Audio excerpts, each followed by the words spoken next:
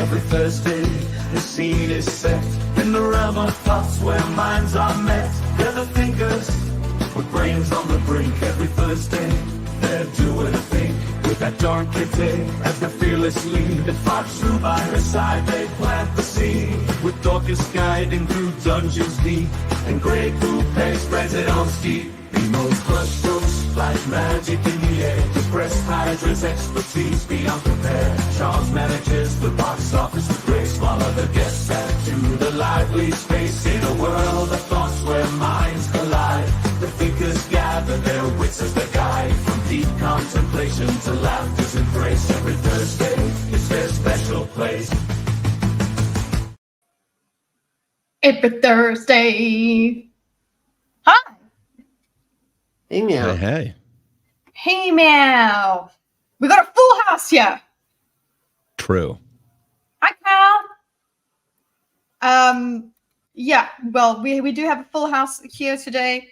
It's Thursday. It's our special place. Whoever is invited is invited, and that's my intro. Thank you for coming. Lucy, you've never seen this intro? What? Wow. Oh, you know what? That's because she always arrives later once we're into it. But That makes sense. I'm so glad you got to experience it. Each day participants are less. Yes, darling, it's true. I've driven them all away. Probably me and my ramblings the last few things. Yeah, it's all been Dorcas's fault, actually. I mean, look at how it happened. Dorkus gets all producery, and then boom, people leave. They've escaped. Wow. They're running from the tyranny. He's hard to Full work with. studio I'm just saying. It's true, Carl. I'm just making jokes. But we'll see if we have a Charles coming through later on. We have a BMO who is a busy BMO, and we have a Hydra who's not doing too well. So we miss you all, but you know what? We'll have great chats in spite of you. Yeah. We will have great chats. Gosh, Dorkus. Yeah, so today's topics, look, guys, I made a little thing. Okay. I like the thumbnail. That was a cool thumbnail. Well, I missed about and did this. Ah. Because I need to try, because we got two topics today, right? We've got globalism. See, there's a globe, huh? And then we've got grammar, so it's on the other side. But I do prefer this thumbnail. It is nice. It's got the old thumbnail behind. Yeah. Also later on, you know what? Just a teaser for those of you who don't want to. Can you figure out what this is for? Oops, it's a background. Oh. So just, and yet I can already tell what it's for. Yeah. Do this. Kind of think there might be a device covered by us, but there you go. Okay, there it is. You see it? I do. A device used for long distance communication, buried under a spice, if you will, or an herb, an ingredient often used on bread. Very, very Italian. But yeah, look here as well. I did a different one. It includes the. I like the duck. And look, it's garlic duck.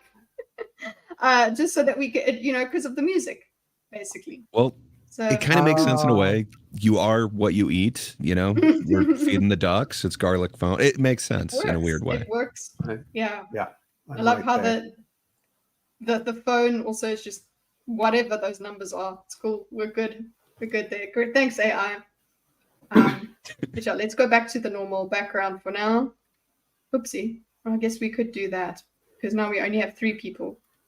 So it's true. Okay. It's not going to be that distracting. It's a special thing. A special thing. An intimate thing. Special thing.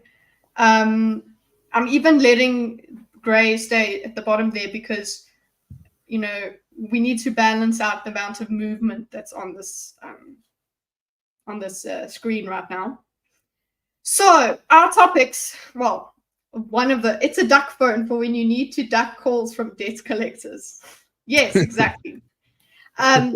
So our topics today are globalism and some drama that we were going to look at, but I don't know if we're going to get into that.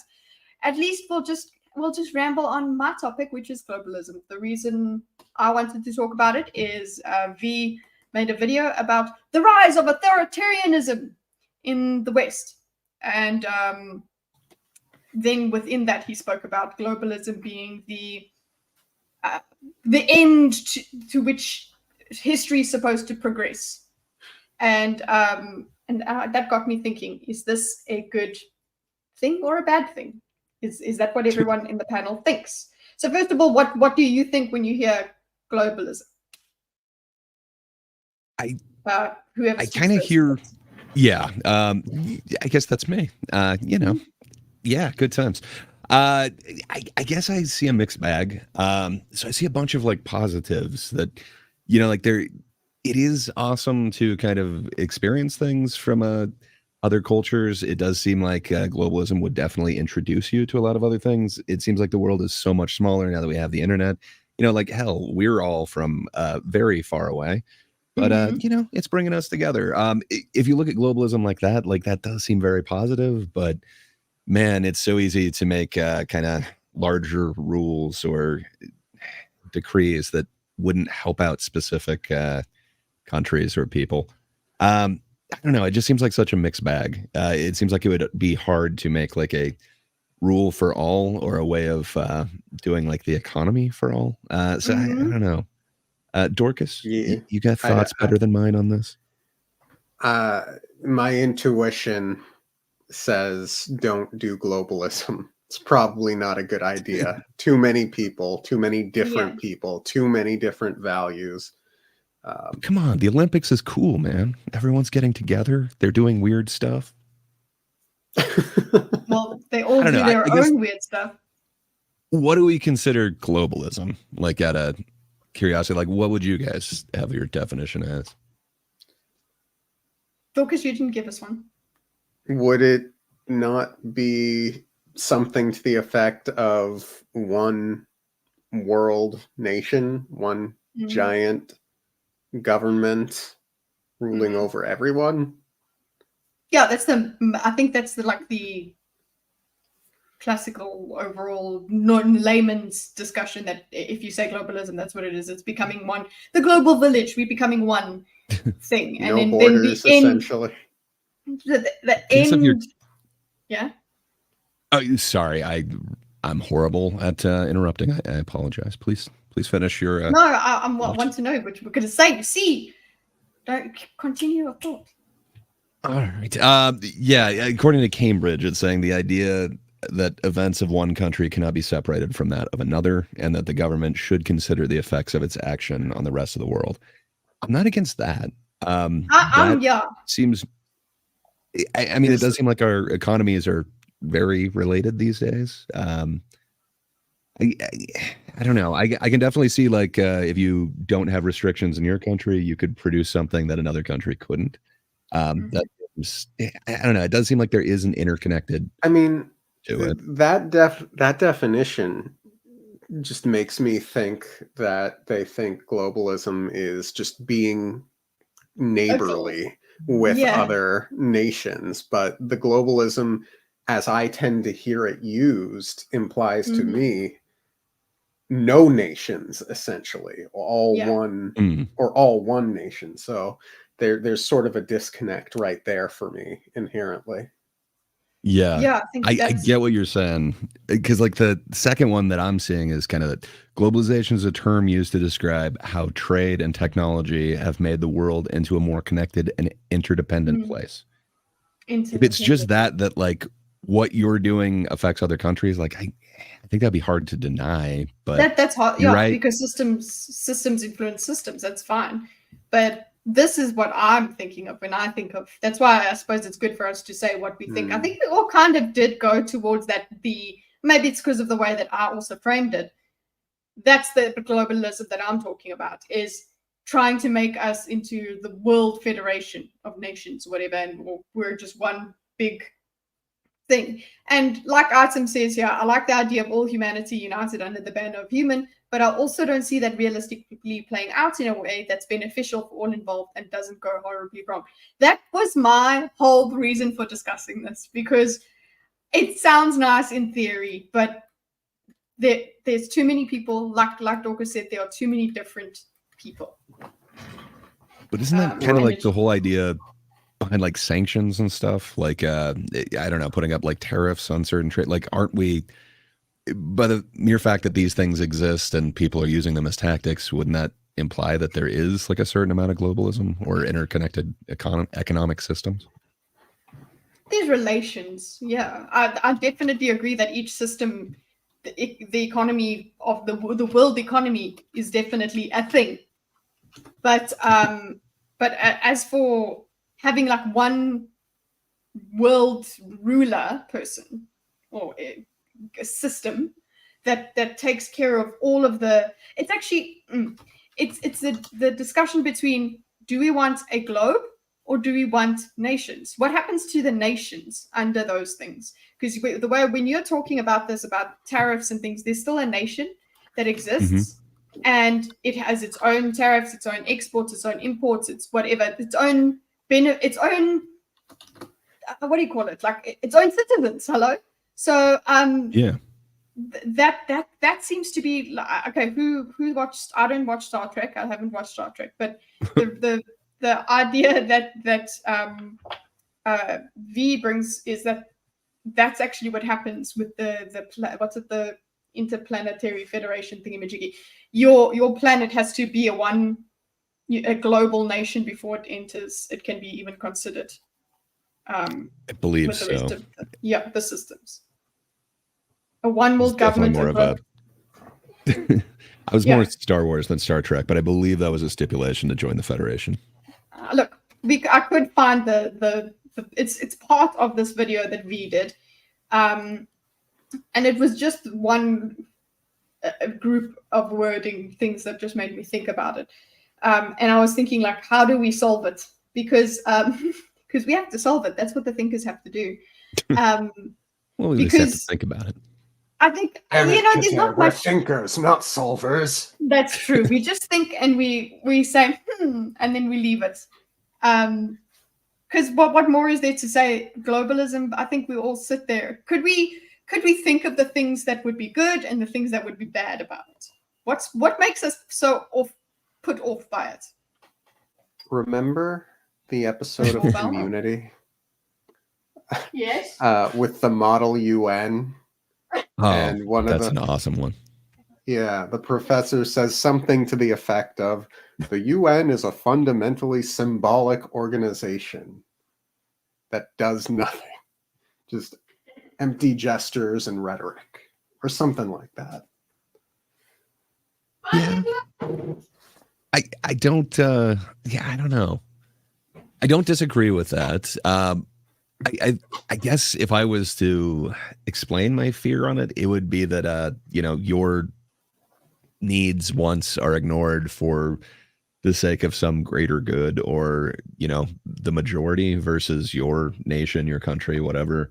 Obviously it kind of sucks. Like everybody in the entire planet does not have the exact same needs, wants, intentions. I don't know.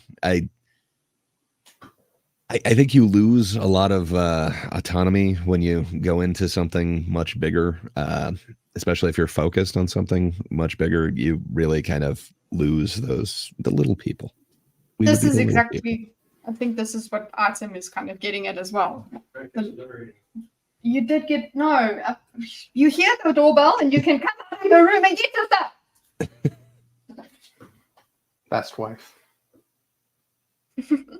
I put it in the fridge, actually. Deposited. Sorry.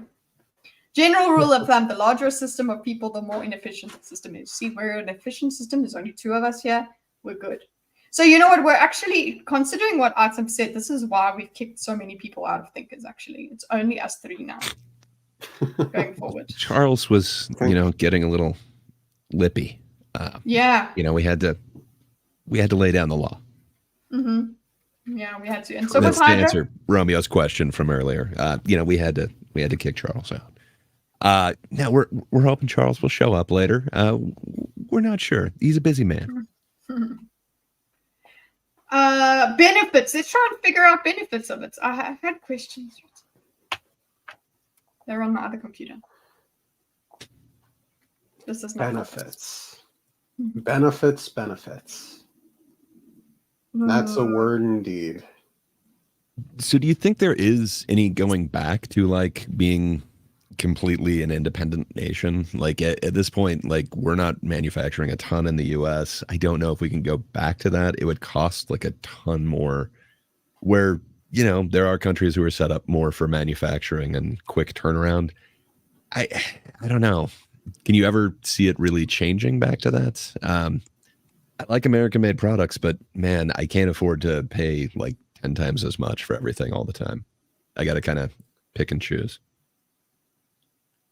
What is this what we're saying? I guess it would depend from whose point of view. I don't know, like effective. I guess we'd have to drill down on definitions on that too. But I guess some could be saying that. I didn't get that either of you were saying that, and I wasn't trying to say that. No. Nah, I think it's a joke, I suppose. Fair enough. Yeah. It seems to me like we're in this one track thing where we are kind of more of a global economy. Like just we're not doing manufacturing. Each country isn't completely isolationist or whatever. Should it go back to that, or should there be a cap on like how much globalism is involved? How do you actually cap that? I have no clue. Like I don't think we do much manufacturing at all in the US. I don't know how you'd cap like how much. I mean, supposedly Trump was doing that a while ago with the auto manufacturers, but I'm not sure that was successful.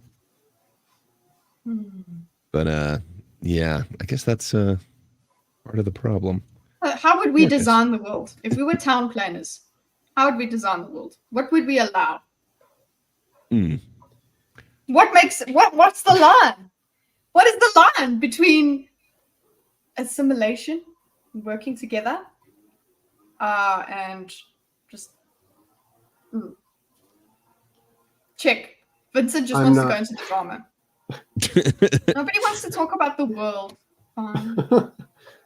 Well, it's global drama, if you want to look at it that way, Vincent.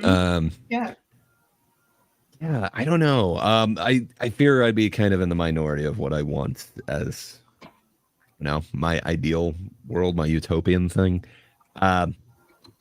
What I want, I don't think we can get there from the direction that we're going. It would cause like vast changes, but I like a lot of isolationism. I like leaving people to their own things, a lot less of like a nanny state type deal. I don't know that we could necessarily do that. I don't know. It would take a lot to get to there. But I don't want to eat some bugs. That will not be good. Do you think, because it's so impossible, do you think people are going to not try? I mean, I'm going to try to, get as much of it out of the way as possible, but I don't know how effective I'm going to be at it. But I don't know, just from coming from like the corporate world and academic world, like, man, bureaucracy sucks. The more levels you have, it makes it so inefficient. And that's just what governments like really, specialize in. So I don't know. I would want to take it down a lot, but I feel like I'm very much in the minority on that. I don't think that's a super popular opinion. Makes me want to read Dune, because I feel like the point of Dune is pertinent to this conversation. Well, here is a question. I've got my questions here.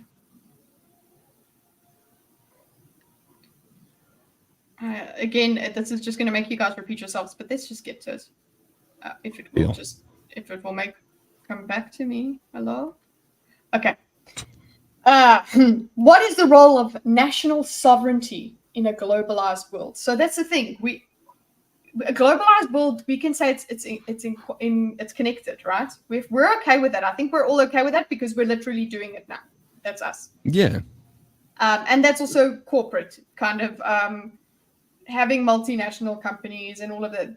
Literally, StreamYard operating over. Imagine every country had their own StreamYard, and then we wouldn't be able to work together. We wouldn't have to connect. We wouldn't be able to connect, or there would be more obstacles and more bureaucracy in the way of connection. Not happy with that. Absolutely not.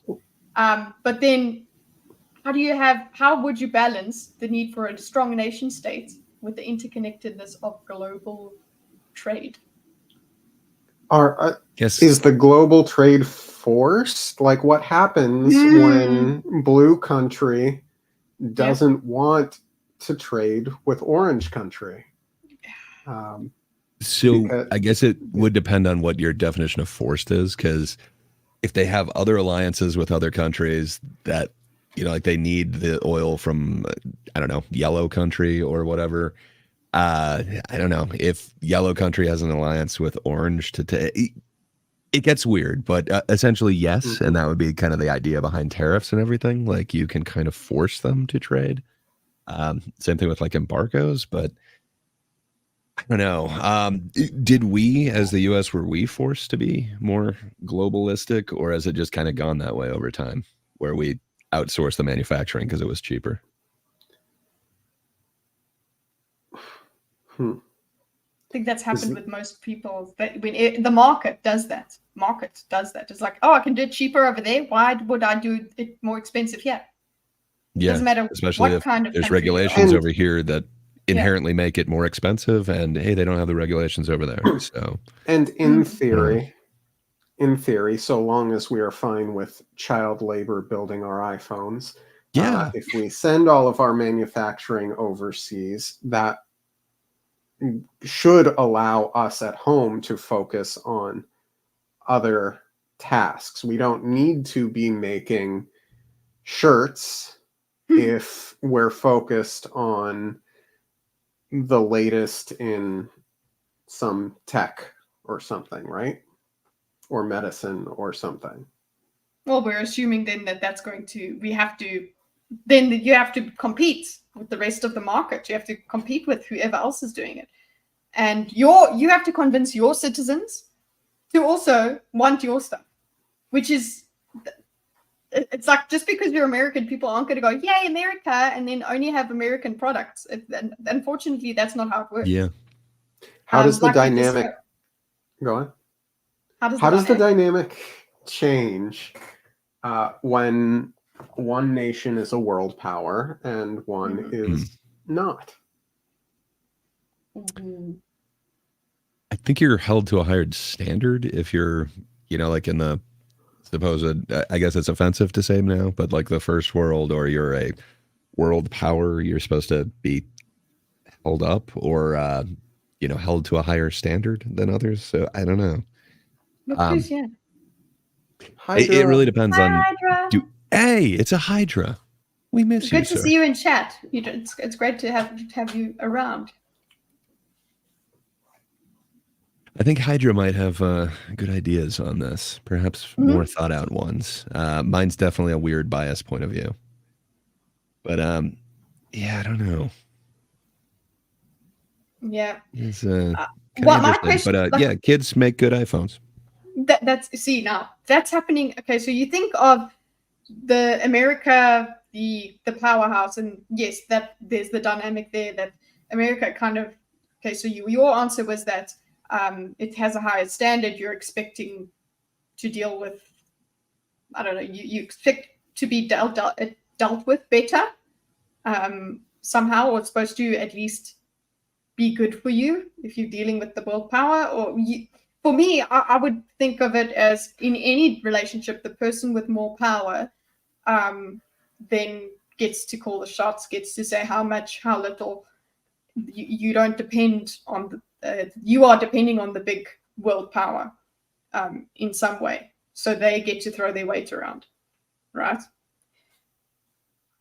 I mean, you'd think so, because like they're a world power, so you think they would get to say it, but I don't know. I think you get certain fines, or you get. I think there is a certain standard that like the impoverished world isn't necessarily like held up to as well.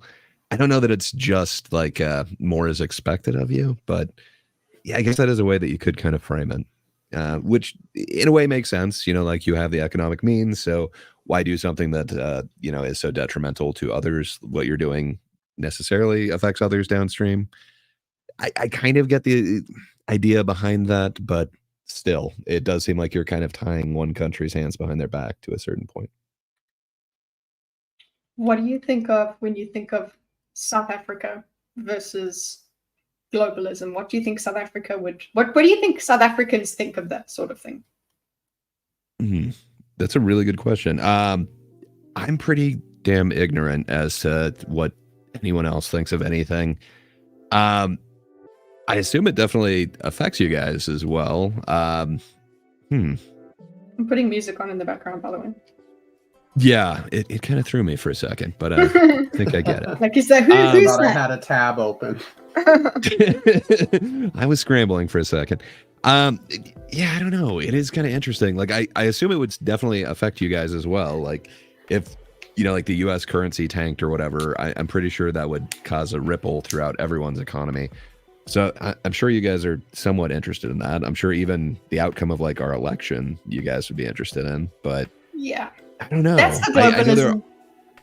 We're okay. Sorry, I'm speaking of me. Right.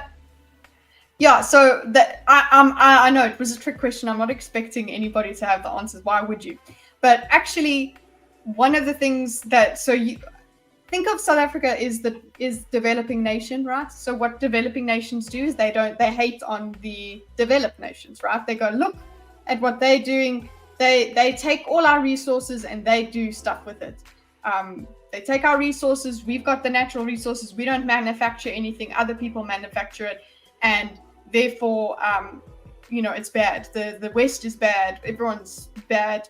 We are developing countries, and it's other people's fault.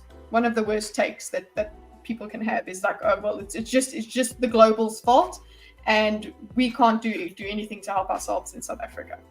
And one of the things that actually then makes me laugh is they'd say that sort of thing, but then we have, you know, Temu started coming around, right? So Temu has taken the world by storm, yes. For sure. And of course, that's not very good for South Africa. But because you're poor, you're gonna spend your money however you can to just get your stuff.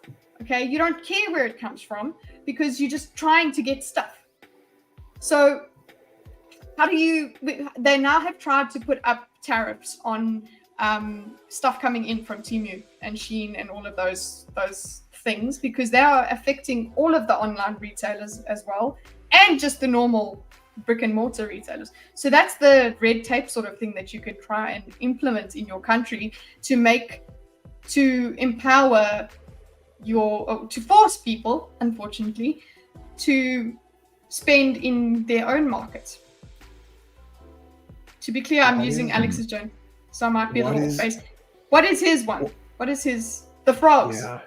No, that's what we were talking about. We're talking about the West trying to just open the West. Okay, let me find the video so you guys can. That would have been a good start.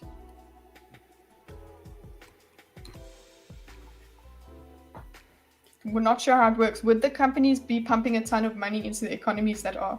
Ethiopia is damming the Nile for electricity. Everyone downstream is affected, but it will be a major boon for Ethiopia. Also, thanks, Lucifer. Also, were you sick? I'm sorry, you were giving all that. Yeah, look at Gray. Hey. It's Lucifer. Lucifer has done this again with the magic. It just happened. Let's go here. There we go. This is what let's just watch this. It's also, you know what? Let's use this. This is an Eastern European who I watch all the time. You guys know it. And I often side with him because a lot of what the Eastern Europeans feel is kind of what South Africans are like. Because you're disillusioned with your government. Look, we didn't have communism like they did, but we had apartheid. We have these kind of things. We're just as miserable as each other, Eastern European and South African. We have this weird thing. So this is why let's have this. Let's watch this with that in mind and see what it feels like for Americans. I would like to hear your guys' views with this. Okay. All right. So this is just the start of the start. He talks about the rise. So the whole video is about the rise of authoritarianism. So and then when he gets to the globalism part, then you'll understand what my definition of globalism is.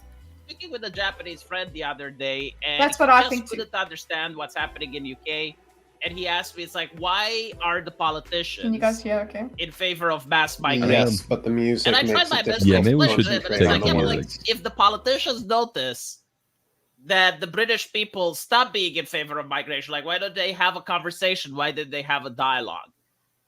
And this question got me thinking, because this troll, you lying, Lucifer. You know it's V. It's a very reasonable one, especially when you realize that the behavior of modern day politicians are bewildering for people from Asia, and I'm pretty sure like they would bewilder even people who lived 30 years ago in the past. One of his favorite words is bewildered, and I love it. Doesn't seem to be any rationale, any reason on why they're behaving the way they are. So we do have to come up with an answer. Now, I think there's multiple answers. There's multiple people doing this for various reasons.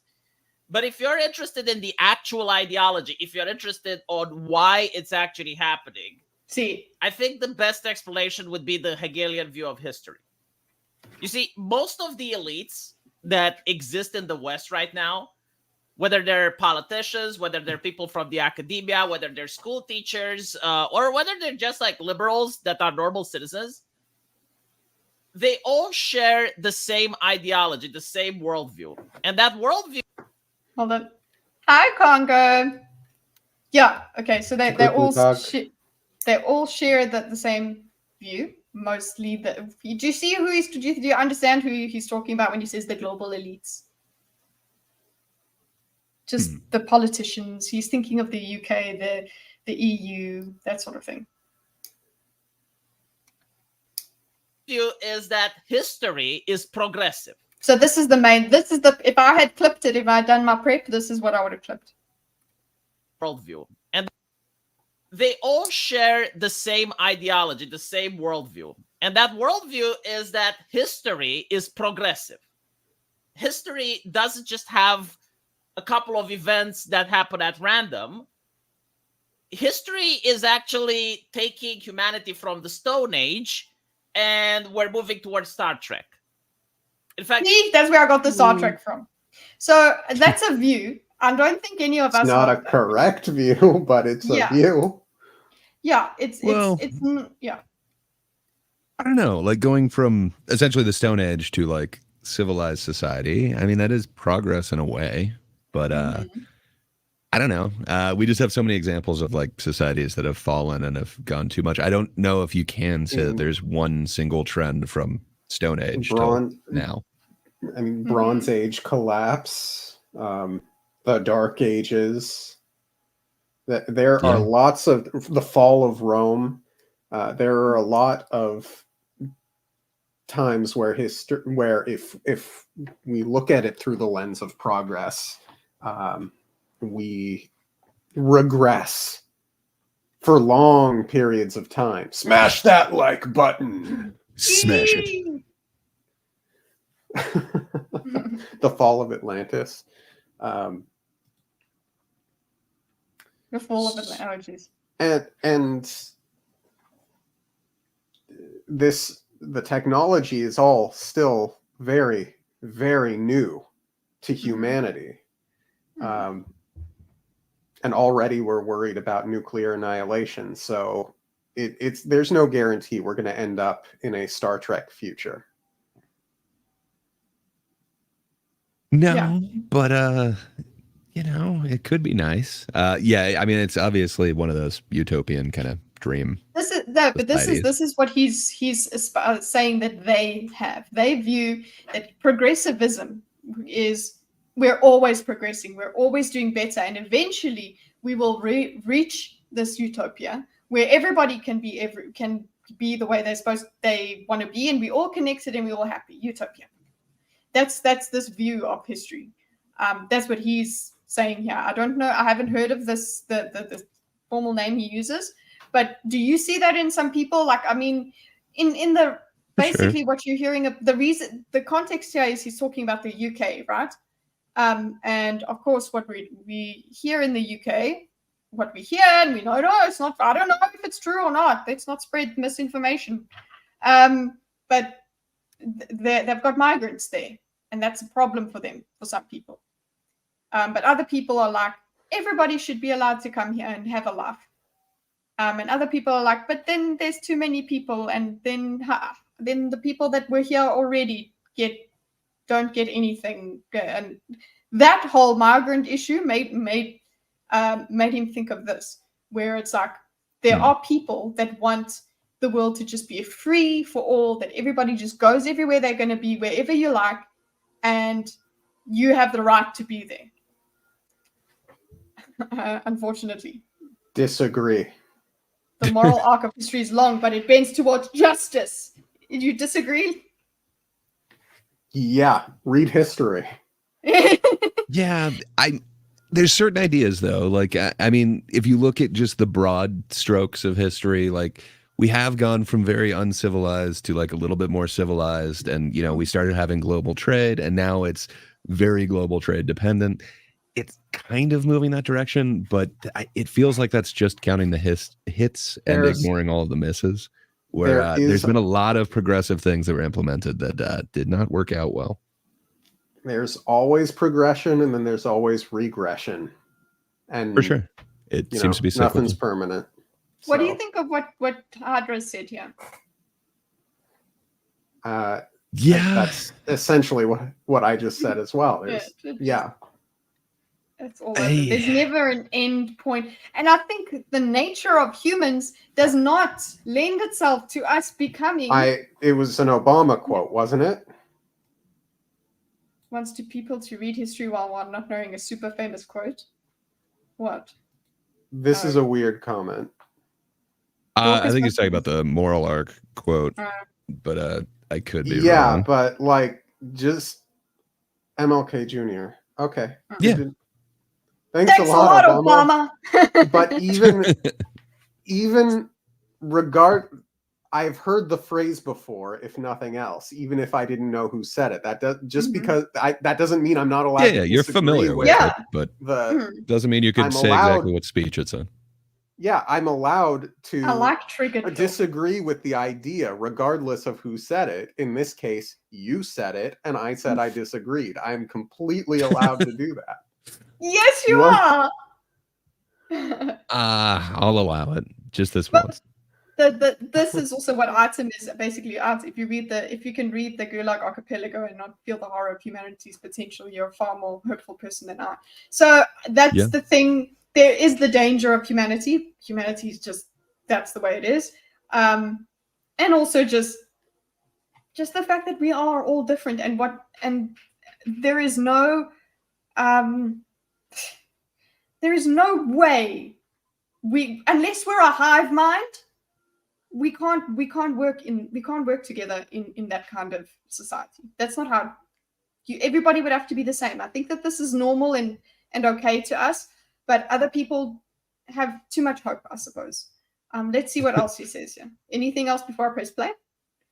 I just had a couple thoughts, like on Hydra's comment, like we always progress, just in some periods we just progress in a different direction. Yeah, I guess if you're going to frame it that way, like that would definitely be true. I just know there's things that we. Oh, nice. I just know that there's things that we thought were progress in the past that we just. Out me. How dare you? Hello, sir. All of Rome and the Bronze Age collapsed without me. I can't just let you do that. To drag myself That's out of bed. like, Stop you right there. We need a Hydra here with us. Yeah. I'm glad that you could make it, Hydra. For sure. I want to hear all your thoughts, man. I just had one kind of thought on your previous comment. We always progress, just in some periods we progress in different directions. I don't know. I think you're right. Like if we're looking at it at long term, like I think every generation sees something that the previous generation or previous generations did as like barbaric, uncivilized. But I don't know. There's so much that like we consider progress that I guess if you look at it, like you're saying, progress in different directions. Just when you look at like anything that like the eugenics movement did, that is a deeply progressive at the time idea. I don't know what progress that brought about, but if you're just saying movement from where it was, it's just progressing in like a tangential or just changing in some fair way enough. because that's something that's constant. Because every single time you have people complaining about either basking in the glory of how much better it is now and how it was, or shitting on it and saying how much better it used to be than now how it is. And this goes all the way back to ancient times. Like you have the Roman historian, even before that, the Greek philosopher complaining that nowadays kids don't stand up and greet adults when they enter the room. Back in my day, it's like a text from fucking, I don't even know, 2000 BC. Well, not that I just said something, but it's like, it's an ancient text that says the same shit that is still going on today. So some of it is, of course, stagnant. But I'm sorry, I have to mute because of coughing. I'm not well. That's okay. Some of it but is. We would be kind of interested. What's your kind of thoughts on globalism? Do you view it a different way than we did? Well, personally, I would view it as like this stronger and stronger, deeper and deeper intertwining of economics and societies between all nations across the planet. And if technology keeps progressing at the current rate, I kind of view it as something that's inevitable unless something radical changes that I have no way to foresee or predict. But just because we are going in that direction, no matter what happens, unless we nuke each other, doesn't mean it has to be bad. Like you can still end up with different versions of globalism. It just means closer connections between nations. That means that they could cuddle up and buddy up, or just turn into one big fleshy pile where they all suffocate because no one can breathe. Like it's a it's a spectrum. I like that view, man. I really appreciate that. Sorry, you unmuted, Dorkus. I think you might be having something to say. Yeah, I had a question with regard to this question or comment. Globalism isn't bad on its own, but it's a vehicle for radical wokeism. So the folks who believe in globalism are taking steps to achieve globalism. What steps are they taking, and what would the actual, not the intended, the actual consequences of said actions entail?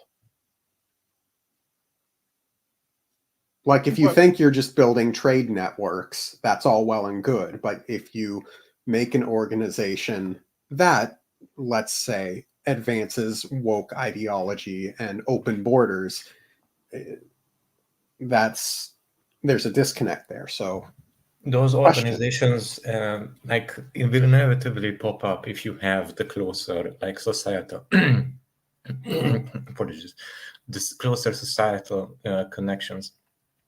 Inevitably, more and more nations, both with government backing and without, will try to influence and move into each other's spheres. Like it's if the ties continue to be closer, it's inevitable.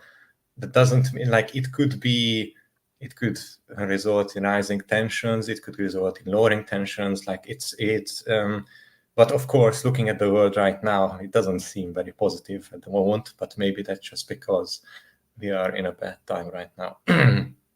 But yes, I do think, Dorkus, that it's inevitable that groups like that will rise and do their stuff. In fact, they are already doing it. Some nations like Russia and China have state-sponsored versions that are trying to do their thing and are very effective and brutal about it. And there are some societies that just do it without completely separately of the government, trying to spread their own ideology by You could say technically that, well, it always existed throughout the history of mankind, and you would be somewhat correct from a certain perspective. But now, because of the interconnectedness and technology, it's just more effective than ever before. Take a breath. Let's get through a bit more of V's thing here. So you was just apologies. About... I dragged myself out of my bed. We wanted to hear. This is literally Gray. I think it was before you were even in chat. Gray was like, Hydra will have things to say about this. So it's like one of the main themes in. That's this is where he's saying basically, as Congo Chris was saying, oh, it's this vehicle for wokeism. It's actually like wokeism pushes this advantage. This advantage. This aim. One of the many things that one of the many movements or groups that hitch their wagons onto it, because it's very attractive to do that. It's friendly, yeah. It's that's the hopefulness. But now, so he's explained that, and then now he's going to use the Star Trek thing. Just have a couple of events that have the same worldview. And that worldview is that history is progressive. History doesn't just have a couple of events that happen at random. History is actually taking humanity from the Stone Age, and we're moving towards Star Trek. In fact, this is like one of the main themes in Star Trek, which was written by liberal writers who believe that in order for a planet to discover space travel, that they actually first need to put aside their differences, form a world government, abolish the nation state, and only then can. It's the he's taking it to its conclusion. Yes, that's but there are things in Star Trek when I understand what he's trying to say. I'm just being nitpicky with definition. I like to. Okay. I know that lots of human. I grew up with an environment where an unnecessary amount of conflict and suffering resulted from people not starting out with their definitions, and I'm allergic to that. So yeah, sorry about that. Also, he could have probably explained what he meant by the progressive view of history. Like, is it a progressive moral view of history, believing that the abolition of slavery by the British government, and from there, giving more rights to parliament and whatever, or sorry, actually that happened in reverse, but never mind. The parliament became dominant first, and even much later was the abolishment of slavery. Just the slave trade, not slavery itself, that came even later. But you could view that as, the morals are always developing in a better way, and then we will reach perfection. Or you could just mean we are progressing, as in, knowledge builds on past knowledge as long as it isn't lost, and therefore we will acquire better tech over time as long as the resources and knowledge doesn't run out. Like, you haven't distinguished between these by just saying, it's a progressive view of history. Like, I don't like how you just moved on from that. Probably because he explained it before and we're only just watching this one video. I want to, of course, give him the benefit of the doubt, because I don't think he is doing anything maliciously. I just personally would have loved to know more precisely what you mean by that. I think I know what he means by that, but I could be totally mistaken and talking past him, and that's what I don't like. Well, let's see what he says. They work together in order to develop the warp engine. And once they do that, they're welcomed into the galactic community. And before that, they're not really worthy of any consideration. They're just left to their own devices. That's not what I don't like how he says that about Star Trek. I'm sorry. I watched a bunch of Star Trek, and a shitload of times that's not what happens, and that's not the position that the show takes. Okay, but he's using the hypothetical as, let's pretend Star Trek is that way. Yeah, but he said he built up a logical argument based on, listen, this is the view of Star Trek. Star Trek was written by these people. They think this way. They think about the future this way. No, it's not about who wrote Star Trek. It's like this is what their idea is like. That's what I'm saying, is that the people who wrote Star Trek have a particular view on potential futures and what they would like to be a potential future. But he made some claims about Star Trek that I immediately that's not how that is. But Okay, well, try and remove the Star Trek label. Then just say future sci-fi thing in your head. I like how it's the Star Trek inaccuracy that's annoying Hydra, because Star Trek was very well written and it was more complex than that. Yeah, I mean, I could have just went on a full nerd rant and say, what do you know about Star Trek? Where do I even begin? All of you, what you just said was all. Because I could have done that, but that would be super boring and I didn't want to do that. But yes. So let's see where he goes with this. So, and this is the actual the plot. Really worthy of any consideration. They're just left to their own devices, right? Like that is the plot of many Star Trek episodes. It's not. And this is the actual worldview that these people have. Okay, but this is the worldview. So whether or not it was in Star Trek, this is the yeah. I'm sorry. I'm getting hung up on the Star Trek. Okay, keep going. Yeah, I'm sorry. And it's why it's in a TV show. It's because the people who wrote the TV show shared the worldview. So basically, they believe that the natural course of humanity was tribalism, but eventually, as time progressed, people start forming kingdoms and monarchies, and that is unstable. Like that is not sustainable, because eventually people will rise up. They rise up against oppression, so they overthrow the monarchy, they overthrow the kingdoms. God, the oversimplification, and they bring about the pain. Different systems. The pain. A monarchy is a monarchy when we listen. The fall of the monarchy in Europe throughout real life history is directly related to the invention of the printing press and people getting more educated. Okay, a monarchy can be extremely stable. In fact, it was the government for most human history was autocracy, and most of them, of course, like groups and nations.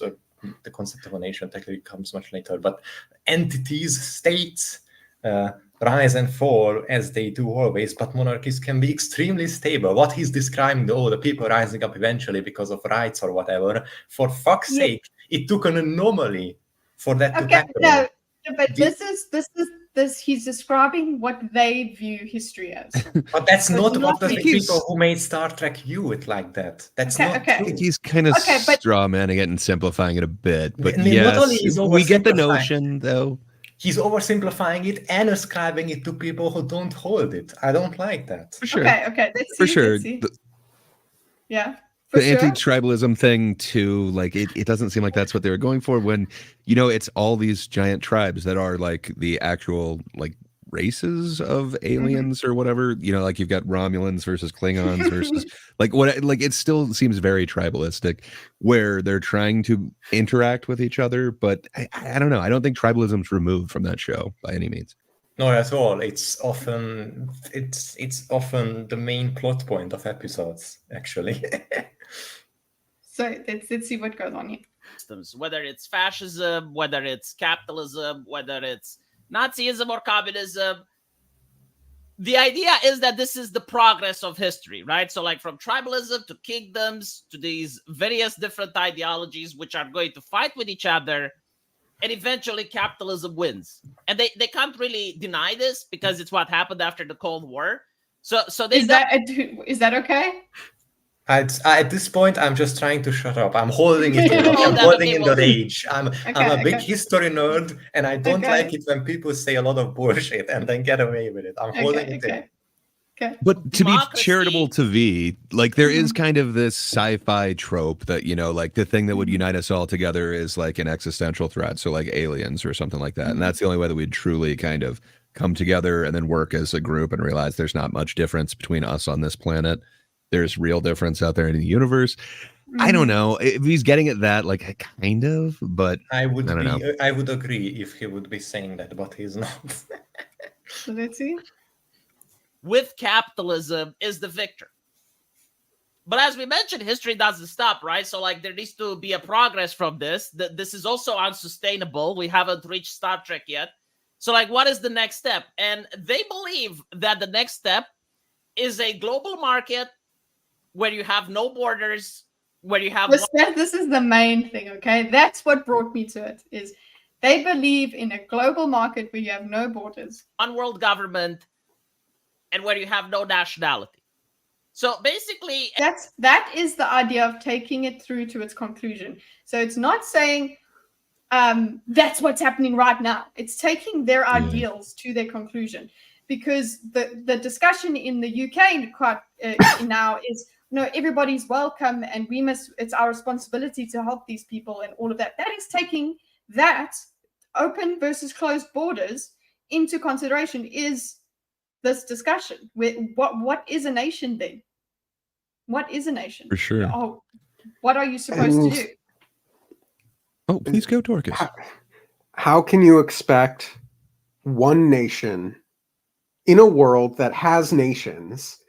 Mm-hmm. What is to become of one nation that lives out this value? They disappear because not everyone else is going to play by the same rules. Yeah. There are too many people. If we all erased our borders at the same time, still wouldn't work, probably, in my opinion. But it's not that it wouldn't work. We don't even need all to erase borders. We just need to erase 1 or 2 borders on the world map to start a world war, for example. Or I've seen a bunch of these videos as a huge Roman Empire fan of like, oh, what if we reformed the Roman Empire today? Look, now half of the population would be speaking Arabic. And I'm like looking at it and saying, yeah, erasing all of these borders in Europe, Africa, and Asia is like the quickest way to start an enormous civil war. But, we don't even need to get rid of all of the borders on the globe. We just need to get rid of some. No, if we got rid of all the borders, then we would just be one big happy family, right? No, because obviously, it presumes that everyone in the world has the same exact values. Mm-hmm. Which is never the case, because humans are gonna human. Mm-hmm. I don't know how. Let me see how far this goes. But basically, the main topic thing was, this is how they view the end game of humanity is. Yeah, we all just work together, and there's no borders. Okay? And yes, he is ascribing this to a nation state, but it's now just like an economic zone where transactions happen. And people are like human resources. It doesn't matter if you have like a Greek or you have a Romanian or you have a German. Like everyone is just as talented as everyone else, given the same socioeconomic factors. Everyone can be successful. And whether you're Israel or Pakistani or Palestinian, it doesn't matter. Like everyone can live in the same place together in harmony because we're all human beings. And there is no more racism. There is no more nationalism. It's just like working for the common good under the shepherd's good not true in whatever world government happens to exist. I just don't like that we moved. Yeah, companies for a second, please. I just don't like how we moved from a Star Trek analogy into this without distinction, because he is probably not intentionally, but hitching this to the whole Star Trek thing. And again, just a bunch of stuff that isn't true in Star Trek. It's just like, many times these ideas are like, oh, wouldn't it be great? And like the Federation doing their peaceful classic, we're gonna be the vegetarian space socialists who are always right, and then they always get fucked over because they're not willing to play loose and hard, and something or someone comes along to test their principles or anything. Like that's the plot of many Star Trek episodes, actually. So I just don't like how he hitched it to this. Mm-hmm. I'm feeling like I need to diagram it so that I can understand exactly where your problem is. But yeah, he goes, yeah. I do get what he's saying though. Like, I definitely have heard that. And I've been in a couple debates with a couple people who want us to get to the Star Trek world where I agree. I know what people are like that. I think the broad strokes that he's trying to get at are correct. Well, kind of the details about what Star Trek would require. I almost said StarCraft before, so you're fine. Yeah, people. Yes. Sorry, I started looking at the chat, and it really made me bring up Star Wars for some reason. But yeah, I don't know. I've heard that idea. So like, in a broad sense, I don't think he's wrong, but I don't know. I just got hung up on him hitching it to Star Trek and movie. I know it's a minute issue. It's not a big deal. It's just personally, it bothered me a little bit, and I had to talk about it. But well, I get you. Anyway, that was the inspiration for this discussion. So here are some questions that we can go over. I know that we've kind of gone over a few. Oh God, already. National sovereignty is such a fucking buzzword. I'm sorry, I hate that so much. It has become such. What is it? Why is it? I love that. I love that I've triggered you with the buzzword. I've buzzed Hydra. Let's go. so many people are running, oh, we are national sovereignty. We're going to establish the Office of National Sovereignty, and it's going to do national sovereignty things. And then the Office of National Sovereignty, surprise, surprise, becomes corrupt and so sells out national sovereignty. It happened. What is it sold to you as the national sovereignty? What is it supposed to protect our interests from the from the evil other nations and our national sovereignty? Because obviously, anybody who isn't us is trying to take our national sovereignty away. Naturally, and the only way to protect that is to sell out our national sovereignty to others for money. Yes. This literally happened over here, by the way. So just I'm very familiar with this. Yeah, well, that's what V is against. He's kind of like, no, you're supposed to have. Can we not have corrupt governments?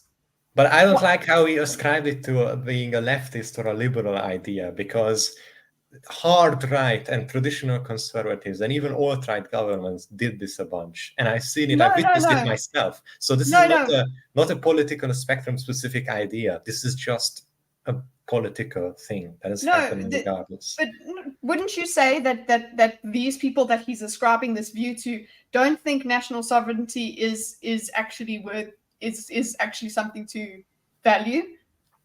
I'm sure they think they are protecting something. They are rationalizing away their corruption, and they are selling out of the nation somehow. Yeah, but they're trying to have their cake and eat it. They're trying to say, yes, you can be a nation, but we are also part of this global village at the same time. Somehow we'll be part of this one world, and we'll work with everybody nicely, and everybody will benefit from everybody. But at the same time, you will remain a nation, which doesn't work, because then there will be people lining their pockets for themselves, whether it's for their country or not. Yeah. So what he's saying is good. There are really good ways to toe the line between them. For example, recently,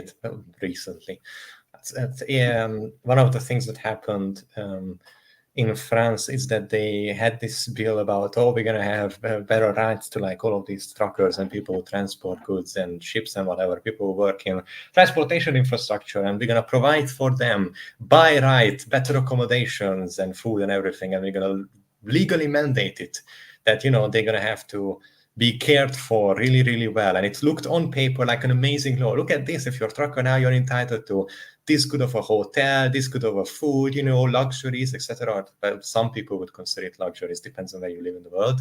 And look at all of this amazing stuff.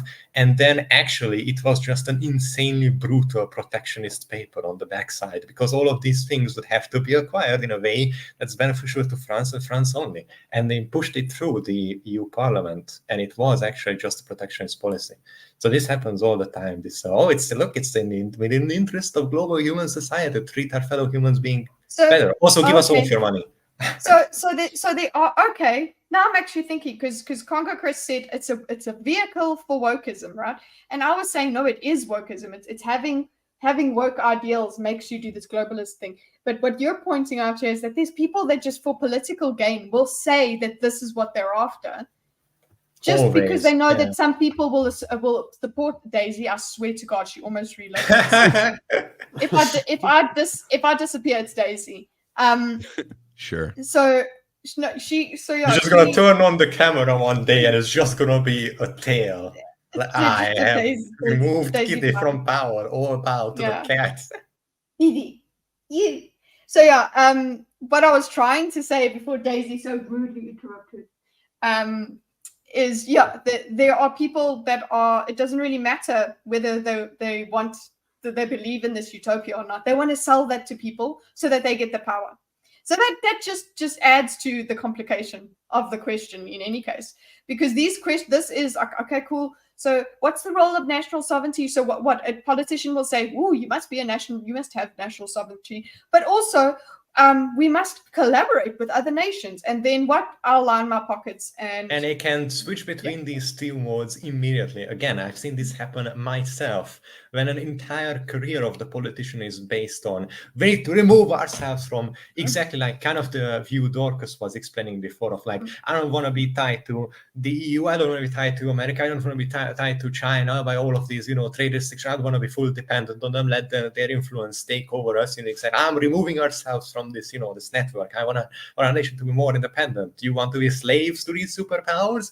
And then literally the next week, turn around and say like, we are entering this new collaboration with this superpower, and from now on, we're going to buy all of this exclusively from them, and we're going to outsource this to them in external. Like, politicians will switch rule between these two as convenient. So it's very hard to actually see. Okay, so we actually believe in any of these. Well, yeah, let's just take it as a default that whatever they say, they're bullshitting. Let's still just interact with the ideas that they pretend to. Yeah, the concept. We have to, not the whole attempts to push it or whatever. Look at the concept and separate it from the individuals that try to. Yeah, exactly. So, like, if how we would want them to interact with it. So, one of the things Benjamin has said is, okay, what is sovereignty? So, what do you guys think of as sovereignty? Like, I've got the definition here. Supreme power or authority is the first one, but the second one is a self-governing state. A nation's sovereignty is that we're talking about, right? Yeah. Not like a from the top of my head, I'm not good with creating a definition, but right now putting on the spot what I could come up with is maybe a nation's right to make their own determinations and decisions on matters that that affect them within reason. I don't know, like, it's, again, this is nebula. I just come up with this, but like, it's of course this is nebulous for a reason. Like, what is within reason? Can you just pollute a river to fuck that flows into another state and they have to drink your trash, because technically the river, the start of the river is within your territory, so it's very but this is why it's nebulous, because also can they really tell you to not be able to build a dam, and you don't have to have any power and they get to use the river? So, like, again, you could shit on like, Hydra can't even provide a coherent definition for what it means. Yes, because it's constantly debated. Again, because governing it's by necessity. It's like, what kind of house are you allowed to build next to your neighbor? Like, are you just allowed to build a house that has a massive mirror death ray on top of it that melts the neighbor's car? Technically, you didn't violate their rights. The shape of your house just melts their car.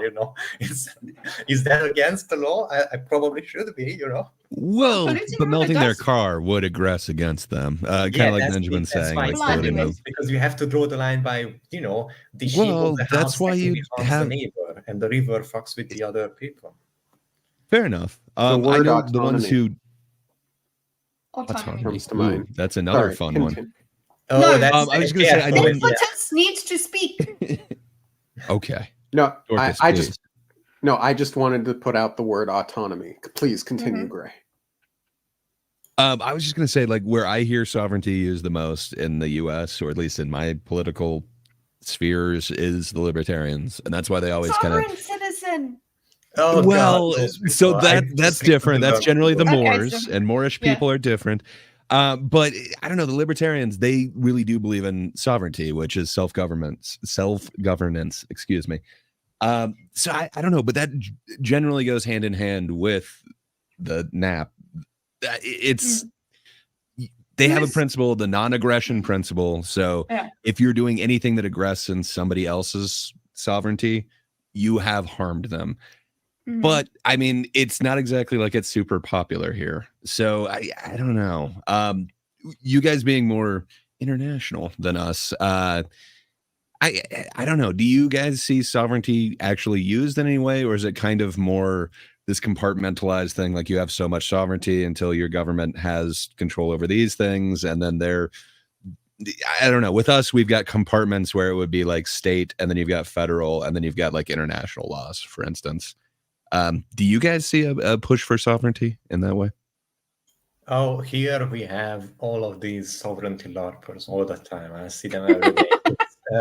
These are the same people who constantly say like, "Oh, we need to the EU and the US are imposing their will upon us," and then these people take like the 30 trillion EU aid package for agriculture or whatever, and they spend it all on private residences that they get by fucking like demolishing heritage sites or converting them into like private castles for themselves, like the most insane shit. And then these same people turn around and say, "Oh my God, the EU is demanding to see where the money went." Look at all of these people. They are interfering on our national sovereignty. They are trying to send an investigative team over here to investigate people for corruption. And then they just turn around and say, "We must have closer ties with this other superpower," and buy all of their shit. Like it's that's why I'm very jaded toward these terms, and I call them buzzwords, because I experienced several times how the people who most intensively use these expressions actually don't give a fuck and just use it to personally enrich themselves, which is why I have such a jaded view of like sovereignty and all this. Yeah, I think so. But it's their responsibility. So if we say, what is the role? If so that's the way it is now. That's how you see them. But it is their responsibility, ideally, to look after their country's interests. That's what sovereignty means to me, national sovereignty, in terms of, and exactly what I think it was Benjamin said it, or this one here. National sovereignty means you in a different country don't get to tell me how to live in my country. Yeah, but that's the nebulous part. Yeah, that's the nebulous part. One question with that. Yeah. Would so kind of in what Congo Chris keeps asking about the US dollar being like the standard for like oil or whatever, would that go against your country's sovereignty if you are told what standard it has to be, and perhaps it's a standard that would be unfavorable to you? Yeah, that's what there's the nebulous part of that's actually kind of what Dorkus brought up, where he's like, where one party has more power than the other, the dynamic between that. Is there ever autonomy? And it doesn't help that the parties complaining about the others having more power did the exact same shit in the opposite. Like some of these people who are loudestly complaining about sovereignty are Russia and China, who are literally trying to fucking do a second wave of like, let's have puppet states and take over the world and do a second wave of African colonization, this time by buying up states and all of the infrastructure for what's it worth. Like it makes it sound very hollow, and it's hard to hear like the actual people who actually believe in the concept and want to talk about it, when like 90% of the loudest discussions are all just bullshit. So it doesn't help. I do think the dollar stand or whatever, in order for people to look, I'm no economist, not really, but in order for a system to work, like people have to speak a common language, right? For that language, I know. Okay, to communicate, you have to find a common language. You have to find something that we have in common. So using the dollar, using anything as a standard, the purpose of a standard is so that everybody can use it, so that everybody can work within it. So I understand that the standard can be oppressive itself. It can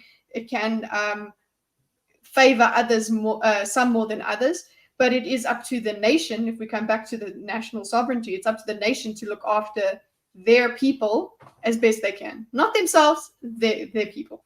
So I think that's can we at least agree on that? I know Hydra is like, yeah, well, that doesn't happen because the politicians. Yeah, I know. So I'm a South African. You don't need to tell me politicians are full of shit. It's fine. But this gets us to this question. Oh, that depends entirely on the situation. Kitty, these topics you are bringing are so... I would need to talk forever to establish the surrounding things that influence the final verdict. I'm like, oh my God, there is just so much to take into account when you talk about something like that. I think I think it's both. It's a trade-off. There's like elements where it really increases, like the fact that you can get production for so much cheaper, that you don't have to worry about all the red tape that your country is doing. But I mean, you're so much more susceptible to like any sort of embargo, any sort of like there's so many more things that make you more vulnerable, and then you have to be a cog in this. And like if you mistreat this country who has an alliance with this country, perhaps that will change the cost of whatever.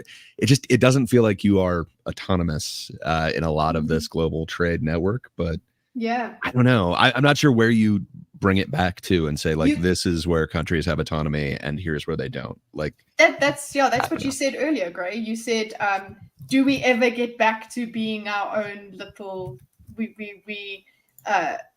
We depend on ourselves only, like, do we ever get back to that where, like, say America makes all of the stuff that America uses, like we don't, that's not realistic. That's not realistic. It's not unless something happens, unless unpredictable happens, like, I don't know, if there's actually a big war and like China takes over Taiwan, of course Taiwan then would destroy the infrastructure to not let it fall into enemy hands, and then we have a decade of like interregnum before anybody else can manufacture the same quality in parts that Taiwan could, because they're going to destroy their industry.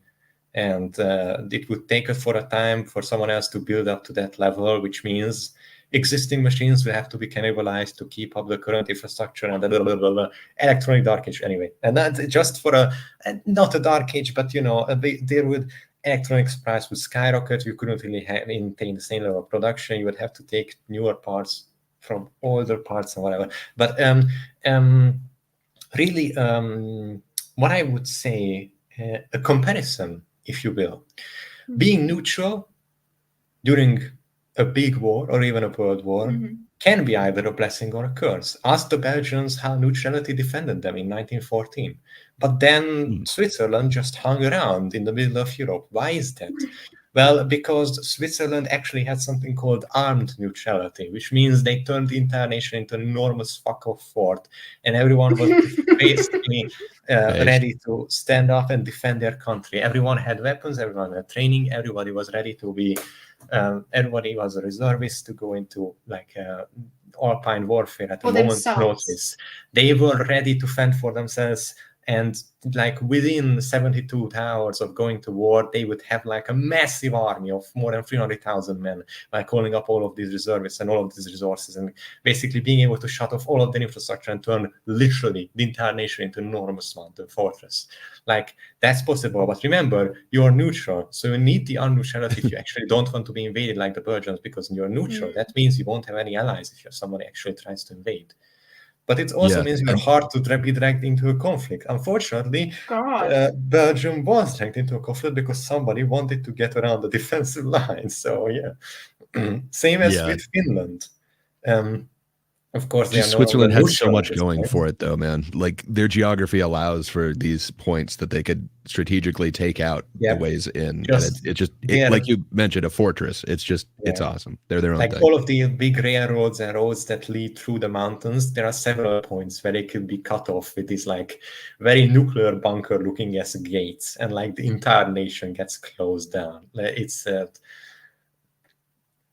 even when in 1942 Germany at the height of its power, it was like, we can't take the Swiss, like we can't, it's not worth it. It's just not worth it.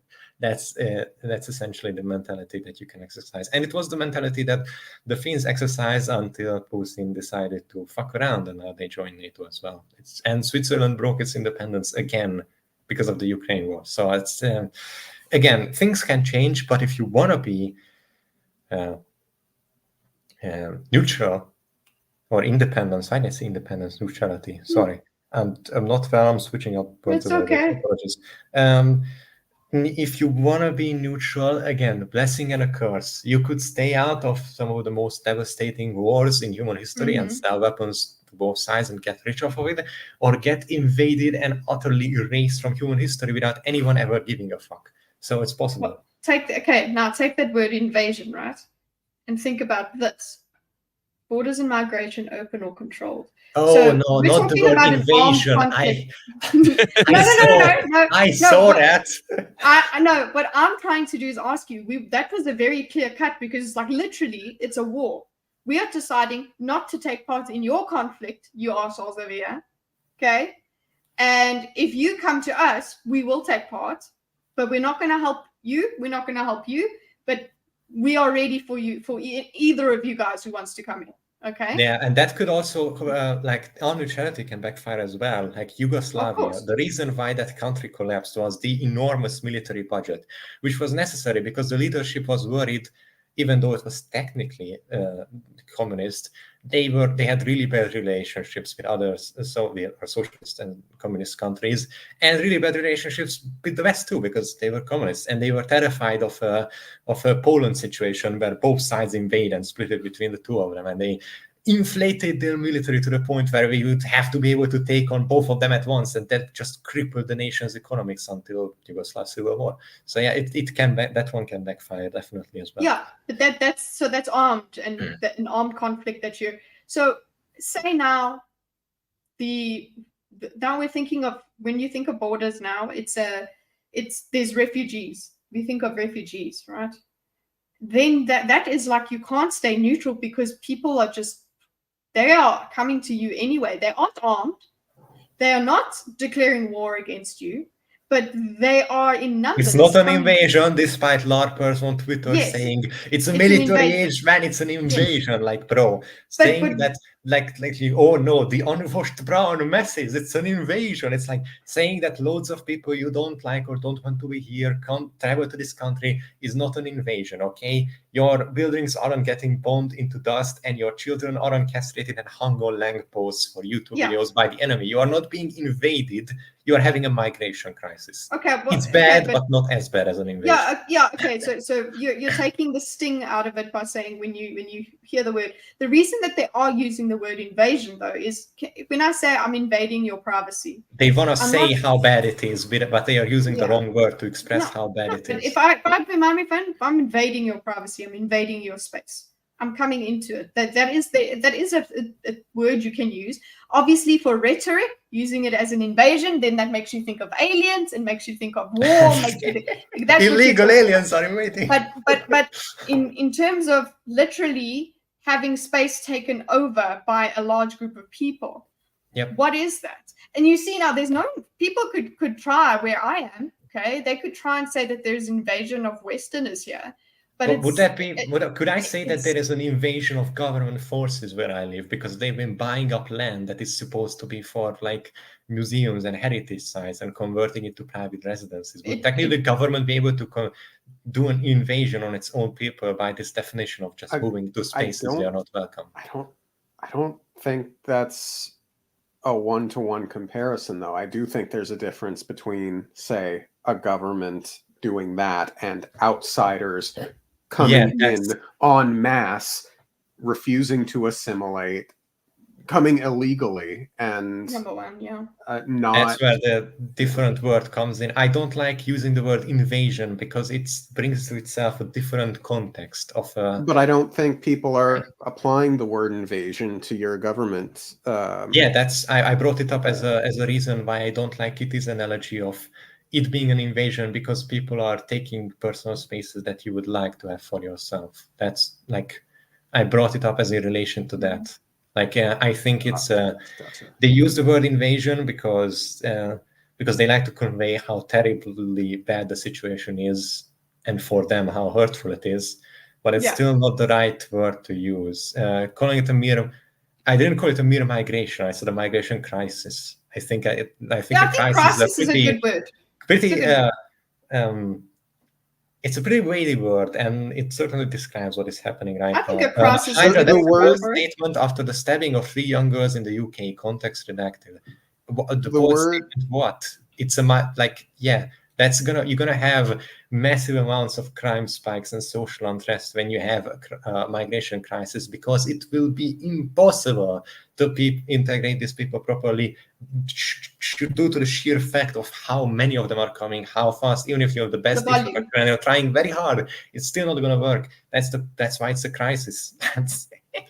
I think the word invasion kind of suggests an ill intent, a specific mindset in the folks that are coming over, that which may not be the case. People may genuinely well be just trying to escape despotism in their own countries.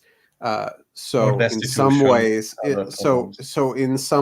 the word crisis feels a bit less blaming, oppositional, a bit less, yeah, but aggressive? I don't, a bit less aggressive, yes, but I don't necessarily think that invasion is a wholly inappropriate word either, especially on such a large scale. And as I had said, you know, with folks coming illegally and without any real intention to assimilate, I don't really have a problem with folks who would choose to use the word invasion rather than crisis. But so long as it doesn't hinder the conversation or the given that there is in fact a problem that needs to be unfortunately addressed. It does, because people are going to LARP on exactly that, saying that, oh, there is no invasion, there is no foreign government, therefore there is no problem, shut the fuck up, you're just racist. Like, I don't like it for the same reason like people use the isms and the East sticks, because I like those words to carry weight and serious meaning, a very specific meaning, which is why I use the word crisis, because that has a very specific meaning also. And invasion to me, especially being invaded, suggests an organized movement with a very specific goal of taking over a territory. I don't see the necessary governmental body or organization, a military or civilian organization, or the setting up of local governments. For example, for what it would take for me to consider this an invasion would be for all of these migrants to unite under certain groups with certain leaders and then set up their own administrative zones and like actively resist the local authorities. Then I would be more open to considering it an invasion. Actively resisting the local authorities, and not just that, forming into declaring like let's take a.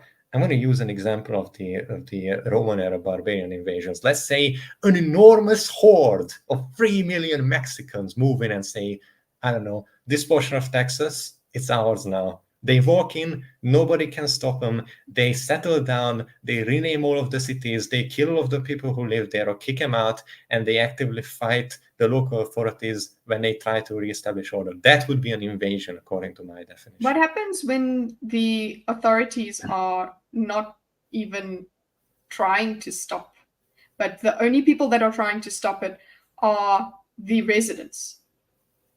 Then it would still be like, what do you mean? Like in the example, let's say that this exact Mexican thing happens, but the authorities don't intervene.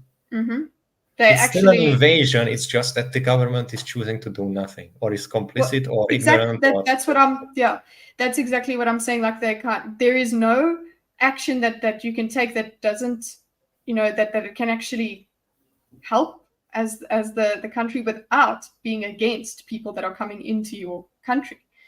Like, you have to have some sort of sovereignty that says, okay, our people come first, which they do here. They do that. Our people are the ones that come first. We will put policies in here for our people, and you have to just deal with it. And you are allowed to be here. You're a visitor, and you are out if you're not good enough. Okay, and yes, there is a lot of assimilation and stuff like that, but see, it's so subtle, this change between invasion and crisis. You've just, like I've just said, what happens which is what's happening in the UK, presumably, allegedly, don't come and get me, is that the authorities are supposedly not intervening when people get hostile. It hasn't taken the level of like just generally the population moving in and being hostile to other groups in the area does not is not good enough for invasion for me personally. Like just a shitload of people moving in and beginning to like beat like other ethnic groups that they don't like or whatever.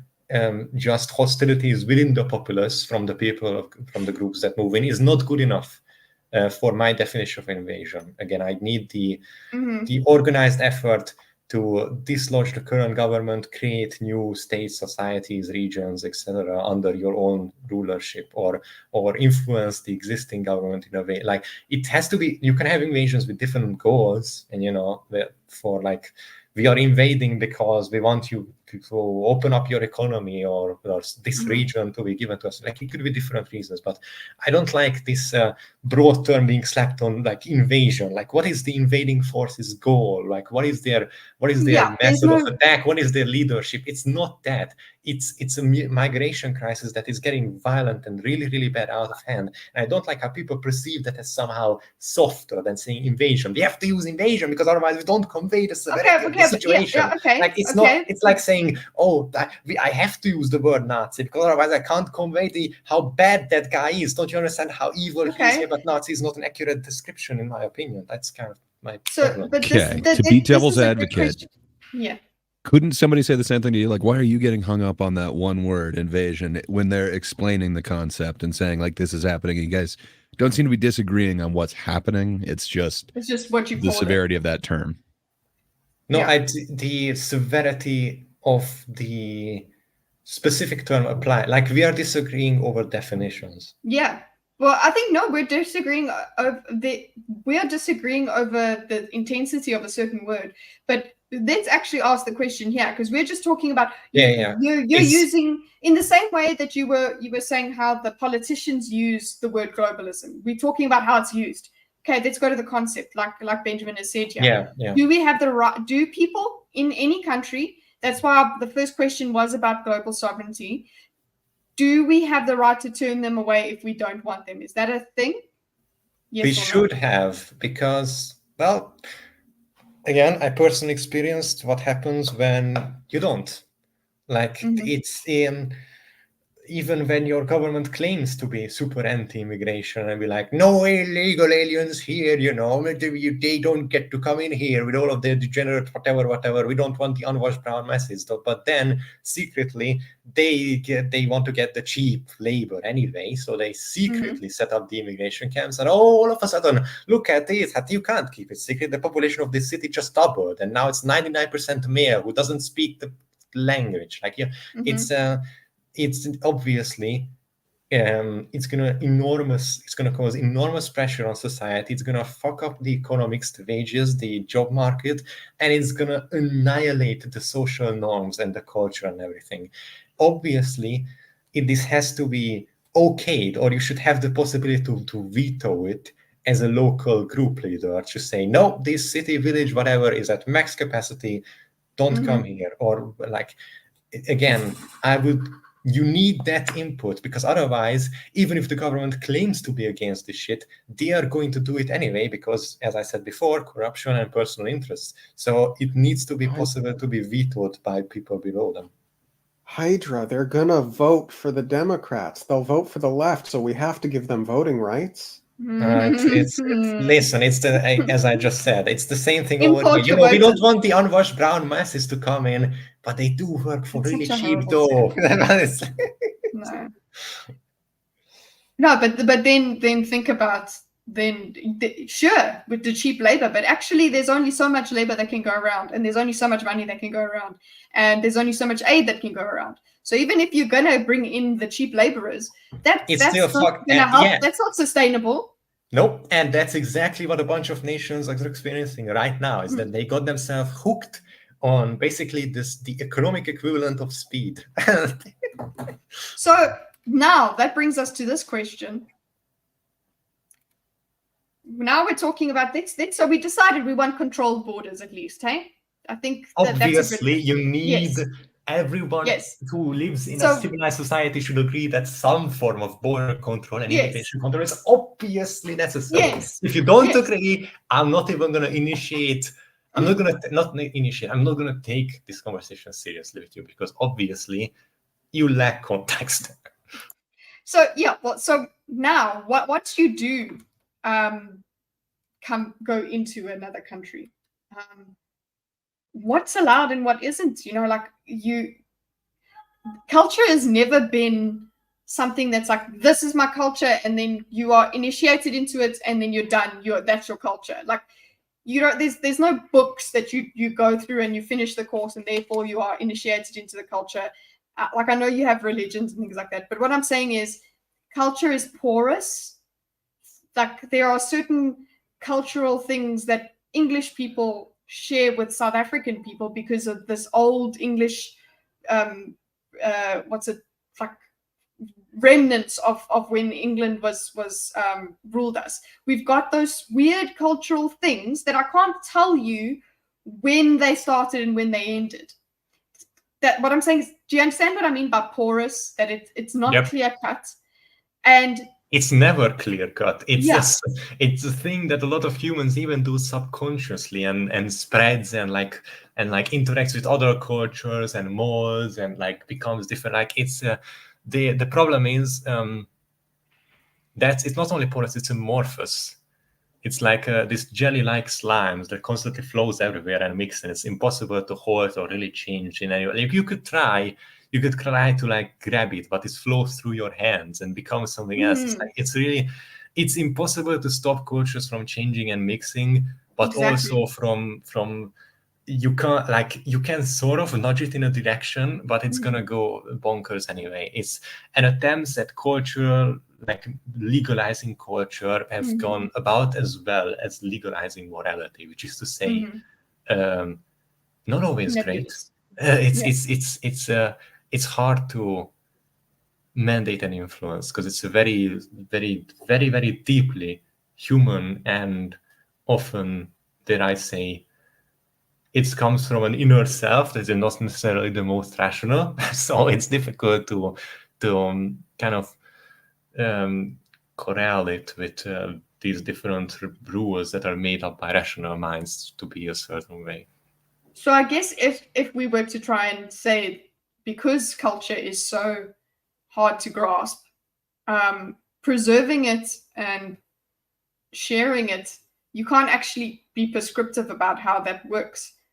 But you can try. Do we get to tolerance, guys? I don't know how we can't get all the way to tolerance where you tolerate absolutely everything. Obviously, at the extreme positions on either side are not desirable. You have plenty of examples throughout history of people, groups, nations adopting one or other side of the extreme position, and then they proceed to promptly go down in flames. So yeah. We can't just outlaw culture. Well, we can't outlaw certain cultures. You technically can. It will be the last law that your government passes, but you can try. I don't know. Maybe we only allow immigration from cultures who share our values. You're gonna have to change your entire economic system for that to work first, and that's gonna take years. I know that. But even. Well, just where you're saying like share our values, like it's not like there's universal values like in the US. Like we have different political parties that value different things. Like I think a lot of the immigration thing has to do with the care harm thing. It's like, oh, we're doing them so much less harm and we're caring by allowing them in here. I don't know. Like so values. Are you saying that's not that? Even people say like Western values, and I ask them what it means, like, oh, the right to vote, the right to self-determination, the right of, like, there are plenty of people in the East who share this view. It's just that their governments kill them whenever they complain about not having these. So it's not like these values are only possible to have in the West, and then we arrive at, oh, so you're just talking about governments now. But yeah, it's you could say, oh, Greco-Roman values, and it would be no different. But still, like again, you need to be. It's way too confused. There are people like this and that everywhere. That's the problem. There are gonna be a shitload of people in the US in a very specific location that disagree on all sorts of things and have completely different values when you actually look at it. And you only vote at the same thing because they have like one big concern, that being the economy or immigration or whatever, and that like puts them into niche little voter groups. This is exactly there are axioms of what a national cultural identity is. I guess that is they do exist, whether they change or not. However they change, like you were saying, they exist, and we have to navigate. Whenever there are two opposing forces, there has to be some sort of, whenever there are two different things, there has to be an interaction that they have to figure themselves out. Like when there's two strange cats that meet each other, it's the same sort of thing that has to happen. Always bring it back to cats. I'm glad, Artem, because I feel very despondent after a while with these things, because it's like there's no answer. But it's like, duh, of course there's no answer. It's all very complicated because humans are very complicated. And you need to ask the right humans in the right place, because this conversation is obviously too hard and difficult and complex for a bunch of people to have, especially if they get paid just to shit on others. So yeah, you're never going to have a conversation like this in the mainstream media, and not even in big alternate media channels, because those get paid and bought out the exact same way too. So this is a very specific conversation that requires certain possibilities to be had. Polite conversation, at least, could I think it's not harming the thing. I like the marketplace of ideas, at least in theory. I am of the mindset that we should exchange our exchange ideas, which is exchange and enhance ideas that are actually proven to be better than what previously exists. That would be the idea, or it would be really good.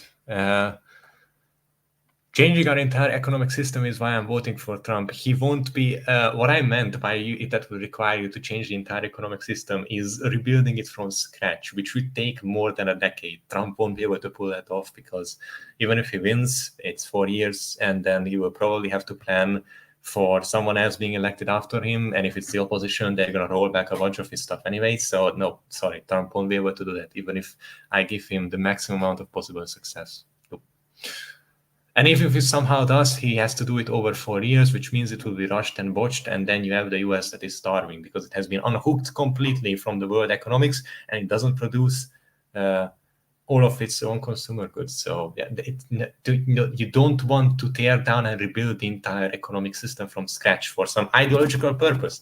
This is the exact same shit that the communists tried, and everyone died of starvation. Okay, it's not a good idea, please.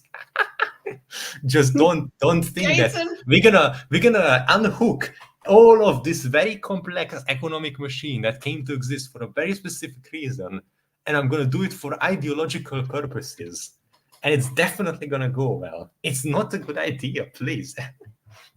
Okay, I think we solved it though. Absolutely. Ta-da! We have permanently solved the issue of globalism, and it will never ever come up again. There. It's all good. I think we did come to some sort of resolution, in that there's probably not one universal answer for everybody. Mm-hmm. So, definitely. True. Humans are so complex. One of the things that maybe we'll do a think on at a later stage. Interesting enough, I guess it would be, we would have to try. Then maybe we could ask Rosales, people with children, to join us on the on the think, because this, speaking of how complex humans are, Asmongold was just reacting to a certain video about why people aren't having children. So they're talking about crises. There is the fertility crisis, which is actually just people aren't having children. That is a really good and really complex topic. I like that. Yeah, and there's lots of reasons you can point to, but it's different for everybody. And there's no one answer, which I think would make me feel more comfortable. So we can get onto that. We won't get onto it today, but I think maybe that will be another thing that we go on. Need to just would be interesting to have people on who have children. I think all of us are paired. I have cats. Yeah, I have a zoo, but no kids. I used to have rats. Mm-hmm. Rats are awesome. I love rats. Marsupials are up there. Hydra has cats that follow him around town. They aren't his outside. Exactly. We have some wild, well, not wild, but outside only cats that are all year outside, that always show up whenever I go outside. No, I was saying all of us aren't parents. That's what I was trying to say. All of us are part cats. Oh no. Hey, Zax. Yeah, well, sorry. Thank you kindly. Yes, Zax. Yes, thank you. Definitely a good. So we will see. That might be a half think. Whatever that this was supposed to be. The crisis is manufactured, not organic. Oof. Oh, Hard okay. Disagree. Okay. I think look, I can make a post. Look, think. We need to think about just that. That is such a complex thing. But I have a bunch of studies that I would like to bring up, including some that just plain old point to the fact that as more civilized and advanced societies become, the less and less children people choose to have, which is a really concerning thing, because that technically would mean that if we ever reach Star Trek levels, humanity just ceases to exist, or what the fuck happens? Like, it's genuinely an unsolved problem that is threatening every advanced nation that is developing, that keeps developing rapidly. So yeah, definitely worth to think. So yes, definitely. But guys, the drama that we needed a shepherd through the drama. So our second topic for today. Look how cool my crazy banner is. Just hold on. It's this. Cool crazy banner. Cool crazy banner. Look, the artistic genius. Prepare your eyes. So we did this part on the left. It's the globalism part, and then we were going to do drama on the right hand. But we don't have our drama shepherd to take us through the drama today. The drama Sherpa. Sherpa, that's great. I like that. Yes, to bring us around. So what we could do is find some other drama to discuss. Okay. Yeah, if there's anything you guys want I'm going to go look for drama, BRB. Openings. I have a complaint I would like to lodge with YouTube. Yeah. Do it. I want to be honest, and I want to not use an ad blocker. So I'm okay getting ads, but they should be ads. Like, what the hell, playing an entire movie or an entire 3-hour podcast as an ad? Like, I want to give the creator the revenue of watching the stupid ad while I'm watching their content. But what the hell? How is that an ad? How can an ad be 3 hours long? Yeah, that should not be allowed. Absolutely, I'm with you on that. Sorry, the best ads do I want more mandates on YouTube? So I don't know. I kind of hate myself for wanting that, but I don't know. Is this just what the free market of ads allows? I thought that it's not that prevalent anymore. I thought there was an old thing that happened. I guess it's because I'm on YouTube Premium now. See them, that's what they're doing as well. They're trying to make it all unbearable, so you have to use Premium. I think that's what it is. Well, promo time is great, Rosales. It is my favorite time of your show, but no, it's informative. It's not just an ad. I like this. Make ads again. Exactly. And I'm exiting the marketing sphere, so I can't help you guys anymore. But that's how they sell themselves to you, is that they want to show people advertisements at the best time possible, at the most relevant advertisement at the best time possible to the most specific person you can find. But yeah, would you guys think it's honest if we put an entire episode of The Thinkers as an ad that would come up on people, and if they're not able to hit the button or they're not paying attention, then they have to watch our entire show? Yeah, no, that just seems like a bridge too far. I've seen it happen. Actually, my mom was cooking the one time, and she was listening to a podcast, and then I think they did this. It's dishonest, where it was a podcast that you can choose where you're placed, not on specific videos. Well, you can try to bid on certain videos and try and be where that video is, but you go to certain channels. You say, I want to appear on this channel. And I will pay more to appear on this channel. So this ad was very much like a podcast. So it easily, while she's cooking, she lands up not skipping the ad. And then she's like, what? I thought this was about globalism. Now they're talking about rabbits. That's basically how it happened. And so that they do that. They make it sound similar, and they don't make this break between the two types of content honest. You can get fooled into going and watching that 3-hour thing. That's absolutely bullshit. I agree. It just seems like it's gotten worse in the last like month or so for me. But maybe I'm wrong. It is making me want premium or ad blockers. I'm not decided on which one. The honest way would be premium. But yeah, we'll Listen, see. considering Twitch is hard to use. I used to spend a lot of time on Twitch, but their ads as well. Damn. But what I do like what they've done is they put the ad at the bottom. Sometimes they make your screen smaller and they put a little ad at the bottom. That's okay. I think that's fine. I also want to attack the dishonesty of the block ad button. Doesn't really do that, does it? No. It doesn't. You block one Kamala ad, you'll still get 30 by the end of the video. Oh, yeah. And political ads are the worst, indeed, because I can't tell you how many. I live in a place too where I get always like just an unending flood of the most ridiculous and most extreme political ads that one never asked for. I just want to tell them to be able to fuck off, but I can't, and they're everywhere, and they're so annoying and so bullshit. I eventually managed to get BetterHelp to stop sending me ads by changing my age. On Google and YouTube. So as far as Google and YouTube are concerned, I'm 80 years old, but you've lived a great life. And that worked. Oh, I'm so fucking jealous of you. I tried that, but that doesn't work over here. No. It's listen, they doesn't matter how old or how young you are, they want to get you. It's just they are repeating listen, Goebbels was right. Repeat the same thing over and over again, and a lot of people will grow to believe it. That's it. They just spam all of your talking points and people will eventually believe it. It's fucking annoying as hell, especially in places where it doesn't belong. And it's just there en masse. This is where money goes instead of places where it's actually needed. For fuck's sake.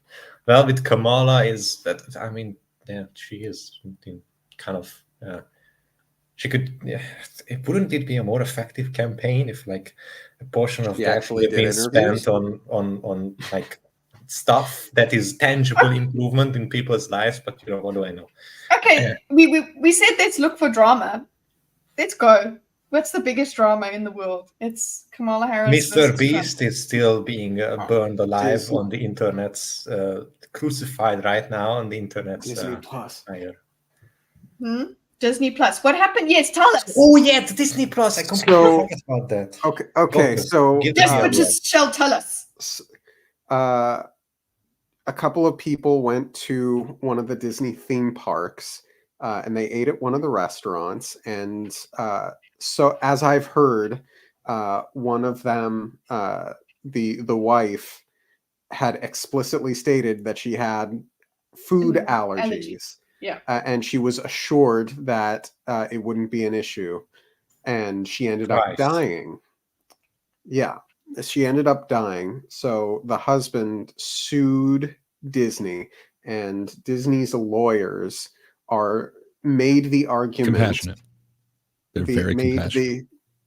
Made the very compassionate argument that because the husband signed up for 1 month of Disney Plus, trial, 1 month free trial. A 1 month free trial of Disney Plus ages ago. Did you read the terms and conditions, though? The terms and conditions state that they give up their right to sue, that they have to handle everything through arbitration instead. In perpetuity? In perpetuity. So is this a technicality they're trying to get him on? Yes, and it was something Have you ever sampled Disney Plus? You can no longer sue them. Wow! Even if they accidentally kill you. Yep. I mean, have they won this? Or do they... So you have to... I have not heard. Yeah, because you have to just... No, Item Wizard, this is not a joke. This is this is unironically happened. Yeah, that's it. They are... Disney can kill your wife and you have to shut the fuck up and not complain because you tried Disney Plus for free once 6 years ago or 7 years ago. Yes. Now, I doubt that... The argument. echo C. Paffy's assertion. I doubt a judge will agree with it, but Disney Hopefully. tried to make that argument, That and the that fact is that they alone, tried. yeah, He'll win for that. That was the hill you're gonna go. Oh, yeah. You just said that. Yeah. For fuck's sake. The world is so terrible. I know it's so kind gross. of I'm the depressed Hydra, it's kind of my thing, but still, holy shit, what a black The happiest place on earth. Yeah. Oh, If they and have while it we're in the terms and agreements, though, like, I don't know. You accepted the terms and the conditions. For a free Yeah, I trial. signed know what the away wife the did. rights to my wife's life. I don't Yeah, know. basically. You tried a free trial. You have no sold your wife's soul to us. Thank you very much. The Mickey Mandalorian Mouse has season your 1 was wife's pretty soul good. now. While we're on the Disney stuff, Rachel Zegler can't keep her mouth shut. Oh, what's she doing? After the Snow White trailer launched, Amazing trailer. and the amazing trailer that got so many likes. It's got a lot of views, man. Like, I don't know. It's a crazy amount of views in like, what, 4 days or something like that? Yes. That said, Rachel Zegler ended up tweeting a statement of gratitude for all of the attention it had gotten. And then right under it, she tweeted a Free Palestine statement, which is incredibly divisive. And considering her co-star is Israeli, and well, does Disney have anything to say about that? Because it seemed like that's not far off of what they have kind of punished people for saying in the past. Yes, but also consider the Gina Carano lawsuit and her stating like the discrimination in viewpoints, etc. It's a bold statement. Are we factoring in that Gal Gadot is the villain in this movie? I don't know. It's just that was in the news. That was drama. Oh, it got copyright struck. Oh no! What did? Matt Walsh tweeted like somebody was watching the video, the Snow White, and it was the whistle while you work, that part of the movie. And it was like in the original Snow White, she cleans for the dwarves to show their appreciation. In the new one, she breaks into their house and forces them to clean for her, making a feminist version of a character. How is that? Oh my god! How is that? That's criminal, not feminist. Imagine if Kitty breaks into my house and it's like, Hydra, clean up my shit. Ah, yes. What a feminist action? No, it's a criminal action. What a you broken. Yeah. Well, no, it speaks to the disdain that I think a lot of the creators have for the traditional gender roles. But yeah, imagine working in a mine all day long, getting home, finding some strange woman who makes you clean. So, are you saying you never cleaned your place for some strange woman? Hey, I cleaned my room, bucko. Okay, fair enough. But basically, nobody even in the replies. Obviously, it's Matt Walsh's replies, but in the replies, nobody actually said, "Hey, they got the song right." It's fucking Matt Walsh. Like, what do you expect? The dude was like, "I'm the logic guy. I'm the reason. I'm the science guy." When he went around and talking all about the fucking the gender bias bullshit, and then he just turned right around and like, also, my book says that gays shouldn't be allowed to marry. And it's like, so you're okay. It's Matt Walsh. Like, I'm sorry, he's gonna LARP as the I have reason and science on my side, and just immediately tossed away the moment it benefits him. It's like, I don't expect that much better from someone who like adopts and tosses away principles on a dime so quickly. Is Gal Gadot offended? I don't know if she would say so. I don't Yeah, even if she Probably. were, and I bet she, I don't think she would respond because she, It just don't. I think, knows more about PR than Zegler does.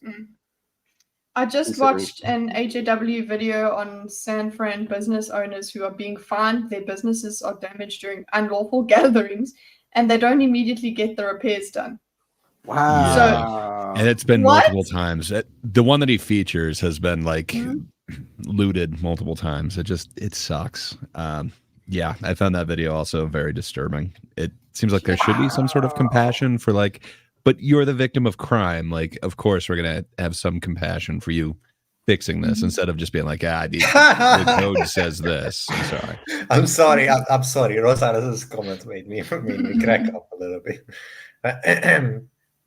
Also, by the way, this is semi-serious, but can't you just legally? You know what I would love? When you have businesses when they close down, or like which is where most. I think I'm not even sure where most is that. I think some robbery attempts, or at least people attempt robbery when it's closed or when no one is there. So you have like that, or when it would be easier, than just running in when people are there. The danger of being spotted or being, that's why they have in some places those steel whatever thing is that you can like close down the business. You know what I'm talking about. It looks a little bit like this. I'm losing my ability to speak. Help me! Okay. My vocabulary is evaporating. What's the name of the steel thingy that you pull down when you close the store? Like a gate. Shutter. It's like a mini. Yes, it's like a mini castle gate, like a little thingy.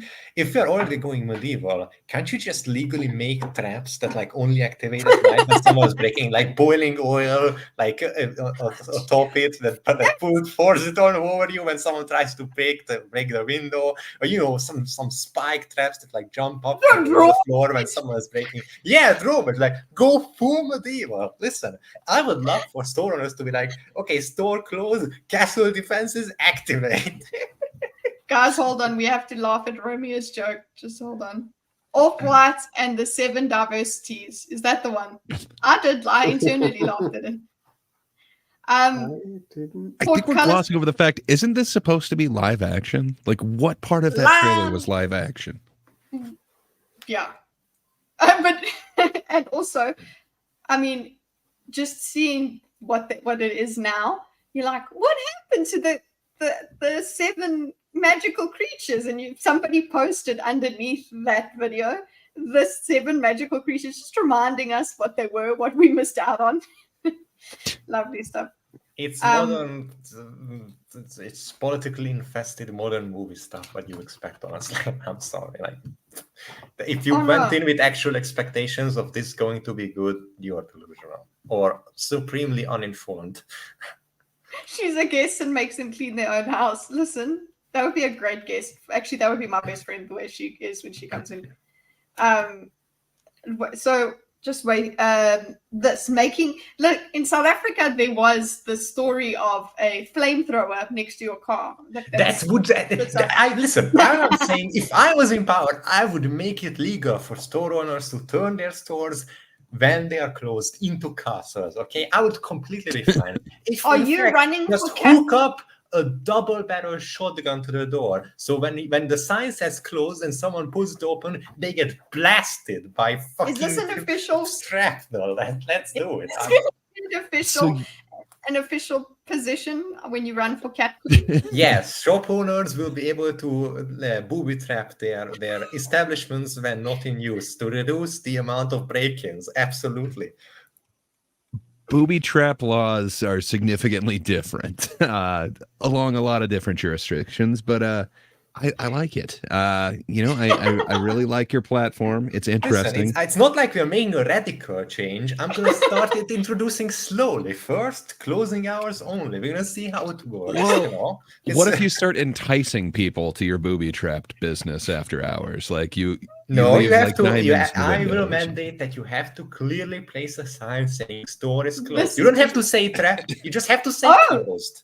So you don't even have to say this store, because like what CCTV does, at least they go. You can place, but you don't have to, because otherwise the potential criminals will always have to think: is it booby trapped? Is it not? Is it booby trapped? Is it not? You don't want. You have the ability, of course. The store owner has the right to place it out, but they don't have to place out the sign. Just put that sign. It's a trap. Yeah. Okay. Speaking of which, look. Hydra is starring in the new movie Store Alone. Wait, I'm trying to make this as little as possible. No, not me. Everyone. There. Okay, I'm trying to do this. Because look what's coming up, guys. Rings of Power Season 2, something literally no one have you guys? Only a couple short days. Who watched it? So I've seen all of season 1. Yeah. Dorkus, you started it, didn't you? I watched extensive coverage of it. Okay. Yeah, I was going to say, I know somebody else said they watched it. I think it was BMO. He's saying that he watched it and his eyes hurt. So it sounds like he finished it. Yeah. Look, I didn't enjoy it, but I did enjoy it. I did hate watch it. That's what I did. And I laughed. And my favorite coverage was EFAP when they found the one clip when they're in the trenches or whatever with the orcs or whatever. And they're trying to get free. They actually found a clip of this actor knocking nothing with their hammer. It was brilliant. My conspiracy theory is that Rings of Power is literally a money laundering thing. It's the plot of the producers. Well, let's see. Oh, is it? Yeah. Okay. Well, they might have completely improved on season 2. You never know. In my mind, mistakes were made. We learned. Certainly arise when I look at where did all of that insane amount of funding and money go for the production? Because people are wearing T-shirts with chainmail or scale mail patterns painted onto it. So I genuinely ask, where is all the money? Like it's I'm open to your suggestions. It's not like this is $1 billion series or anything. A trillion, don't even know, but that it's ridiculously expensive, and it has none of the production value, none of it. Well, let us watch the Rings of Prime trailer time. I put it a little bit lower. If anyone tries to catch up and we can't hear it, it's because I've taken it up. Right? One question before we start. I totally forget. Were these hour-long episodes for Rings of Power? I honestly can't remember. So then I think there was at least 8. 40. So, I mean, keep in mind that is like 8 hours of on-screen product versus, the movies, which they did shoot them in a very interesting way that they were kind of back-to-back. But even then, we're talking like many more hours than the actual show, and they have less time to prep for it. But still, the end product is not great. No. But I do want to give them a little bit of credit that they are producing more actual material than the movies before. Any individual movie, I would say. Let them have that, yeah. I would rather have less material of a higher quality, personally. Thank you. But the orcs, man. There are orcs. Yeah, the white orcs. What could that possibly be? They're whatever. But just the stupid orcs that sometimes are scared of the sun and sometimes 4 times funding for the origin. BMO, is that true? 4 times funding? Is that how much? Oh, well, yeah, but that's today's money. You got to think about it. Money was worth more back. Just for inflation. Back in the Peter Jackson days. Let's go. I'm gonna cry over the missed opportunities. That's my prediction. Oh, look, that's a spectacle. Yeah, that's cool. We like those. Well, that's Helmsy. You can see the night scene a little bit better than in some of Game of Thrones. So, okay. Yeah. Hold on. It doesn't Listen, look if quite Game as of bright Thrones as is it. the fucking bar, then anything is gonna. Well, I after the actually long compare night, this back. to. Listen. Technically, you could still, if you're at the bottom of the ocean, you can still dig beneath the bar and go under it. So you can always go below, but it's still a very low bar. Fair Let's enough. go. I'm trying to get HD here. Yeah. One of the criticisms of the first season was that it was really bright. So far, I'm not noticing that it actually looks super bright on You this don't trailer. have So to. There is a healthy middle ground. That it's too bright? What the fuck? Okay. like essentially the way that they did the actual like color timing, like whatever filters they're using on it, just it doesn't look cinematic. It's like way too bright. It looks very television-esque. That's why I love Disparu's coverage, because Disparu isn't like that. He's not like, oh, this technical over here. He's like, does that look cool? I'm okay with it. That's it. He's not going to come around and he's not looking at it too technical. He's just like, can this entertain me? Yes, no. Okay, it's not. Is this I'm so entertaining jealous me of more? that mentality. I wish I could do that. Is this entertaining me more because it's horrible than because it's good? That's usually why he's making a video on it. So this looks fine. You see, I'm very easily pleased as well. That's why I think Item gets it though. He was saying what's some of the problems with Rings of the Power is we can see too much, so let's just dim the lights a little bit. Yeah, exactly. This is the work of Sauron. Sauron. She says that wrong.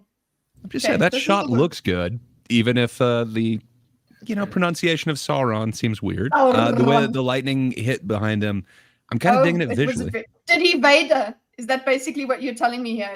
There was like a little. This is the work of Sauron. Ooh. Oh. Yeah. Okay. No, Well, that guy looks familiar. Yeah. Oh, are we supposed to believe that they don't see this? That they don't see what we see. Okay. Lucifer. You have not seen what I have seen. No. No. Lucifer sees your insulting of Elden Ring at once. The Elden Ring shots. Any landscape in Elden Rings looks much better than the background. No, just no. I'm sorry, no. Oh, Hydra, did you end up deciding to watch Rome? Not yet. I don't have, unfortunately, the time or the energy right now, but it's on my list. I will watch HBO's Rome series when Don't sleep on I, Claudius. Okay. Okay, let's see. Okay, so he didn't twist gut. He didn't do that. Yeah, and I heard that's the only way to kill an orc. So. Our armies cannot defeat him. Okay. Not defeat him. Oh, look how cool! Once the deceiver obtains a being's trust. Suddenly he's the deceiver. It's almost as if you should have done this the previous. Okay. He gains the ability to sculpt their very thoughts. Oh, he can change. Is that a thing? So Apparently now he's a thought molder. Thought molder. Look. Oh, big Google eyes. Look, that does look good. I'll say that. They look like orcs. And they're running practical. Yeah, but I expected more for the amount of money you have. God damn, it looks good, but your budget kind of sets an expectation. Why is exactly? It wasn't Elrond with lighter hair before. I don't know. But also, see, they can go at night. It's cool. But there was just what I didn't like about the previous season. There's inconsistency between do they get burnt in the sun or not? Like, come on. Oh, Booba! Did you check this chick over there? She was the one that they all went mad for.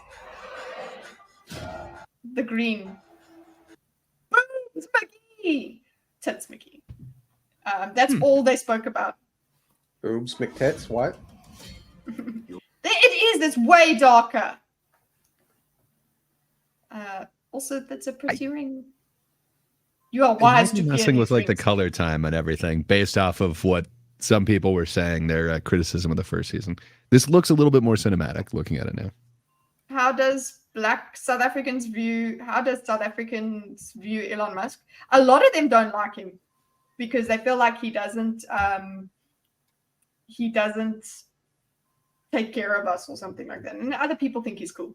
I mean, he has become, he used to be a very chill and like relatively, but I mean chill, like a figure that's popular in a certain area because they are very good at like engineering and whatever, or the specific point, and like people look up to them. And then he entered the socio-political arena and became very divisive. So I imagine thoughts are divided on him like everywhere else. Personally, I probably think that it's understandable given how Elon sort of like just decided that since he's an expert on engineering, he's an expert on everything else, and we ought to heed his thoughts on topics he doesn't understand anything about. But it probably there are South Africans who like him and South Africans who don't like him for these reasons. That's my guess. But I'm not South African. So the one that don't like him, they some of them think that he's not South African enough. He doesn't give back enough to South Africa. He doesn't care enough. That's what I was going to ask. Like, do they view him as South African, or is he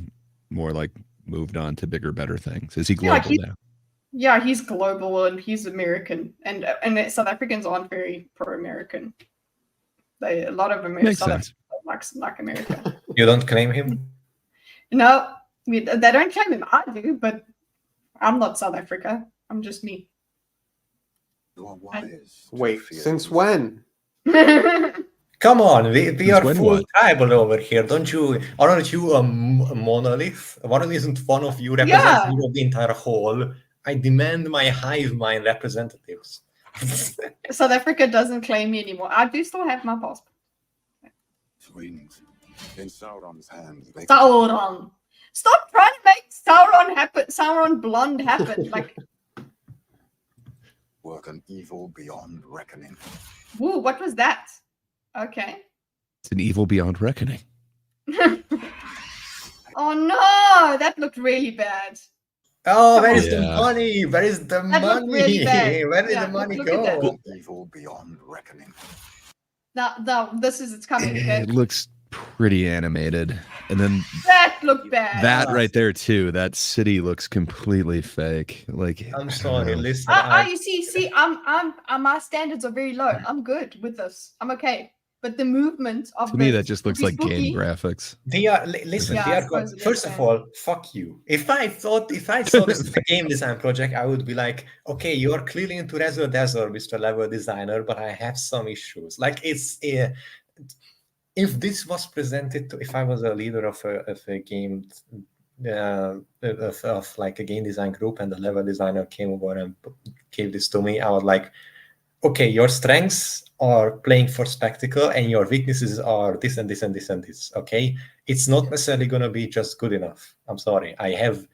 You have to change things. I won't accept this as it is, no matter how razzle dazzle the graphics are.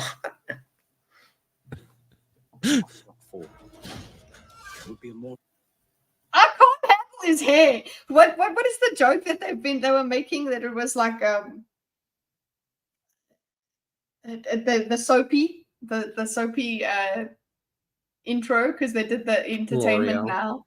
The L'Oreal thing. That's exactly it. It was like L'Oreal. Oh, okay. See, I'm okay with it. Oh. Ooh. Sooner or later, I don't know. That doesn't look nice. That was not a great. It's very inconsistent. I don't know. Like parts of that bridge thing look cool, and then parts of it look so wrong. Like that's one of the worst things, actually. That's bad. If like just having consistent graphics is better than sometimes very high, sometimes very low. This is the reason why like FPS lock exists in video games, because even if look at it, 260 FPS runs perfectly smooth, but all of a sudden it goes down to 60 because you're looking at something intense, it's gonna fuck with you even though it's 60. And that's the standard. It'll fuck with your standards. My standard's fine. Yeah, you are. I understand you are very easily impressed. People are making jokes about that in the chat in relation to boob size. I'm not going there, but listen, I wanted to bring in the FPS log comparison. No, even the FPS, boob size, everything, food, drink. I'm so fucking jealous of you because I wish I was able to do that. I don't have that many requirements either. I'm a very easily pleased person, but not in this regard. I'm also in terms like that with physical items, but not with creative works. So yeah, consistency is important. Well, they are. Like you're ruining it for me because I'm going to realize those inconsistencies. Oh, that's so what I need to EFAP shut the does. fuck up. I understand. No, that's what EFAP does for me. Is like I will notice things, and then I'm like, oh, that's crap, whatever. Then I watch EFAP, and I'm like, oh, that's even more crap than I thought it was. It looks so dark. Item wizard. Okay, you're not nostalgic for the long night. No, I fear. We are not at the part when the show leaders tell you to turn up your brightness. Lord Peace, I gave it to you. This is hardly a gift. What have you done to me? What have you done to me? Who are you? Truly, I am the one keeping the storm at bay. Whoa! I'm still not understanding how we don't know that that's Sauron. Okay.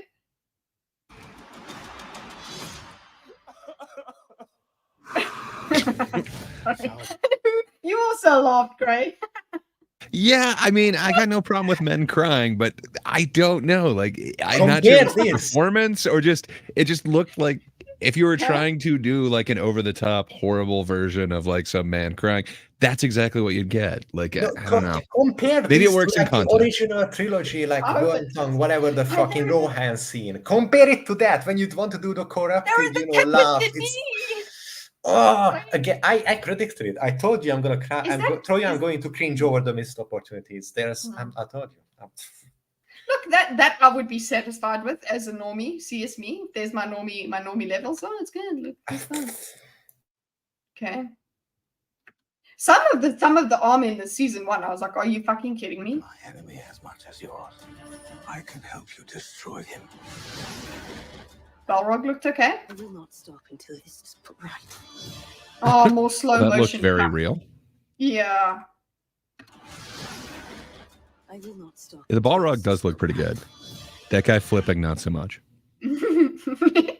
Sorry, I want to do it again. I will not stop until this is put Ooh! I hate how these two shots are next to each other. Why? the spider underneath. The horse is very vertical. It's impressive. And he's alive, and it's a real horse. Oh, they don't allow that anymore. The horse actor is better than the human actor. I remember in the previous season, everyone was just like, the horse is alive! Because it fell over or something, and we're like, that. Anyway. Oh, in the seen or unseen world.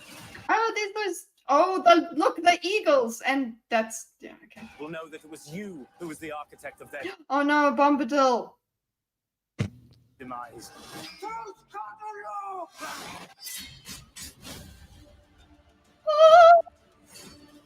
Wait, I want to look at his armor again. That looks cuck. See, if I look at it too long. You call that armor? Got scales. That's not armor, I guess. Yeah. Well, what is it? He's just look at him. He's being all. It looks like ceremonial robes. He looks the most elvish out of all of the elves. Well done. But he still looks like himself. Anyway. At this moment, the great tale of our age is being written. Oh, she's going to be back. Oh, the Ents are there. Oh, hey, another one running up a troll's face. Oh no, that's horrible. Don't, no, come on. I know, Rosales, I know. Give you half the budget and access to a Japanese VFX team. I know. It's the opportunities, what they could have done with this. It's. He puts on his crown, though. I'm watching this, boys. I don't care. I know you are. Yeah, I'll see. You know what? That's the thing. I can watch it with a lot less pain than Wheel of Time.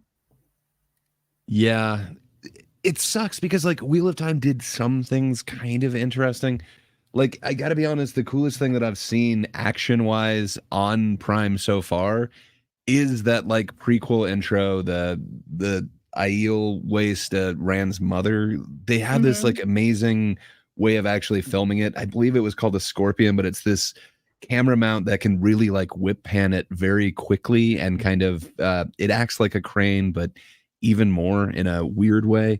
They made that opening scene look amazing. Like, it was finally seeing an Aiel fight and seeing what they could do, seeing the Maidens of the Spear. Like, that was amazing.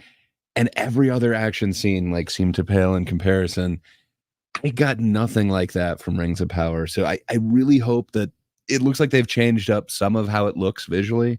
I'm guessing they got the feedback from everyone kind of mocking the first season. I hope they change that also with like the fight choreography. It didn't show much of it in this, but man, that choreography was bad in the first season. Yeah. What? Oh. Speaking of which, sorry guys. If you want to talk about old school, Lord of the Rings. Here is something. Hold on. Here. This is what AI did for if the Lord of the Rings was made, the trilogy or whatever was made in the 1980s. It looks very 80s. That's awesome. Oh, I think I saw this. Rise to stand against the coming darkness. So much hair everywhere. From the visionary Yeah, it was the 80s. Comes a tale of Look at her. Woo! Look at the horse. Like The horse is quite big, yes. you've never seen before. The Dark Lord saw That looks cool. it does. Reclaim his lost power through So the very. ring. Look at the ring. This Wow, It's that chunky. looks cool. I Oh, kind of like that take on Golem. That's kind of fun. Wow. That would Yeah. have scared me as a kid. I would have been properly scared of that. But it kind of gives you like Labyrinth or like that Henson puppet type. Dark. I really like it. Crystal? Yeah, like Dark Crystal type deal as well. I like it a lot. Man, I want this to exist. Why didn't we have this version? the fellowship of Look at that! Like the way It's they awesome. did the Have Vulcan, but perfect. yeah. the ring brings together a fellowship bound by fate. And also the voiceover is great. Gandalf the Grey, a beacon of wisdom. Aragorn the Look at Aragorn, boy. He's got pics out, yeah. It's basically it's Conan the Barbarian. king to be, a ranger. Look at it. That Aragorn, is. boys. That's my Aragorn now. Yeah. Yes. Strider. Look at him go. Cloaked in mystery. Legolas the Watchful. Oh, look at Legolas. Legolas is buff. An elf whose eyes miss nothing. Gimli the Stout. Oh, look at Gimli. Yes, they're all just buff. A dwarf with the Oh, This immediately. This reminds me of the AI compilation that they made about the non-existent Dark Souls movie, and it just makes me so nostalgic and yearning for something that doesn't exist. I wish we would get like. Heart of I'm a waiting Giant for it. And Boromir the Romeo points out that this Boromir. looks like a gay fantasy porn. He's not wrong. That is what 80s movies kind of were. Yes, Yeah. it's that same vein, but yeah. man, I love me some Jonathan Rhys Davies played Gimli, but that super That was jacked great. Gimli, I want that now. Bold, a man torn between honor and desire. Accompanying Frodo, Oh, I can see that as Samwise. That's great. his devoted friend, and the mischievous hobbit. they're a bit too young. That's okay. They do look very hobbity, though. From the safety of the Shire, Look at the Shire. The Shire looks pretty good. through enchanted woods. This makes me so. I want to see a Dark Souls movie Oh, with look. this. I want to see a Dark Souls movie with this technology. Oh, it would be. Saruman, butchered. it's like they really make the evil person look very evil. Yeah. But The the white robe has 80s that like is 80s just- glow to it. It's Like, amazing. yeah, Why it does is like you could why see does the that- 80s have this unique design that looks It's- so fucking cool? It's unfair. It's I not, want but it. you see, if you saw something with that material with that quality in a modern day film, it just wouldn't work. But because everything in the whole frame is old, it works for you, and it can be cool. But if we like that's what they were talking about when we look at Rings of Power. They were calling him Granny Pants or whatever. Basically, that who was it that he was wearing robes that made him look like a grandma. Look at this! Why don't we get to see this in a modern movie? It looks so fucking. It looks perfect. The whole the background, the actor, the whole design, the lighting. The makeup, the physical looking. One ring unfolds. They face creatures foul and So fair, cool. traverse landscapes both menacing and majestic, and discover. Wow! I didn't see the dwarf in that one. Or That's sorry, the Galadriel halfling in that one, but yeah, she looks great. An actually Wow. good-looking Galadriel. Holy fuck! Wow, burn on the original one. I think this is a more attractive. She's Galadriel. she's too pretty. Actually, she's too pretty. It's like I know. It's not. It's good looking in terms of like, it's a model look. And like, I'm not talking about personal attraction. I'm talking about like the whole design. Okay, when you look at her face, it's a little bit too artificial, but nitpicky. It certainly looks better than some other designs for Galadriel. But I mean, Galadriel is literally supposed to be too pretty, though, right? Like that's her. You taking that to the lore, I guess. You could go.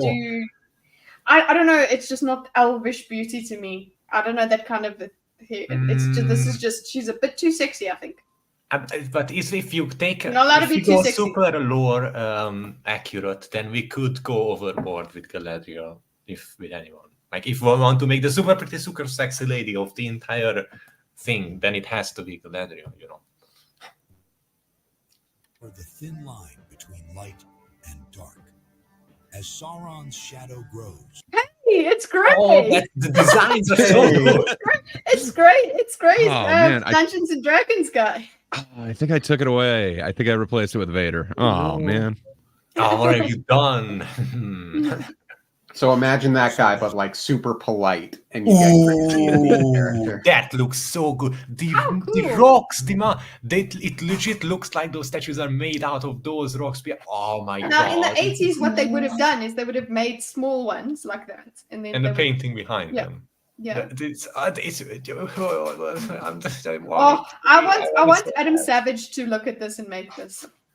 Do it. Be prepared. Ooh! Oh! Wow! I come just saw at the same reaction. It's a hot ball. Cinematic event of the year. Only. You can see it's made it animatronic looking. That's what it's supposed to look like. Mm-hmm. It would be an animatronic. Wow. And I want it. Everybody, so the Critical Drinker tweeted this, and everybody's just gone mad about it because they love it. It looks awesome. One other thing that I bookmarked for us in terms of cinema things is that is a good shot. This. What is the most perfect movie shot? So 3.2 million views. I went through a couple of these. I want my film nerds to tell me what's up. So Barry Lyndon is amazing. So it's a Stanley Kubrick one, but like literally every frame in it is a painting, and that's what he was going for. So he uses these super long lenses to just go in and just keep zooming in on these shots. But if you look at it like a painting too, holy shit. It really does. It is I did think it was amazing. Barry Lyndon is I think it might be my favorite Kubrick one, maybe my second favorite after The Shining, but it is intense. But he also used completely natural light. Like he actually went to these castles. They used nothing but candles to light everything. He used nothing that was like electric of the day. So it was of the period. They did use like reflectors and stuff, but man, it just has a unique look to it and is just so beautiful. That might be the one that I'd pull from as well. That's why it looks like an actual painting from that era. It is. Because of the lighting, the exact same. And the texture on the of the wall of the painting, of the actual paint of the wall. This is like I expected to see this in like a Prussian castle or something. This is like it looks so good. It just So So let's see some of the other ones, because this one does occur. That there's which is because the question is, what is the most perfect movie shot you've ever seen? That's this one, but later on there is it's the same composition, but then there's somebody else here. So it makes, I suppose you'll recognize. This one comes up several times. Once Upon a Time in America. It is awesome. This version here. It's a great De Niro flick. That's up there on my top De Niro ones. Definitely watch it. Is this from the same movie? No, that's what the hell is it called? Gangs of New York. That one won awards and stuff, I remember. Yeah. This is one. This one? Last Emperor. Totally. Oh, that one's a very good movie. Yeah, there's a bunch of amazing scenes, but like just you get the scope of that, a courtyard. It is amazing. Is it just because it's a big lens, basically, a big wide lens? It basically is, but like every one of those colors is like a person bowing to that. Like it is just, there's so much going on. Wasn't this one? There a I don't scene know what this is. Wasn't there a I'm scene drawing a in blank. I feel like I should know it, but I'm drawing a blank on it.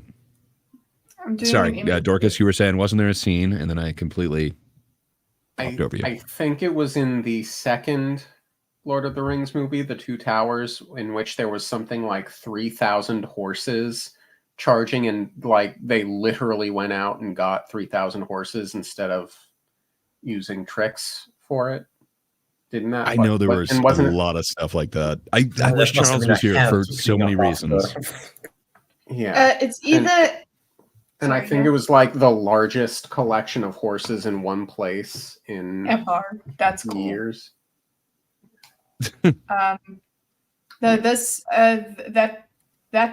thing is from related searches. I did an image search of this image, and it says Days of Heaven shot and twice here, and then Kingdom of Heaven movie is another thing that was brought up.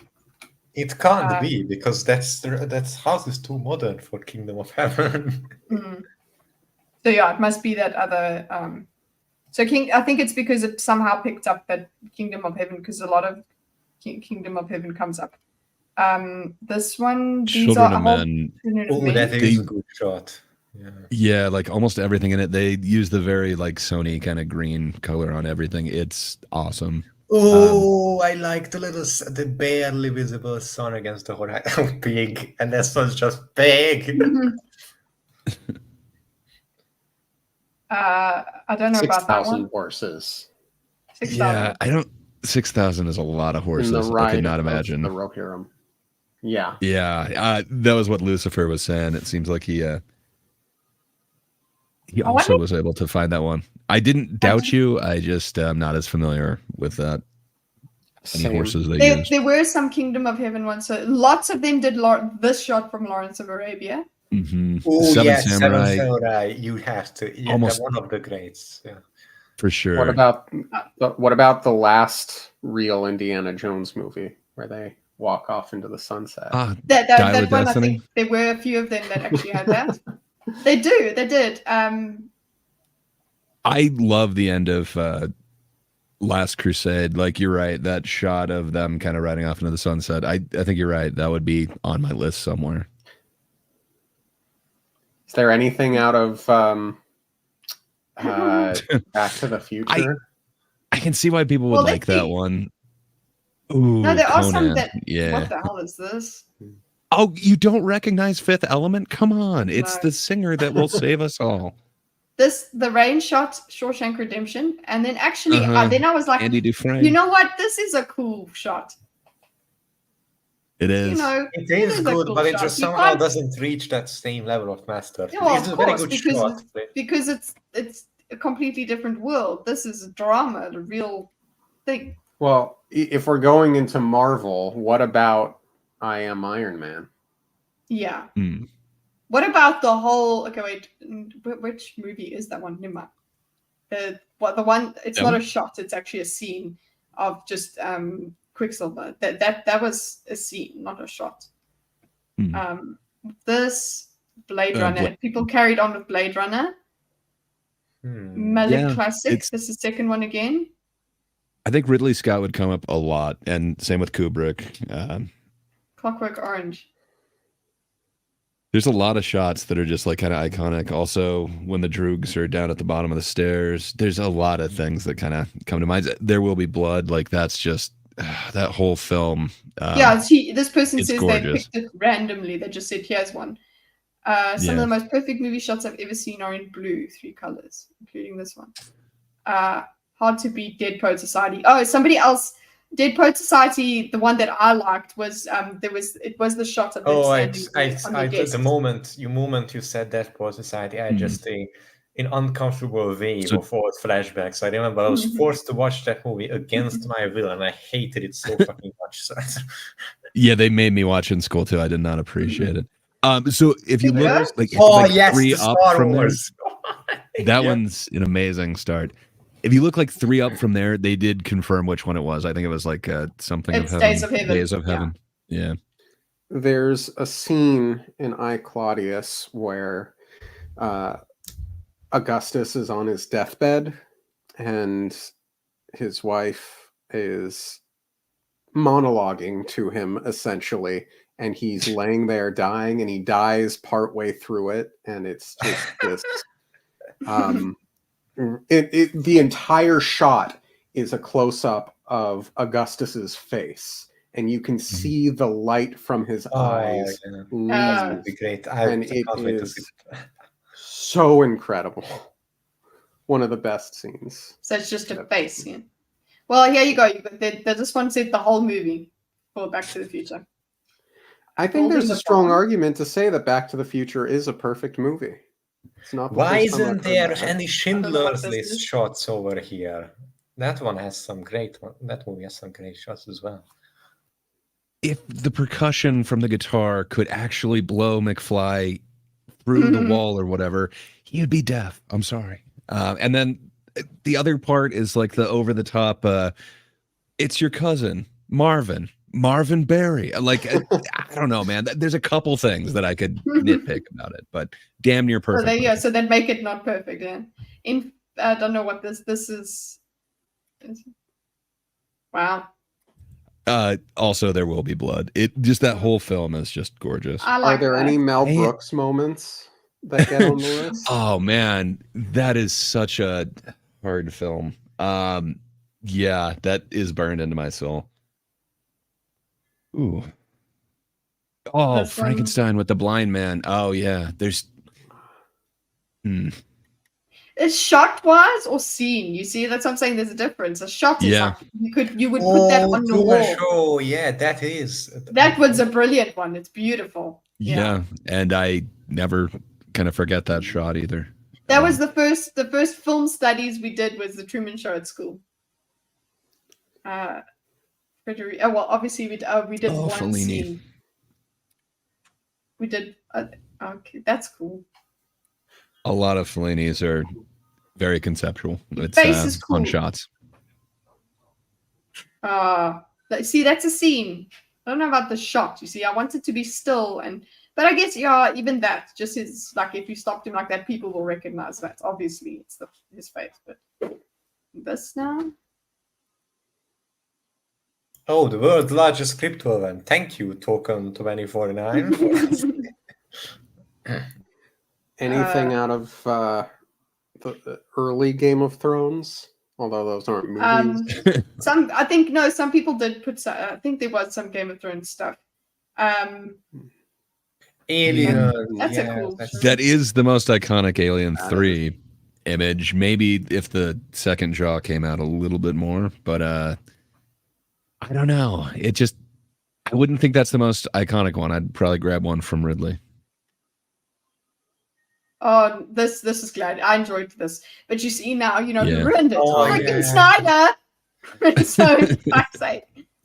Okay. Boris Karloff. What, this? Wait. No, never mind. Move on. Yeah. Okay. Apparently it's a Doctor Who episode. I'm not familiar with that screenshot. Oh, there are a lot of. Also, can I just say that Alien, some of the Yes. It is very iconic. You cannot unsee it. You knew exactly what it was when you saw it. Oh yeah, I can't forget it. It was a magical moment. This is beautiful. This is beautiful too. Yeah. Oh, the that's tattoo. actually that's from Django. Yeah. The Tatooine moment. Luke looking at the moons. Yes, that one. That one's up there. See, some from shows. Yeah, that Peaky Blinders one does look great.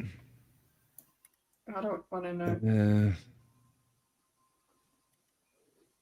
So, what's? Oh, Kylo. No. Yeah. Okay. It would have been the shot would have been enhanced by a better context.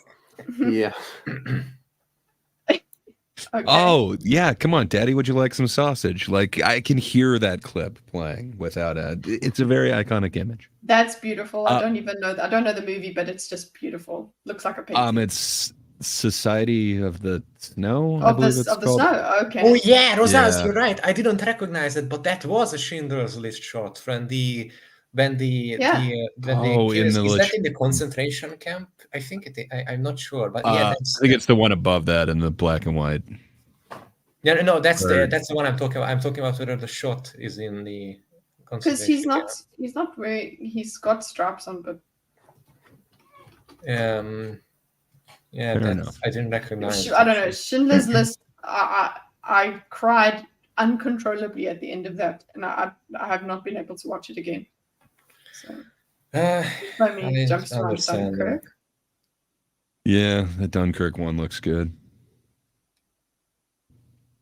I like these Stuka portrayals of Dunkirk. They're like the psychological aspect of dive bombing hasn't been properly explored in movies about World War II, even though there are so many of them. In my opinion, that's something that's very important and distinctive. Ooh, have you watched this?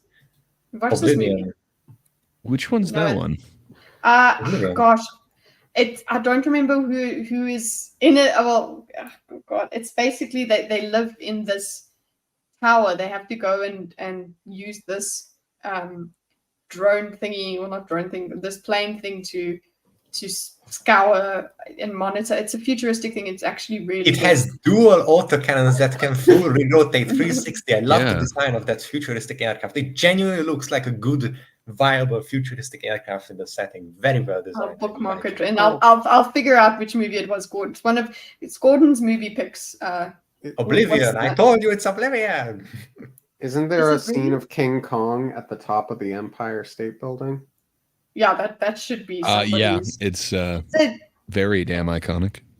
Again, that one again. Repeat. Sphere. That's a cool shot. That's just a cool picture. It really is. Gladiator again. This if this was just basically the film. I remember this being on the DVD. This was the way the DVD was done. I bet there are some good shots from Top Gun that deserve to be here. Yeah, but Top Gun's no Armageddon. I like this. I'd say anything from the Coen brothers. It also just looks like a painting, almost any frame. Oh, this is not the first ET. You know which other ET was up there? Literally the one with looks so weird. Ew, yeah. Oh, anything out of Free North Will? by Northwest is so iconic.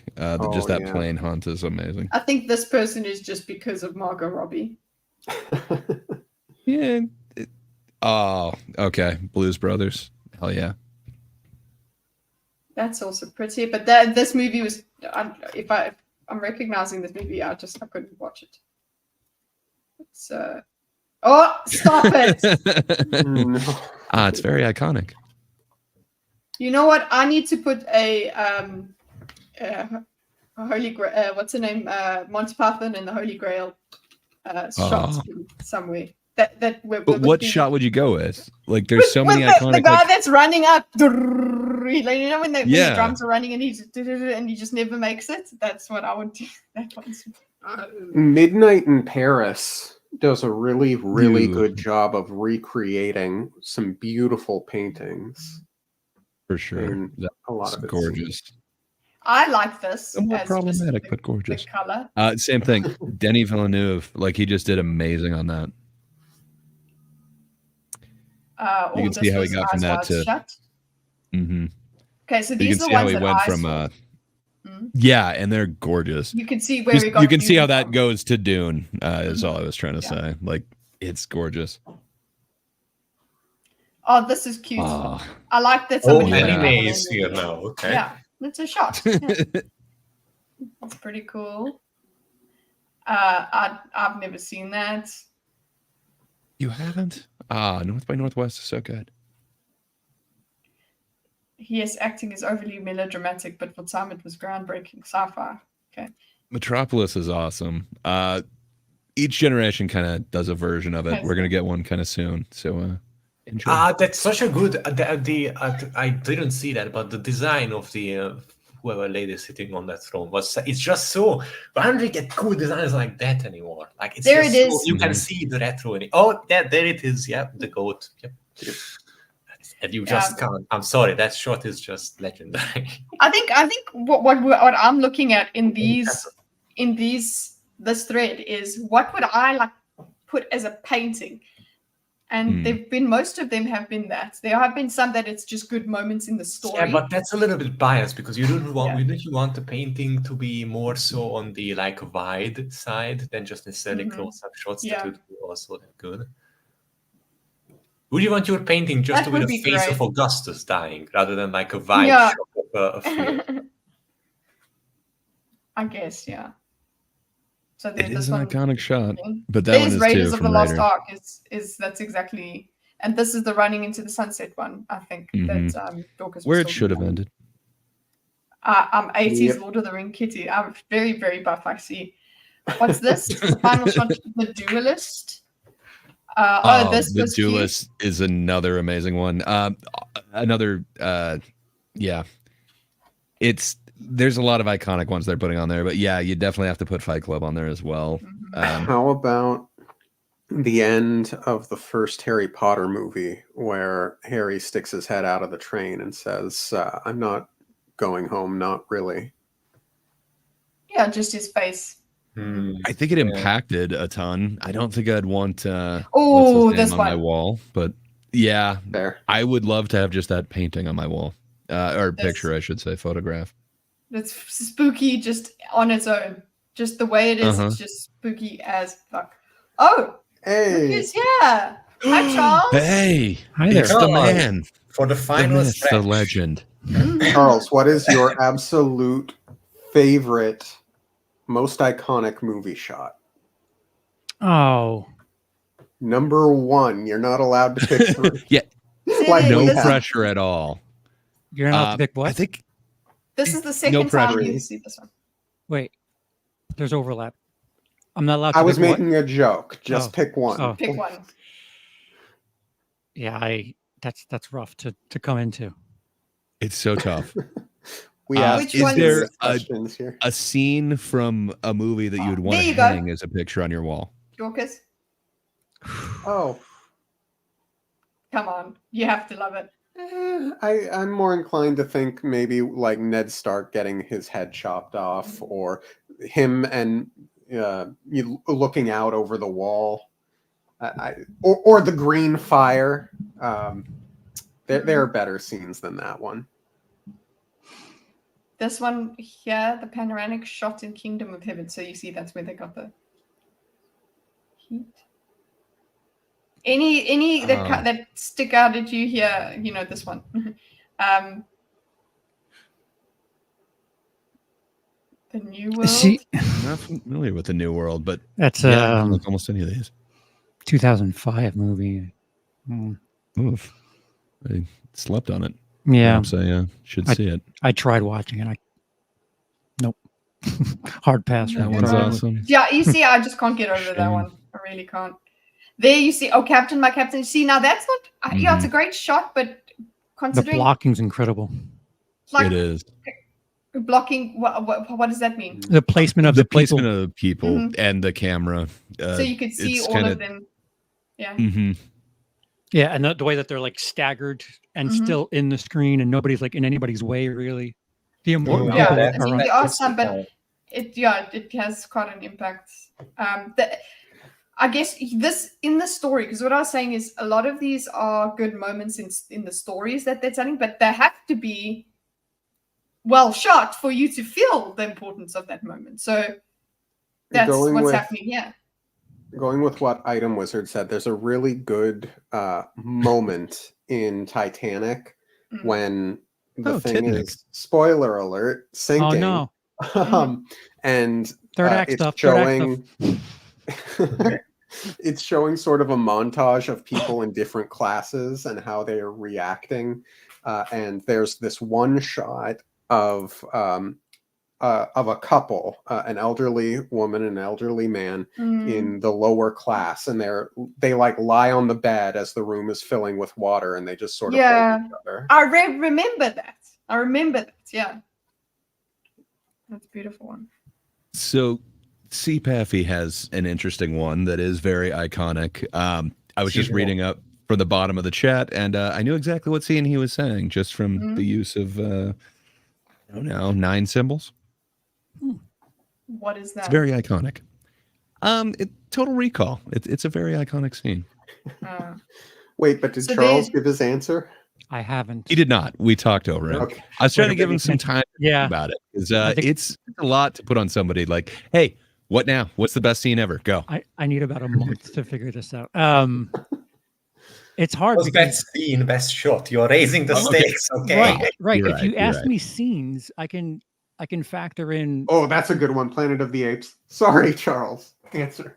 That is pretty good. Yeah, it's an iconic shot for sure. I don't think in like a cinematographer sense like that. But if I was given Manhattan, that's a good shot too. If given enough time, I could probably do it. But when I think of scenes, I think of like a couple of seconds worth, how the music plays into, how the drama, like something that I give a lot more credit than I think anybody else. Well, maybe not anybody else, but Carrie is so good. It strikes me a lot is the last line from Shutter Island, and just the look that Leonardo DiCaprio gives to the doctor at the end there, and the fact that wasn't in the book. This is a serious spoiler. I think I gotta rewatch that one, man. I want to rewatch it too. An asshole when I watched it. I just remember hating that one for no reason. I enjoyed it. I loved it. I would. If you watch it again, it certainly plays a bit differently too. Isn't The Dark Knight when at the end where the kid or Harvey has the kid and he's flipping the coin, the way the music plays against that, and Gordon says, "Don't punish him, punish me," and he gives him a look and he says, "I'm about to." The combination of everything happening in that shot. Yeah.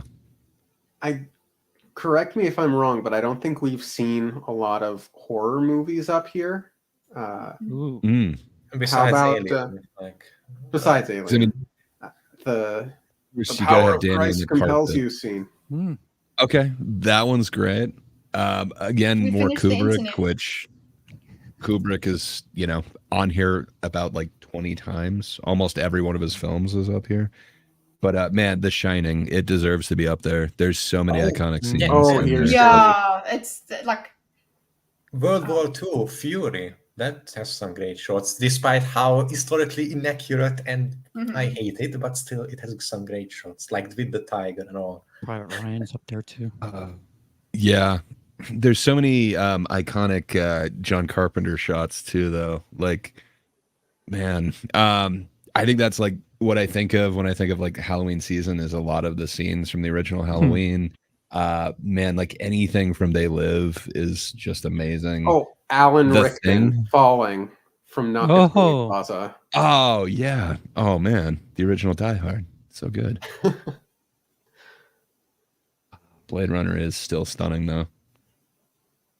These old timey things having all this detail is also pretty. That's cool. painted. Yeah, that's what I'm saying. Like seeing that, we were just appreciating this Lord of the Rings tweet that. Oh, Why does he not like it? Not Lord Rings of Power. I'm talking about the 80s Lord of the Rings. I think the shot Rosales is referring is the money shot. I mean, that's what we're all referring to, right? That iconic one. Oh, if we're talking money shot, how about the cocaine scene from Scarface? I thought you were going to say which one? Yeah, okay. Which one? The mountain of cocaine scene. Yeah, mountains. And there's I forgot the name of the movie. God damn it! The Pulp Action. Come on. Pulp Fiction. Pulp Fiction. I'm sorry. I'm very tired and I'm Pulp sick. Action. Yeah. So many from that one, but like Reservoir Dogs as well. Like if you go in the whole scene, like them walking out is just amazing. But man, if it's just a frame of it, I don't know if that works. Like I don't know. I guess it depends if we're going scene or frame. But Psycho keeps getting brought up by Adam Wizard. Psycho is so great. Yeah, it's the first movie to show a toilet in the film. No, I didn't say Pulp Action. It literally is. Or toilet flushing. It might be one of those two. It's one of those two. Why do I have deja vu? I've had this conversation before. That's weird. You should have it every week or so. The toilets in Oh, not toilets. Skibbity? No. No. Yeah, the Mandalorian gave us the first toilet in Star Wars, so there's that.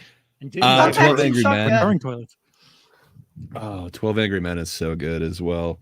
I think there's a whole bunch of scenes from there that just you feel the heat coming off the frame. Like it's I wouldn't think that's like really good shots in 12 Angry Men. That is more drama. There are, man. Really? Like when he's like throwing it out the window. I don't know. I think I would want one of those shots like up on my wall. Maybe the knife in the table with the other knife. Yeah.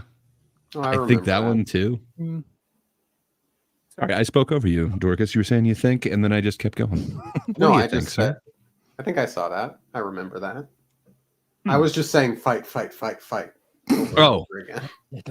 Over the definitely not the remake. As much as I love Tony Danza, no. I got to go with that original. Is there anything in the Pop-Tart movie? They needed more Tony Danza in the Pop-Tart movie. Okay, listen. Remember I'm a normie, right? What did film geeks think of this? I haven't seen it yet. Whoops. Okay, are you okay to watch it? Yeah, I'm all right. Are you okay to watch it? You haven't seen Dintu? I haven't. But it's okay. You said that so quickly instead of my brain recognized it as Dune 2. It was like, it's Dune 2. Dune 2. Dune 2 movie. I really love this. Know that he's a skinny little Malinky and it's fine. I don't really care. Maybe it's the music that made this as well for me. Yeah, it's everything. Like the sound design on this is just like incredible. And if you get the chance to see it in IMAX, like you're feeling every little like thump and vibration. I saw it twice in IMAX and I loved it both times. So I'm a normie. So the first time I see something, I'm going to be like, wow. And the next time I'm supposed to be like, I've seen it. I didn't with this. But the score is like amazing and unique in this one as well. I thought the first one had a ton of weird pacing issues. Charles, did you happen to see Dune 1? I have seen Dune 1. I own Dune 1, yes. Done. When you get a chance to see Dune 2, you should. But I thought the pacing in this was so much better. Like, weirdly enough, what Denis Villeneuve was saying that he was doing was he wanted to get the same editing as essentially a Wile E. Coyote cartoon. And I don't necessarily see it in this. I don't understand like what he meant by that, but the pacing in this is like so much faster. It just, I don't know. It kind of works for me in a way that the first one didn't. So I hope you have the same experience, but as do I. I would like to watch it at home. I have not had that pleasure yet. I still haven't bought it. Yeah, I'm waiting for a sale or 6. Yeah. I just freaking love this. Yeah, you see, this is the most replayed part because it's just. I thought you were referring to The Music Man, and I was like, huh. Also so good. Yeah, it's a good, good musical, good movie, but it's iconic. Okay. Oh yeah. But like even this, just a mixture of practical and digital. It's just so good. Ooh, that's a good one. That's why I didn't push it to the most exciting point. Is you actually do need to have the tension that he's gone out and he spent time waiting and getting this. Oh, that's not how you're for ruining the shot. Anyway, I don't know. That shot of dog pool is pretty amazing. Definitely is iconic. I have to see that still. Oh wow. Do not traverse the internet then, because it's all spoiled. All of it. I don't think you can give her crap for not seeing a movie that was out 3 weeks ago if you haven't seen Dune 2. That's fair. Yeah. I have seen Romulus though. Oh, nice. Well, my uncle was happy enough to provide something special. So yeah, I'm going to see it a couple times this weekend. Without any spoilers, is it more like Alien vs Predator or more like one of the classics? One of the classics. Nice. So now that we have Charles here, we did start. It's Charles. We had a bit of an intermission, but we do have drama. Oh wait, Charles, look at my beautiful thing. Everybody had to see it. So you'll get to see it. There's artwork that involves you. Amazing. Ooh. So we spoke about globalism on the left. Now we're going to the drama. Very beautiful and welcome. Which face was I? I don't know. You tell us. You know. I think I'm this one. Yeah, you're the drama. Well, they have been waiting for this a long time. Well, a long time. They've been waiting 3 hours. So it's been hyped. Has it? Been hyped. Apologies. So, TLDR. I have. You know what? What do we call him? Gray called him the drama Sherpa. You have to take us on this journey of dramatic Dropa. Yes. Is Gray doing dog things? Or animal things? I'm braced. I'm so braced. No, you are our. You said Gray's Sherpa. The Sherpa. No, Gray. No, I called you the Sherpa. I'm sorry. I did think that I wouldn't get called out and I could take care of my barking dogs, but no, it happened to be right at that moment. We were hoping that you could Sherpa us through this drama, sir. But sorry about that. Okay. TLDR, that's incredible. So I guess like a soft apology to people that were bringing up the Phantom Initiative like the last couple of weeks or whatever, because it like in the comments, yeah. To me, it felt out of nowhere because I seriously just. To me too. I don't care to be quite frank. I'm not up with any of that. I didn't like the things that were happening in there when I was in there. Why would I even remotely be interested in anything happening there now that I'm gone? But evidently my spirit lives on over there. And not just they like to beat dead horses over there. Oh yeah. Yeah, if zombies were a thing, they'd have zombie horses. No. It's just a ghost of your hat that is just floating over. Yeah. But like some of it I can deal with, but it's just by happenstance that Nerdette's newsstand was covering something that Dane had gotten into something with somebody else. Can you believe it? Dane doing something scandalous. And that doesn't sound like him at all. No. Did he take a very level-headed approach to it? Yes, of course. The absolute best faith. So I checked in on that because I'm not used to having that face in my timeline. And it certainly gave me a shiver for a second. Like, what? I don't need to see that in my subscription feed. But turns out it was a different channel, and I checked in on it. And apparently I was catching strays in that video. And not just that video. Yeah. there's a couple of things, and part of me was like kind of writing it off, like, oh yeah, maybe this is from, I don't know, October of last year, because you know how Dane loves to use old content. I mean, it kind of is, but what's kind old is of- new again. Yeah. The fact that he What is dead may never die. right. I just refuse to talk about it. It doesn't mean that I was saying anything that they were saying was right.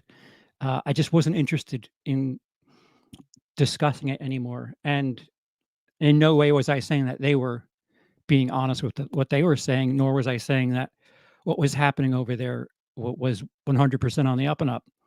And I guess Dane took that as, yeah, I'm right. And by I'm saying him, and has kind of like doubled down on things in the recent past, in the last month or two. And yeah, he's got a well that he keeps going back to. I mean, like, look at the Eric July stuff. He just always keeps talking about the same thing and using the same clips. That is a tit that keeps on milking Eric July.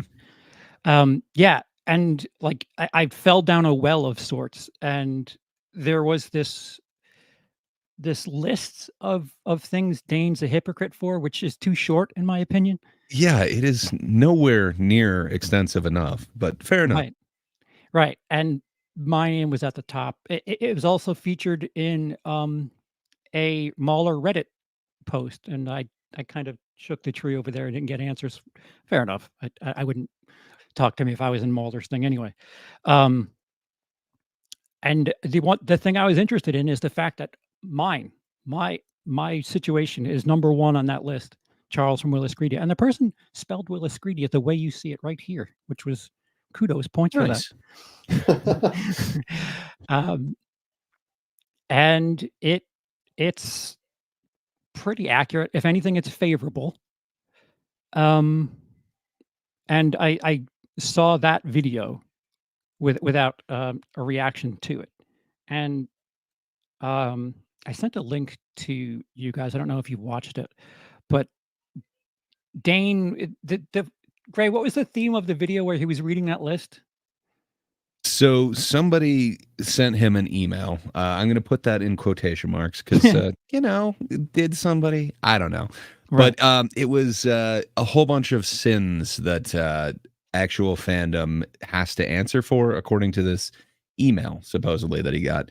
And the first one was referencing Charles, but the rest of it was referencing a lot of stuff that's just kind of been ongoing drama, kind of back and forth, and him essentially being hypocritical, and that it seems like he would be a bad person and these would be against his standards. But he uses this video to kind of answer that, I have no standards. So, right. So he does have a win in this, if you will, that it turns out that these aren't against his standards. He just doesn't have any. You see, he doesn't care about these issues. Oh, it's convenient. Yeah. So it's kind of weird, but that seems to be his main answer. But he does take this time to try and give a bunch of answers to a bunch of, I don't know, things that people would have a problem with, especially if you have ethics. Not only the Charles issue, which I'm sure he'll get into, but things like doxing people, like using ex-EFAP members to try and attack EFAP, essentially using Rags and Mahler's faces and actual names on like every one of their thumbnails, a whole bunch of stuff like that, somebody who seems to attack others for anything that could be perceived over the line probably should have a standard of their own. And it seems like this dude's just pointing out this guy doesn't. But I don't know. Right. Does that kind of describe the video, Charles? Or it's pretty close to the. Do you have the links that I sent you? Yeah. All right. So if you can, I realize it's more than 10 minutes, so it might be a bit short. I've edited with my little exclamation points and jokes. But there's one that I posted this morning, which this is immediately after I kind of shot across the bow of the Phantom Initiative. It's from October 12th. The stream is unlisted from mine. Mm-hmm. It's right above an email that Mm-hmm. Yeah, was, okay, I've got that. So that let me just show, and do you want, can I show? Yeah. Okay. Thanks for doing the behind the scenes work, the production work on the fly. Bah. So this is the one. I listened to this and I was just like yeah. I was making little barking noise. I won't give you any context. I will try my best not to interrupt, but here is immediately following my first thing with Gray and Patrick on their channel. So this was you after speaking. I mean, this him is Dane. After you having spoken to Dane, right? Spoken to Gray, and actually, you know what? We need the high quality because of the writing. No real images, but okay.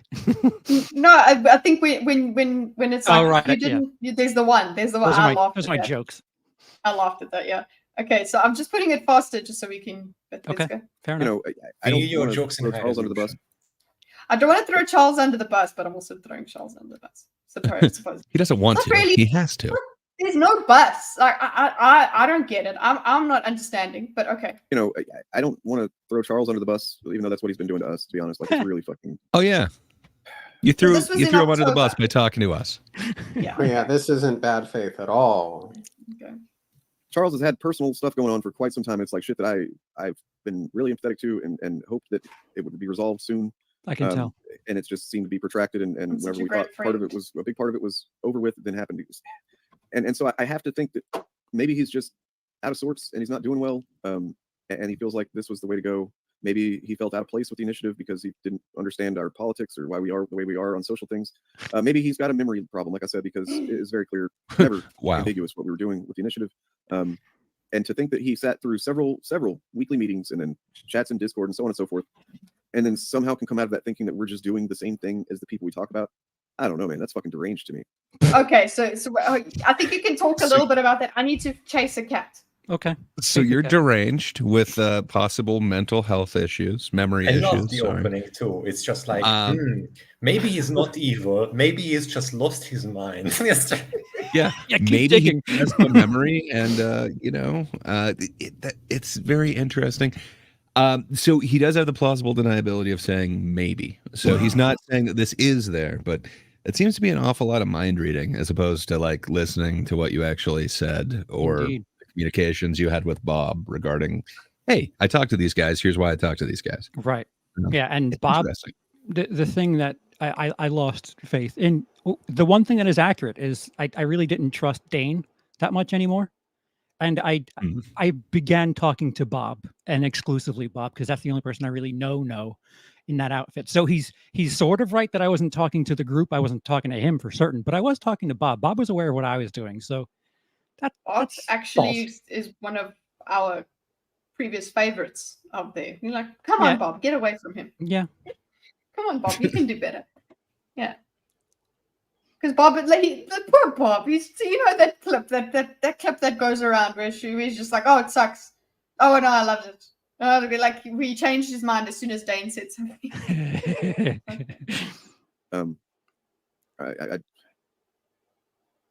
The only reason I'm giving him a benefit of the doubt is because, Are you really giving him the benefit? I was just going to say, what is not having benefit? Well, he's giving you the benefit of the doubt because maybe you're having memory issues. Maybe you're just insane. Yeah, that's the benefit of the doubt. He is evil or insane. Okay, benefit of the doubt given.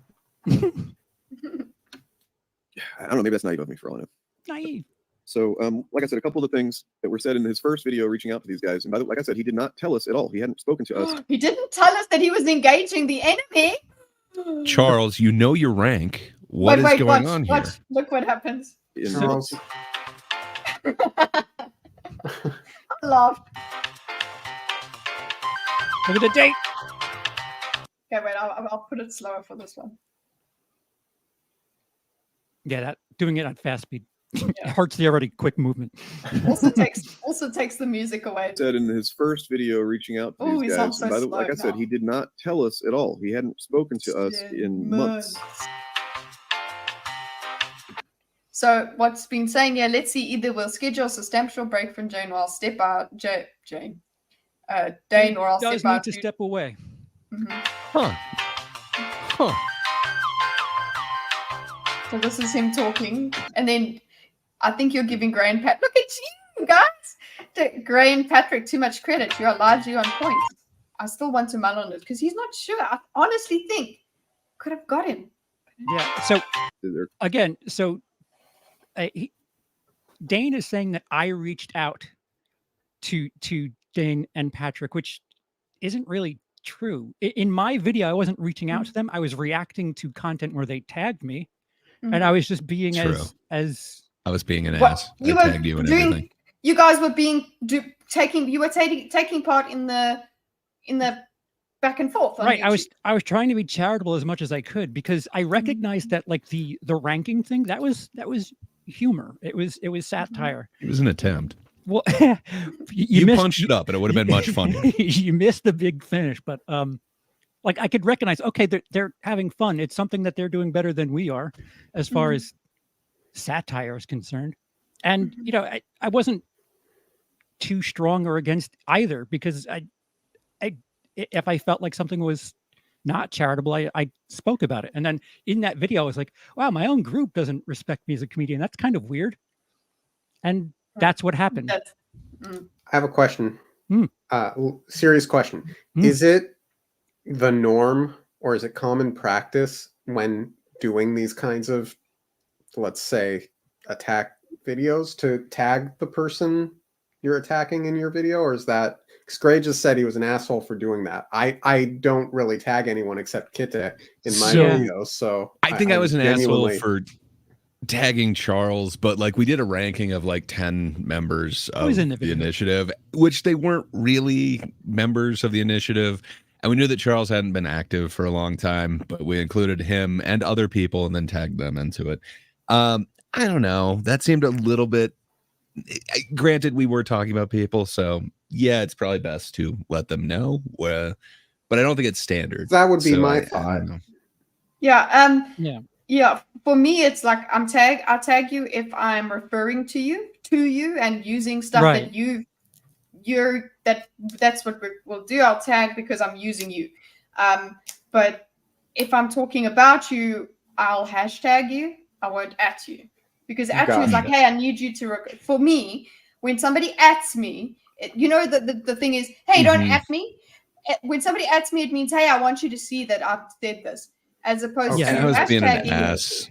Yeah, I was including them in the titles. I was hashtagging. I was adding. I was doing all that stuff. Well, yeah, it's something that smaller YouTubers do to get attention, and that's something I would probably like. My first reaction was I haven't been in that group, and I was technically still part of the group, but I haven't been on video in months at that point. It's something and that's why I said I was being an ass. Like we knew that too, but we'd seen you in the past, so we included you. Right. So like, yeah, if whatever to say that Dane doesn't do it is I can't name you content that he's done that doesn't have something to directly deal with somebody else. And again, hypocrisy personified, that guy over there.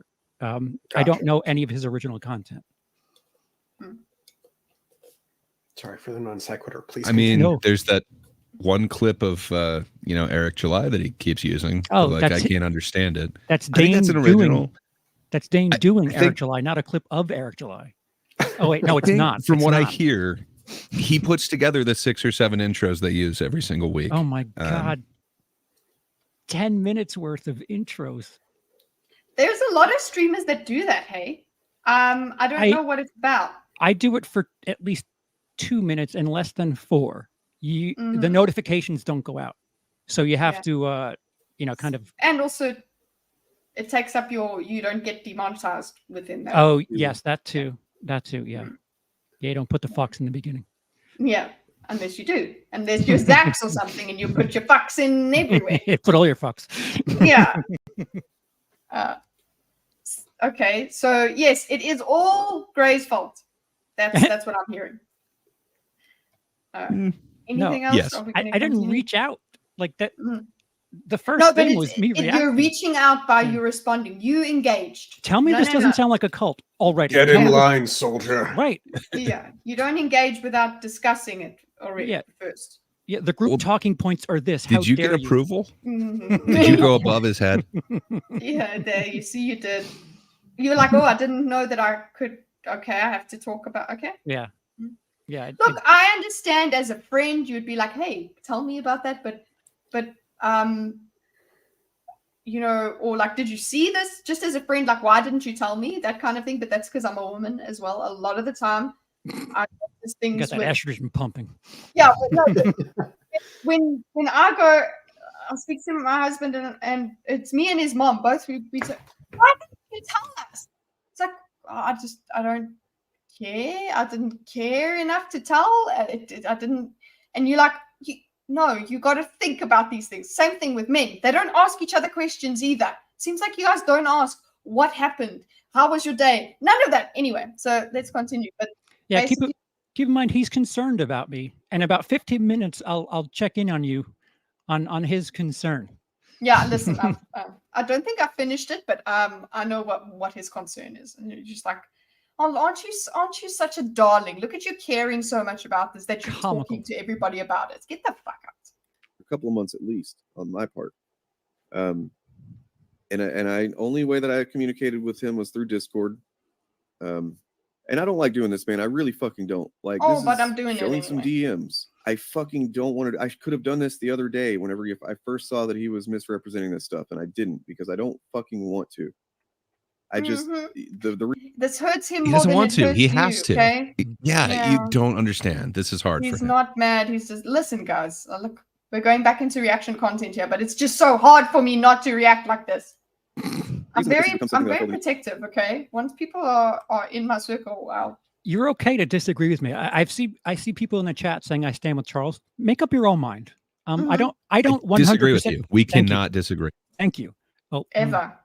Yeah, you have to discuss it with the group before you disagree. You have to be a monolith, okay? Every single one of us has to check in with the group before talking to anyone else about anything else. You don't have to align with me. Like, I don't align with myself. I do not agree with myself 100% of the time. I wouldn't expect anybody else to. So I appreciate it. I understand what you're doing, but please. Sorry. No, it's good. Also, yes, the stand your store law was completely given. Hydra spoke to us beforehand, before he put that and made his I expressed my support for store owners being able to, since they're already going so medieval with those shutters, I think after closing they should have the right to booby trap their stores with other medieval defenses such as spikes, boiling oil, etc. I bet that would reduce burglary rates real quick. That's the stand your store law that I would officially advocate for if I ever ran for office. I'm just noting that for a little flipperoo.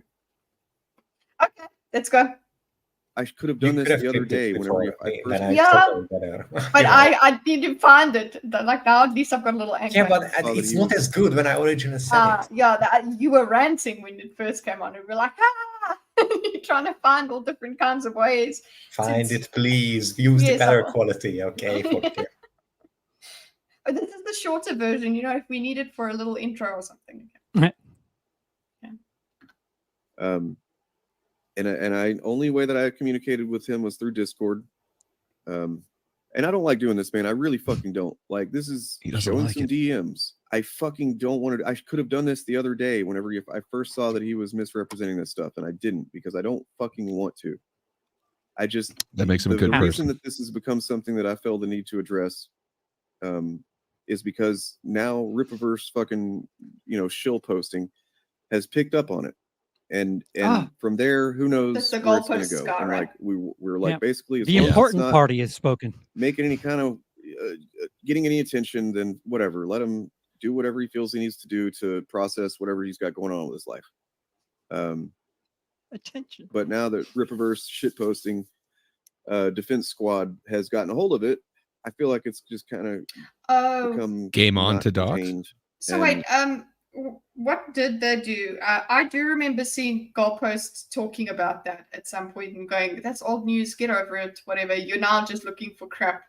You see that somebody's a dissenter, so you're going after him because of that. And yeah, okay, it's legitimate to go after whatever they were going after, but at the same time, I was just like, Just talk about Rippaverse. Yeah, it's really tribalism on display. Sorry for cutting you off, Charles. This is more your story, but wasn't Rippaverse Goalpost's first post just saying like, hey, look at this message of like kind of, hey, can't we build a bridge thing that Charles put out there? Like, that's a great message.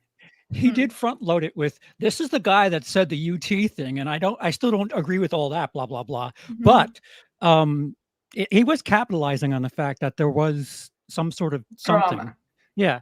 And so what Dane has officially said here is, because a third party has taken interest in the things that are happening within the group, I'm going to just dox the person that I care about. So I have to control the narrative. You should have thought about that before Rippaverse talked about you. Yeah. How foolish of me. But my criticism there is also just Rippaverse goalposts. Like I did like a lot of the stuff that they were doing, but the tribalism, like you're saying, Gray, it's just kind of like, we don't need that. Like, don't take Charles's side just because you're against them. Right. Like, don't get involved with one this. Of This is actually people. Of the tribe.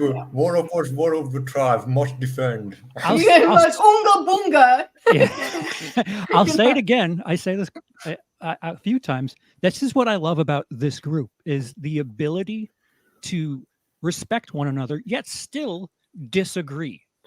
We try. We can do that. That's what society should be doing. We trying to do it, yeah. More humans should be able to do it in a civilized manner. The world would Don't be agree a with better me. place. For Respectfully, instance, up yours. Fuck you, you're wrong. Your ideas are destroying this With world, love. Charles. How dare you? Get the fuck up. Okay.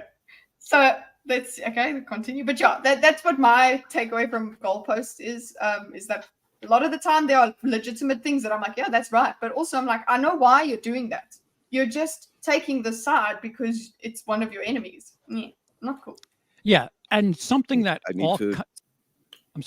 something that all content creators should come to grips with within, I don't know, 1 or 2 of their videos getting in the muck, so to speak, is if you're gonna play in the deep end of the pool, you might need swimmies every now and again, and there's it's fair game when you're splashing around in there. So don't get shocked when shit gets dirty. It's also I speak only for myself, but sorry, I will totally let you finish. I need like 10 seconds. You go. I speak only for myself, but I like Rippaverse Goalpost. That dude's awesome. He's reposted a bunch of my shit and been super kind to me in the past. So I don't know. I see what you're doing. I dig it. Sorry, what was that, Dorkus? I don't know about Rippaverse Goalpost or anything like that, but the frustrating thing for me is there are a lot of legitimate things to criticize Eric July and the Rippaverse over. Yep. Do that. Right. Be a better brand of critic. Right. Why waste But it's energy more on this attractive shit? to do the stupid shit. Yeah, and people who no one's gonna read an article with an actually properly assembled, doesn't get clicks. Reasonable, rational criticism of this politician. We can laugh about how he's orange. It's easier. It's the same everywhere else. Like it's just easy to go for the low below the belt hits. That's how it is. Yeah, and the thing Rippaverse kind of capitalized on the whole UT situation with me, and I'm not saying that I was right at any point, nor is it something that should be defended. But please remember why that was said and what happened, and what Mr. July himself did to trigger me to do that. So if you're offended by terms, then you shouldn't be following your fearless leader then, because he just spits them out willy-nilly. It was not the first slur in the fight. Right. So I'm not claiming to be the moral center here, but don't act like I'm the only one who spit out words that were kind of distasteful. I remember reacting to that. I didn't like that. I was like, that's fair. Yeah. That's fair. But you were owning it, and I remember like, oh, he's trying to own it, but no, everybody is uncomfortable. Anyway, the point is that's that for me. I'm not. That is besides the point. Don't talk about somebody's kids, like, and then All right.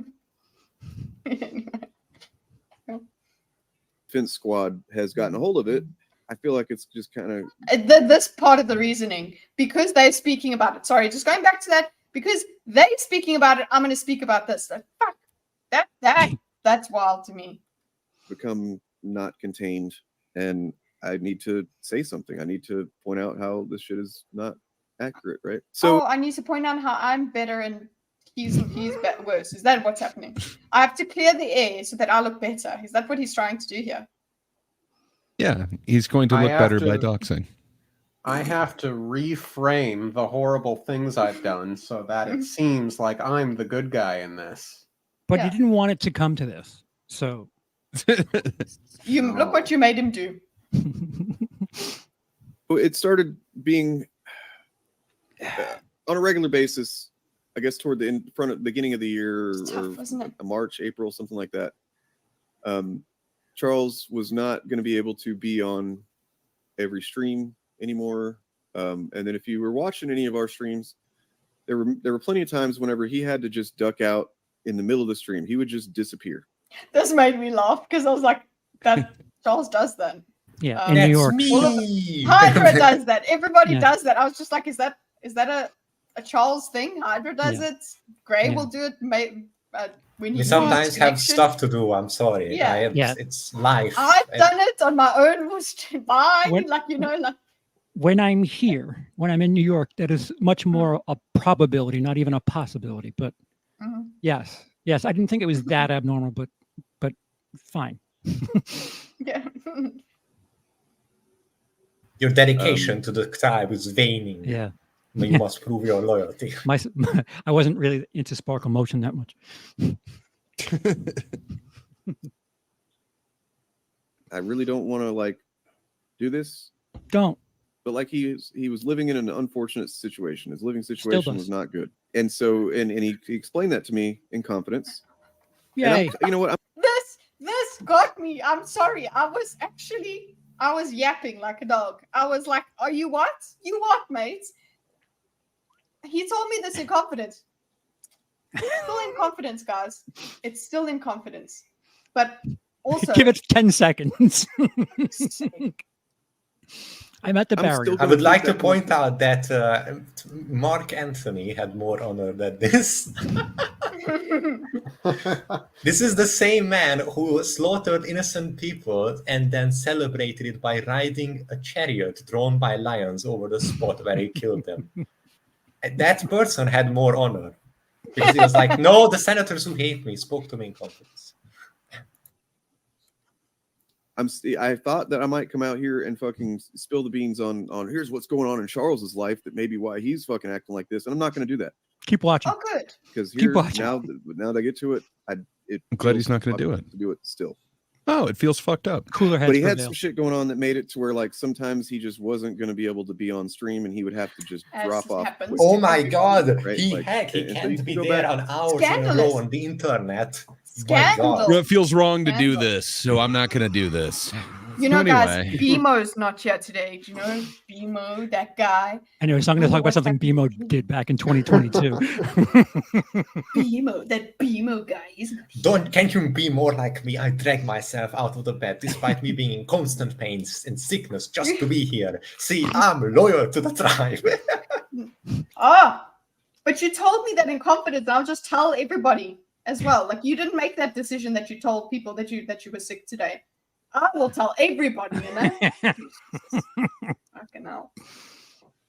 BMO made women gay. Okay. I mean, who hasn't? An upload or not? I've made someone gay. I would usually try and cut that out of any upload because. Oh no. They want people asking questions. Oh, that's. We don't want people asking questions. That made me laugh. Listen. I have told you all you need to know. There will be no questions. Thank you. No, but also what made me laugh is that it's we cut that out of streams. I'm like, sincere, lazy ass motherfucker over here doesn't give a shit about her after the stream's done. I'm not cutting out. Oh, Charles disappeared. There's literally, we could have a little timestamp. Oh, where's Charles? And it's and then we carry on. Life happened.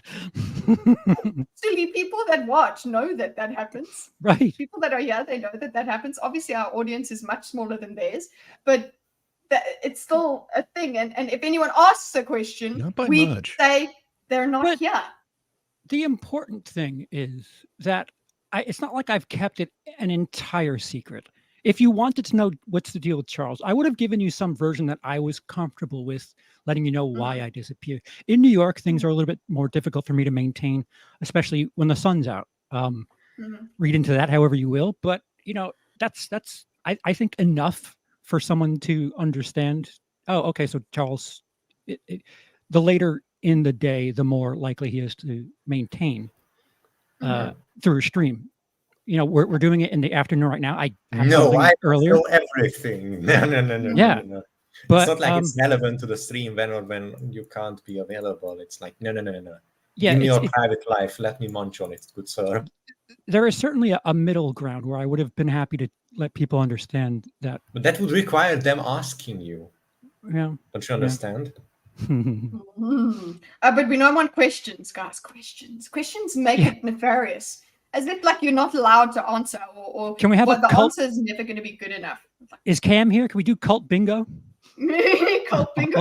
All the cult terms that he puts out. He didn't communicate with us. He reached out. He stepped out. Okay, let's go.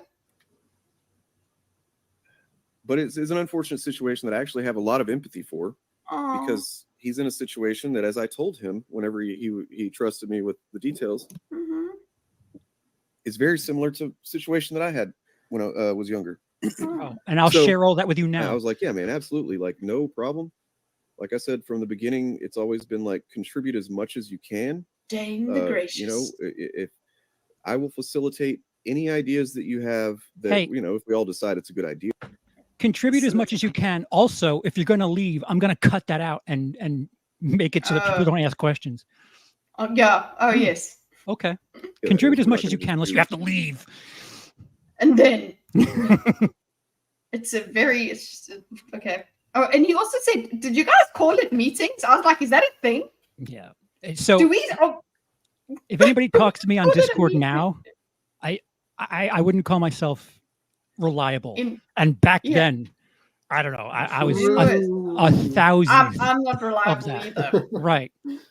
Yeah, sorry. Drew, he's trying to talk to you, and you're like, really? So, like, I was millions times worse back then. So, yeah, meetings, I wasn't. There was one moment where I wasn't. They call them meetings. Oh yeah, it's. Guys, we have to have a meeting. Tell me you're a cult without telling me you're a cult. That's weird. I don't know why that struck me so weird, because I'm just like, we have to get on a call.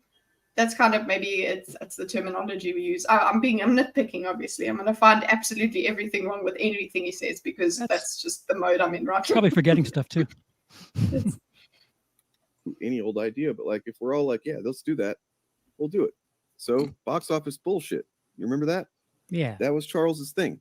Yeah. Now, I didn't name it because I just was looking for something to call it to make a graphic, but he was fine with it. I'd also offered to change it, and he wanted to keep it. So box office bullshit. That was Charles's thing, because he knows the box office. He's good at analyzing that stuff and knows trends and so on and so forth. And we were like, fuck yeah, this is his segment. I made graphics for it.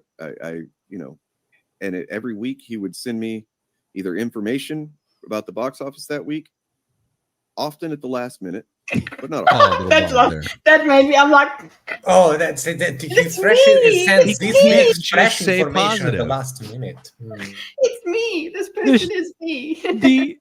The stream was prepared on Wednesday. The numbers don't come out until Monday. Wait. Too much empathy. Now I need a bar. Just hold up. And you know what? He was late. So never criticize anyone for being late. Contribute at your schedule. But what the fuck? Or he would make a graphic himself. So, and some of them graphics he made were pretty cool. Better. And some were okay. Different style than what I was using, but I wasn't going to not use them. There was no Era July in that clip. And so that was his thing. And it's like, I have told everybody that we've offered or pulled into the initiative kind of thing, that like, I want to facilitate whatever ideas you have.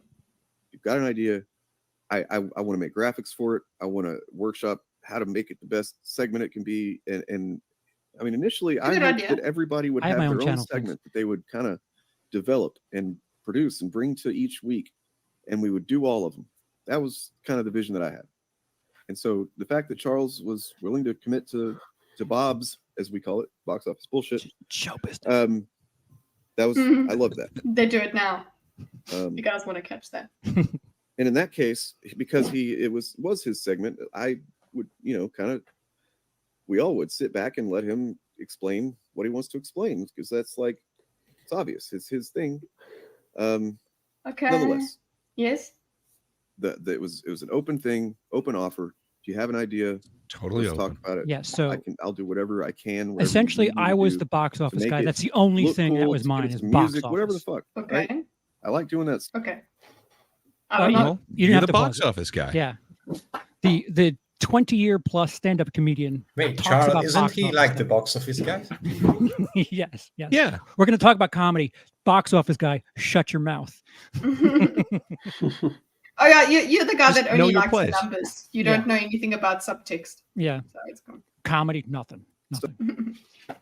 Daisy's losing her shit inside a box. Well, So I would she's- box box Daisy. Stuff. And I know not everybody can or has time. So Oh, do you? Yeah, because you're busy doing other shit as well. Yes, you have your own channel. That's another thing. It's not. No, that this is don't only- understand. They have the time. I know it. They just decide to randomly leave because he hates us. Well, perhaps there's other reasons why they don't have time. Like maybe he's just gonna explain what those are. And a horrible. Oh, the detail. ones that were shared with him in confidence that he's not going to share. He's not going to do it. He's not. It could be. No, he said that would make him feel bad, so he wouldn't do that. It feels wrong. He already said this is making him feel bad and that he doesn't want to do this. Well, he talks himself into it.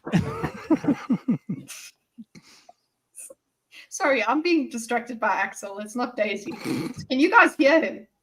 Not. No, it's not picking it up at all. Okay, good. Because it's like. Boom, boom, boom, boom, boom. Yeah, see, Gray, that's what it sounds like on your end. So we don't hear shit. I'm like, sorry or what? Okay. Man, I had like a huge thunderstorm and everyone was telling me like, no, we can't hear it. It's like, okay. Like, I guess I'm making it up. I don't know. They up their game in the soundproofing department.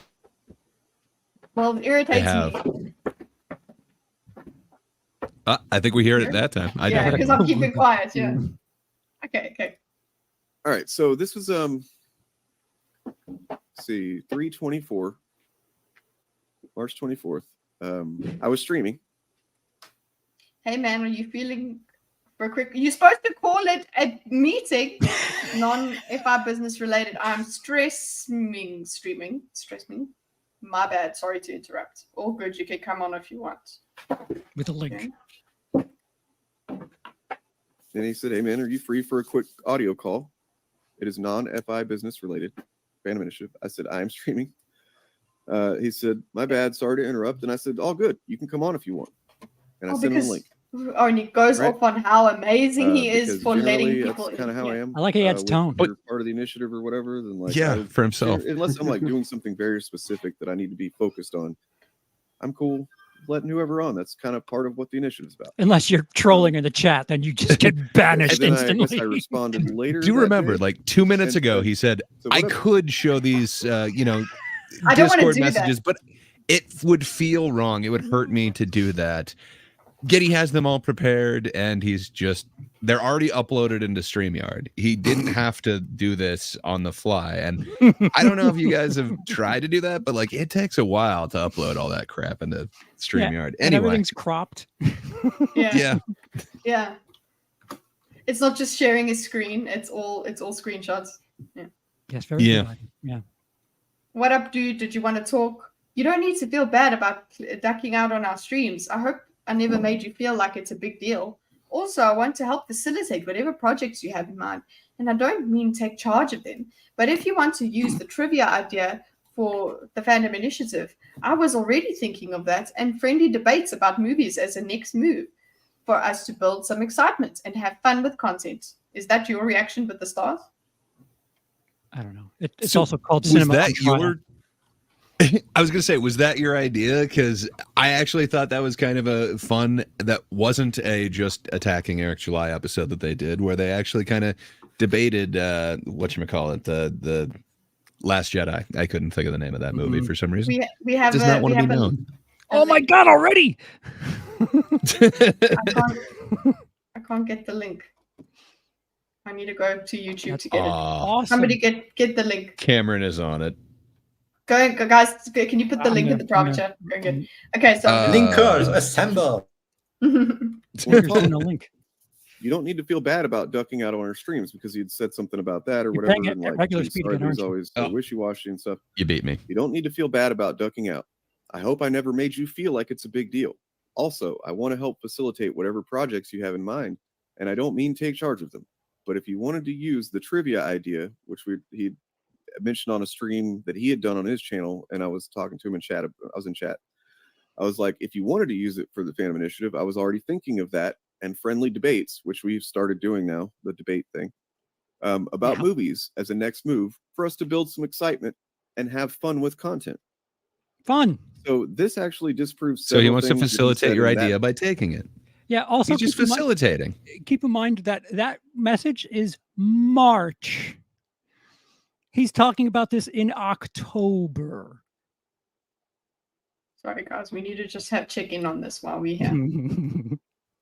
The leader has a fake name full of Zs and Cs. Okay, we don't have that. Color coordinated uniforms. Actually, look at Charles. He does have color coordination. Shit. The leader has an idol or creature they worship, Eric July. It's weird that he hates him, but at the same time he's worshiping him. But there's that. Masturbates to him nightly. Flowing raiments. Well, we don't really know what he wears. The many voices of the cult are ignored for those the leader deems funny or interesting. Handsome and witty moderators serve the leader's bidding. The members what is this? I don't have real names. This No, is a code chart. He's saying that I'm a cult. The members don't have real names, but take aspects like mythological creatures or famous figures. What? No, it does. Mustard is involved. Mental illness, especially ADHD, is common. So wait, with the names that include mythological creatures or famous figures, would like I don't know, like a famous condiment be? Is that me? Like I'm a mythological Hydra? creature. Oh, Are we a no. cult? But look here, the leader has an idol or creature that they worship, cat. Handsome and witty moderators serve the leader's bidding. Oh my god! All of them. Who are these? Mustard is involved. Minute. Oh my god! Mental illness. The members don't have real names, but take on as Charles has one. So that we don't. Well, Charles has a real name. The Lair. We have the fake monikers though.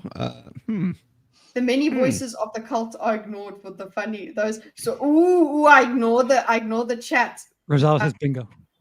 Yeah, it's not like we believe it or be like. It's not like we start chat messages all the time. You know. I didn't realize they're flowing. Your flowing garments, your flowing garments. Kitty, don't you like your excellent taste in flowing garments? How are we color coordinated though? Color coordination doesn't work. No, but it's only you. My eyes do too. There you go. Uniforms. Yeah, do we have uniforms? Are they colorful? Is it? I'll be a uniform guy. On bingo, so we allowed. It took me way too long to figure out he was talking about us. It's probably because it's not good. But I was too busy trying to relate it to Bob and Dane. Well, your flowing robes are absolutely amazing today. What have you done? Kitty, just make sure you cut this out of the future content. Oh yeah. Everything will be might fine. have questions. This is entertaining. You don't want to be entertaining in your content. And it wasn't pro us, so we need to get rid of this. Totally not biased question, by the way. Gray, let's make the stream witty private. And charismatic moderator.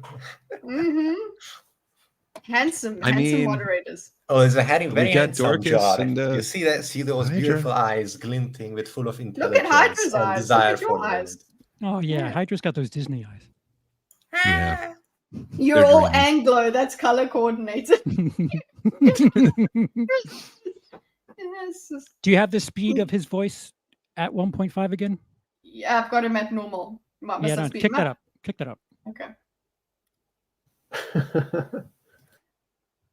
It is best to listen to as little of them as possible. This is me letting him know that he's welcome back whenever he wants, basically, and that he's like, this is me being supportive, and he literally responded to it. Me telling him Listen, that I he want brought to this do on whatever ideas himself. he has, and being clear that like I'm not talking about like give me your idea, I'm going to be the boss of your idea. Boss. And then saying although not that I want to do that. We'll wait till you leave and then do your idea. Look, this is not him saying that he's did? going to take your idea, but he took your idea and you weren't involved with it. But that's not him saying that he's going to do that. And it's supposed to be your thing that you do. Everybody has their own segment that they do. Is my thing. No, he's just the box office guy. Yeah. That's all he can do. I can and you can contribute only have one ideas each. to the group proper, but box office that's me. Not comedy, not movies, not fun, entertaining ideas, just box office numbers. Bitch. I'll add casual cult member to my business cards. I teach math. People already assume I am. Might as well be. Man, if we are a cult, we must be one of the shittiest cults ever because we have like no control of information. The members give zero fuck about the central figure. Like there is absolutely no coherent ideology that we can just put out and push. Yeah, we're like, all supposed to agree. Holy fuck, we are like one of the most inefficient cults ever if we are a cult. That's the ADHD that comes in. You just let everything just if nobody's paying attention, it's fine. Everything just goes past. Cool. ADHD. I just imagine the quote where everyone has ADHD. Oh no. That's like that initiative, I mean that trivia thing over there, do it. I wasn't trying to fucking do anything. Trivia. Rosales has taken the idea. There's trivia. Rosales does some trivia things and quizzes. Well, it was originally Charles's, but I'm the only person who've ever done trivia ever. Yeah, he's nobody has facilitating even it. thought about this before. What It's is a new trivia? word that This is just is- invented. Yeah, it's a new word. But let him know I am here to do whatever you want, whenever you're available. I don't feel like I'd like you to not share this my doesn't need to go to personal that, right? information. Can you do that, please? I'd like you to. Oh, but you I didn't want you say to do that. You didn't say fair. I mean, it's That's going to fair. hurt him to do that. Yeah, you're supposed to say He doesn't so. want and you're to. supposed to say, please put a little tick in this box once you have realized that, once you have read this. And also the thing where he said that he thought we were just going to be talking about fan content. We're going to be fans. We're doing fan stuff. Okay, I don't understand this part. So the name of the group is the Fandom Initiative. Mhm.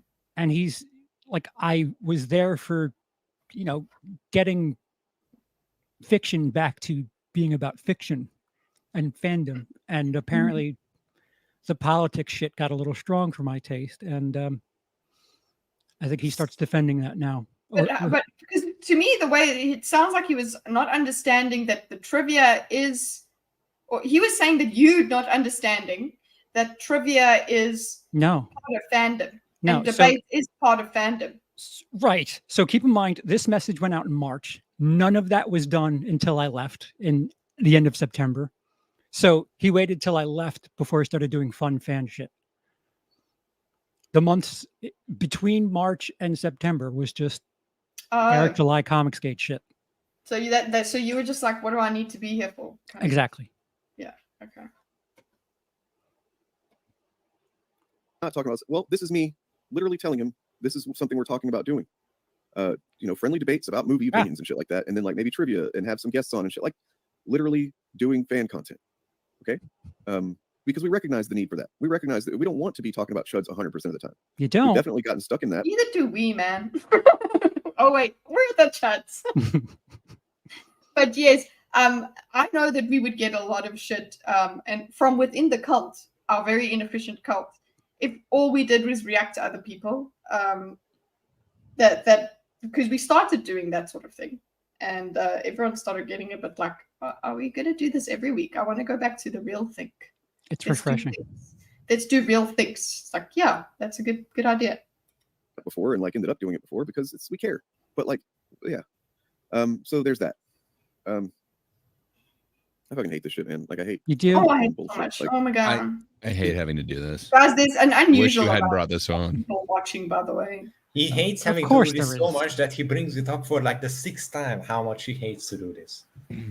Okay, so yeah, we will get to the conclusion, I suppose, what this has to. Okay, that's good. So then, a couple months later, on May 11th, I had Okay. I guess I was kind of wondering. We hadn't heard from him in a while, and I was like, well, "What's going on with Charles?" because I was concerned or at least interested to know if he was doing all right, because he had some health problems. And then, like I said, he's got the living situation. I mean, I guess this is going to be more than I really don't, because part of his complaint was that the initiative did not reach out to him, that we did not support him, we did not check on him. Pause that. And that's just not true. The issue was, as an entertainer, as a comedian, I felt ignored, which is why I did the 36 seconds on that video of being able to speak about comedy in the fandom initiative. He took the word ignored and took it literally, not about entertainment. So yeah, he didn't think that. What you were saying is no. Your opinion was completely disregarded. Yes. That's not that we won't speak. He took We it talked as. to you, Charles. How could you say we ignored you? We said things in your direction. You didn't message me. If he had any idea of what I was doing with my satire, he would understand what I was talking about. Why would I put a timer up there? Well, have you ever considered that maybe he knows more because he is so good at mind reading that, like, he had to not let you participate in it because he really knew what, like, Carlin's opinion would be and stuff like that. If there ever were a time for the I don't understand it video, that is Dane during this entire situation. I'm glad that he misunderstood what I said and went to these levels to give his side of the story. He doesn't want to, but here it goes. So I said, "Hey man, everything going okay?" He said, "Thanks for asking." Not exactly. May His 12th. wife got let go at her job in England, so that was part of the thing. Is his wife lives in England, and he. Wow! The fact that he's got this showing on his screen. My wife he's got that written out on the screen, and he feels comfortable saying that. Like, I don't know. I know I don't. You haven't said ooh. I don't want to talk about that, but I don't know. I don't think everybody on the internet needs to hear anything that I've put in a DM. It seems to be an inherently personal thing, and there is, generally speaking, based off of the nature of the relationship, a presumption that private messages should generally be kept private. The next sentence is where I really kind of lose my cool. Or check in, with them. Even if it was like, if I have a private message with Kitty or others with me in the group about, hey, I won't be able to be there for our next thinkers because of this private, personal, extreme thing is happening to me, and we would have the unspoken understanding that that thing doesn't get revealed without my consent. And even if you were to even entertain the option that you would reveal this, you would definitely check in with me first about it. Because we have. What if they talk to the enemy? Yeah. Fuck me, then I guess. Disavowed, crucified, alive. Good to see you understand. He took time to crop this. He didn't take the extra second to just block the important information. Yeah. Oh, I don't want to tell. Yeah, no, it's like, I just don't think he's trying. The reason people release DMs is for receipts, right? What is the receipt here? What are you trying to show us? What you're showing us is that you're comfortable with showing. Look, I'm very comfortable because look at me showing it on my stream. Well, so his point of view is that me saying that they ignored me when speaking about comedy that opens this up. Meant everything. Oh, so here's his receipt. Yes. It's a shame I don't have any. You see, we asked you how you are. We didn't ignore you. Oh, so Not to mention, that's receipt, yeah. From a purely PR perspective, he would look so much better if he blocked that thing out. He said, hey, this was personal. I'm not going to share this bit of information. The gist is that he's got personal stuff going on. And then make your point. You would look so much better. You're still shitty. You're still doing a terribly shitty thing. And like you're saying, I appreciate you checking in. I'll be in touch, dude. I promise. This is definitely a personal message. But he's like trying to focus on the fact that he says, "Hey, man, everything okay? Fine, if that's your receipt, exactly what you're saying, Dorkus. Just why do you have to do this? Fucking scum! I would be very pissed off. I am. If my friend did this to me, I'd be pissed off and say, "Hey, man, what the fuck is this?" But also, again, I don't think it would get to this as friends because friends. I don't know, just I guess online friends, maybe it's different, but I don't know. Also, because you're putting it in a video, and I don't. It gives me the ick. Okay, sorry, Hydra. Don't use that word. I know you said it in advance, but it's not enough. For you. I knew it was. I said it for you. The Cult of Kitty has a theme song. I definitely have to be there for Sunday's stream now. I haven't been there in a long time. I'm so sorry, guys. We should do the core things like renaming stuff that everyone else uses different words for. Like months, so he's probably he certainly reads the entire message out. But yeah, would you assume that self-harm would be medical information that's personal? Would you assume that? Very fucking much.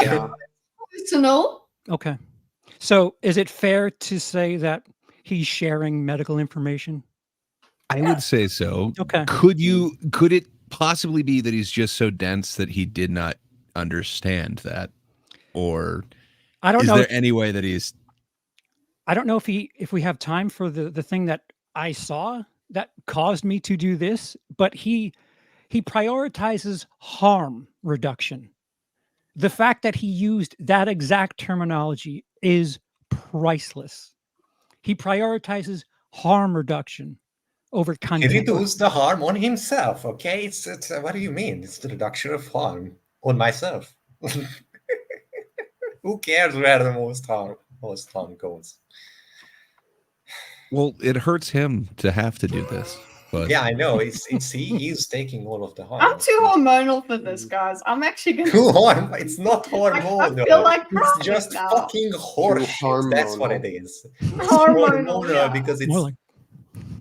I'm too hormonal for this. I think it's just human.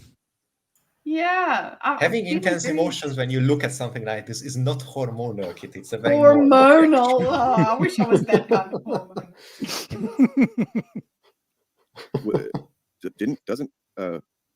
And is taking self-blame to the extreme. Mix that in with normal chaotic schedule, and I've kind of been socially turtle heading. Oh, he reads it out too. He reads it out too. Okay, nice. Thanks. As much social interaction as possible when I feel mentally shit. Again, I appreciate you checking in. I'll be in touch, dude. I promise.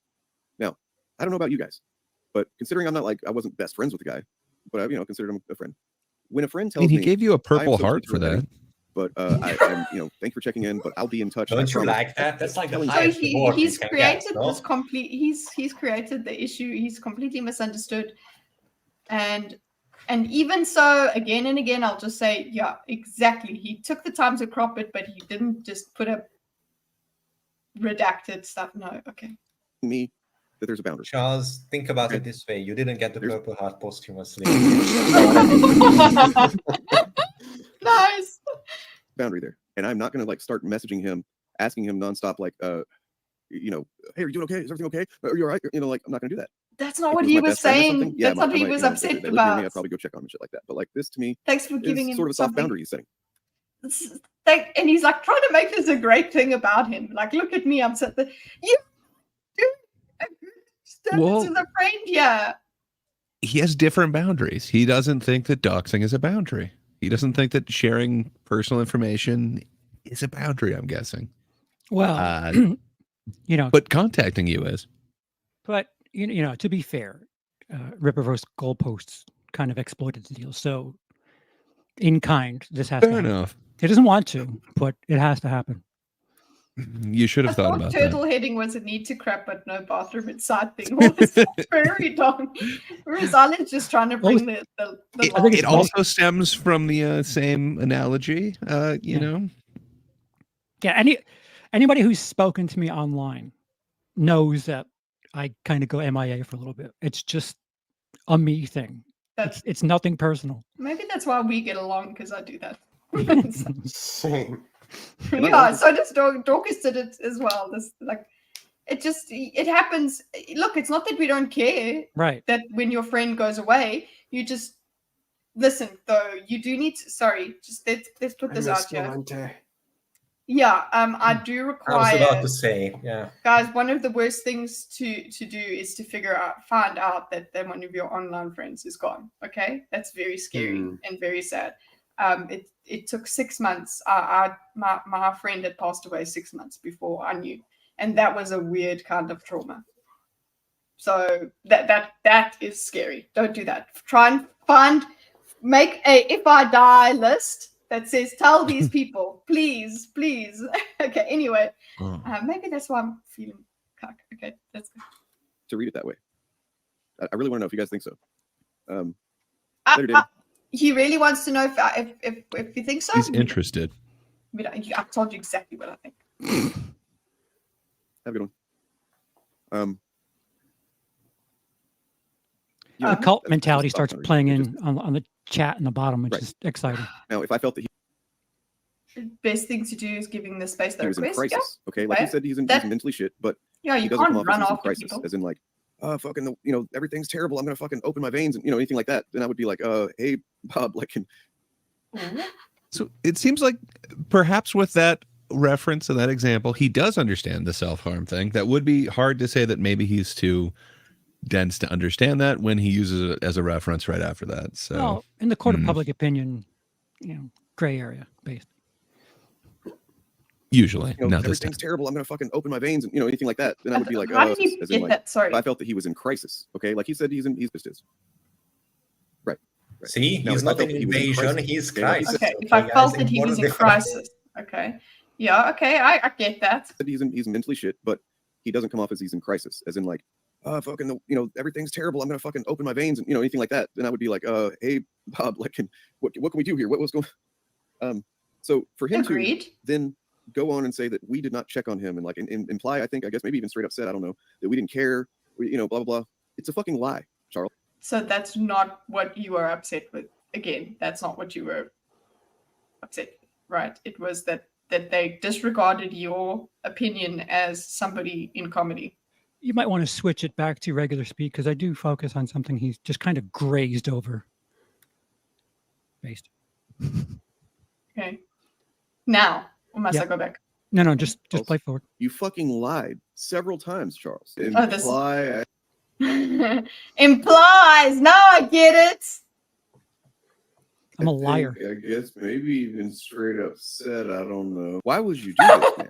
Why would you do this to people? Even fucking lie. Blah blah blah. It's a fucking lie, Charles. That we didn't care. Blah blah blah. It's a fucking lie, Charles. You fucking lied several times, Charles. Imply, I guess maybe even straight up said, I don't know. Why would you do this, man? Why would you? Maybe even said, I know what, imply what, that. He uses the word lie, but then when he's describing what I did was, I implied. Maybe. I don't know. Guess. I don't know. Or maybe said it. I'm not sure. So he doesn't even have it down to a science what it is I've done, but he knows I'm a liar. What it is you But he knows you're a fucking liar. Yeah. Yeah, and you brought this on yourself. You should not have done this. This hurts me so much to do. Why did you do this? Come on. It's so painful for me. Obviously cared about you. And also you are in a respected you and considered you part of the initiative up until the moment that you fucking went on stream and did a video responding. You lost me, guys. Wow! So that's when you were kicked out, huh? I'm sorry, Charles. It turns out you were fired. You didn't quit. He said respond. So it was not even, it was the response video. It wasn't even coming on my responding screen. To Gray too. It wasn't, yeah, it was the response. So it wasn't even a direct contact. So, yeah.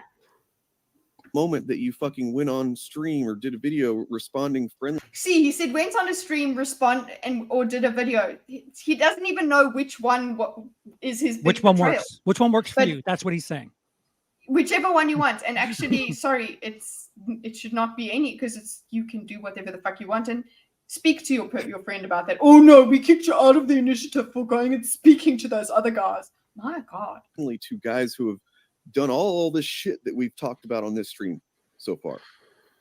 No warning, no fucking. We did do a heads bunch up. of shit. Basically, just, or maybe he did give a little heads up or something. I don't remember. Oh. To Bob, we knew about it like the day before that video was going to happen, I guess. Okay. Or maybe he did. I don't know. Yeah, we I never wrote did. that to someone. Liar. Wait, Maybe. Wait, what is this person saying here? My fucking stupid lied. mouse. Why would you do that? Okay. I think. Go away, mouse.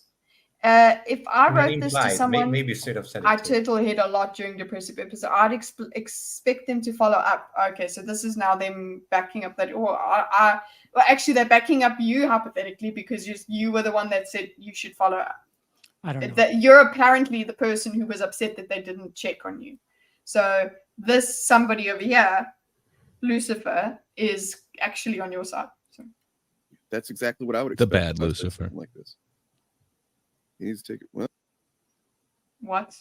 Sounds like boundary in his voice language. He needs to take a break from the internet. I mean, I don't disagree, man. Like, I don't disagree considering that I don't know if he's not. If the dude is not, well, don't. Yes, don't do this on the stream, please. Exactly, you douchebag. Well, I mean, listen, if you do this, not the best thing is to do is to break his trust and leak his stuff all over the internet. Yes, the best He's thing. explained That'll he doesn't help him. want to do this. This help. isn't by choice. Oh, wait, he's going to explain to us that Charles is fine. You know, to go. I don't know if he's not well. Oh, you don't. Oh, So you're going to just come on. I mean, he seems to be well enough to, you know, to go on stream and With say the friends things like he's saying, these, who needs enemies? Okay, so he's well enough to go and betray us. So fuck him. So fuck him. Get fucked, loser. What am I supposed to do? Betray man? us by responding to someone. What am I Holy supposed to shit. do, man? What is he supposed to do? He had no Doesn't want to choice. do this. You brought this upon yourself. Stop hurting yourself. Stop hurting yourself. By the way, this was months ago. Months ago, yes. Oh, so he could have done this a lot earlier. Okay, so he's had restraint. a good person. He's made it a protracted thing. We avoided it. He's made it for like 2 videos now, basically, where he's talked about us, and we're just like, nope. And now it's being picked up by other larger channels that Now have we have fucking to. malicious intentions for us.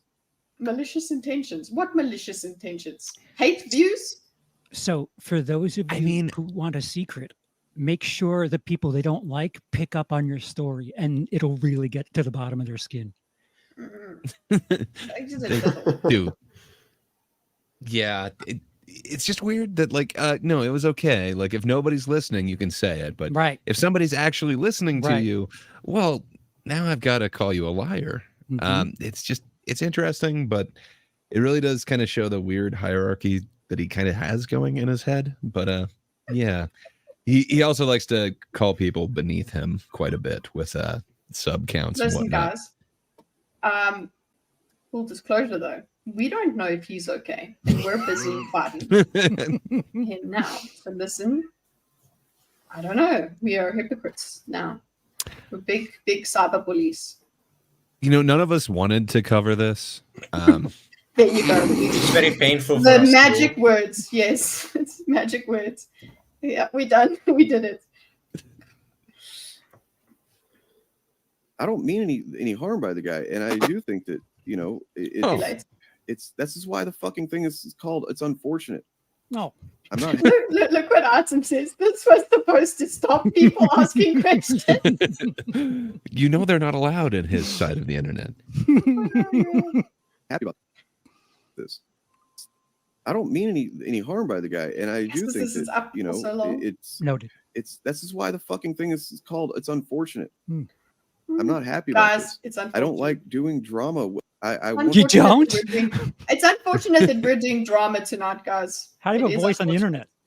Mm-hmm. I wanted to avoid this. I don't know why. We don't know why he's doing this. We don't know why. Nobody could possibly know why. Why you do this? Nobody. Why you do this, Charles? Why are you hurting yourself, Charles? Why you do Charles, this? this is very painful for me. I don't know why you're doing this. He said something in like 45 minutes or an hour. I don't know. He said something. Doesn't matter. Or something. I don't know, man. Is it on a slippery slope? How? I mean, if it is, then it is. I don't know, man. But I didn't fucking start the slope. Okay. Yeah, the crawling chaos. You're welcome here. Have you been probably Crawling been Chaos banned is already by kind of there? migrated over. I recognize that name. Yeah, Crawling Chaos has probably been banned for disagreeing. too many I mean, times. almost everyone has. It's not an exclusive club. Nobody liked my joke where I called them the Bandom Initiative. Oh, I didn't hear Come it. on. I didn't hear it. Oh, that is a I really did it good one. Many times Very in funny. certain things. Listen, we just want to talk.